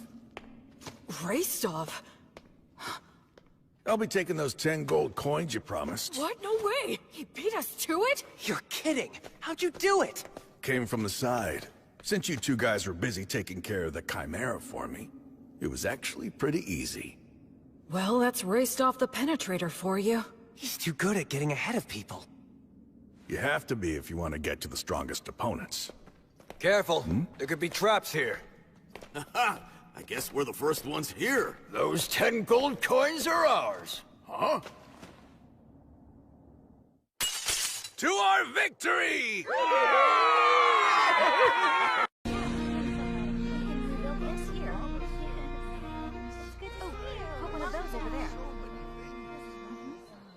Like it? Well, I'm happy, but kind of embarrassed too. I feel like you embellished it too much. Oh, come on. This kind of song is supposed to be a little embellished. You see? He gets it. So next, I'll write a song about you, Menel. Ah? Who I know? Maybe I'll give you the nickname Meneldor the Beautiful. The one who walks the hero's path alongside the faraway paladin. Hey, wait. Isn't that gonna make people think I'm actually a woman? And you could be Will's girlfriend. No, don't! It's fine. It's not! After his vehement objections, Menel's nickname was revised from Meneldor the Beautiful to Meneldor of Swift Wings. It's so much more lively now. And it's gonna get even more lively from now on. I hope so. What are you talking about? Of course it will. Look, the demons and demon beast threat is gone. So all of the people searching for new lands are gonna flock to the south. There's probably gonna be problems too, but that's how it goes. Yeah, I guess so. Also, I'll tell you this since you'll find out anyway. It seems that the villagers have been building a shrine. What, a shrine? They talked about it back at the meeting hall. They made an altar to hold votive candles, and they've decided to turn it into a shrine to Gracefield. To the Goddess of Light? That's the first step towards once again increasing the number of followers she has. By the way, what are you thinking of doing next? What? Next? Well, I don't know. There's a lot of cleanup and... I mean after that. After? Maybe lord of a domain. Huh? A lord? Of what? The villages of Beastwoods, of course. Wait, who is... You. Oh, come on now. Give me a break. I'm a knight, but I'm just a single-generation one with no land. I'm basically no different than an adventurer. Wait, is that seriously what you think? Huh? For real? You didn't even know what you were? Huh? Listen, just so I'm clear. If you wanted to do business in this forest, then who would you go talk to? Tonio? But didn't most of the funds come from you? Well, yeah, I guess, but... Listen! First off, you're a paladin with the Goddess of Light's divine protection. And you have the approval of both the country and the temple. You have all kinds of power. You also have the military authority to gather adventurers, and by arbitrating for the villages, you effectively have jurisdiction over them. So, you mean... In the process of exterminating the demons, you took control of the flow of goods, magisterial power, military force, judiciary, and every other kind of authority. If you now turn around and say you don't want to do all of that, that'd be the real tragedy. You mean, you really didn't realize that? You... I just hoped I could do something about the demons, and improve living conditions in the villages. I mean, at least a little bit. After that, I guess I just thought I'd make a slick exit like Blood and the other two. Menel? Hmm? So, what do I do now? Should I start by gathering people? You've already got a merchant and priests who know the law. If you need more, just have the Crown Prince set you up with somebody. Oh, how the heck did I ever end up in this situation? Please tell me, Goddess. Although... Hmm? Actually, that sounds like it might be a goal worth pursuing. Maybe I should. But you know, it's gonna be hard work. Yeah, but as long as I have all of you, I'm sure it'll work out. I mean, you will help me, right? Okay, fine. I'll stay by your side. First, we should figure out what the demons are plotting. Who cares? Just grab the bastards and crush them as soon as you find them. That's so violent. Hey! Will! Menno! Huh? Stop hiding in your own little world and get over here! If more people come to the area, and everything goes well, maybe we'll be able to return to that city. Maybe we can transform the city of the dead into a regular city, where living people can laugh together. Up on the hill where Mary and Blood's graves are, the laughter of children will fill the air, and the sounds of people working to make a living will return. And the thought of that seems like such a wonderful thing to me.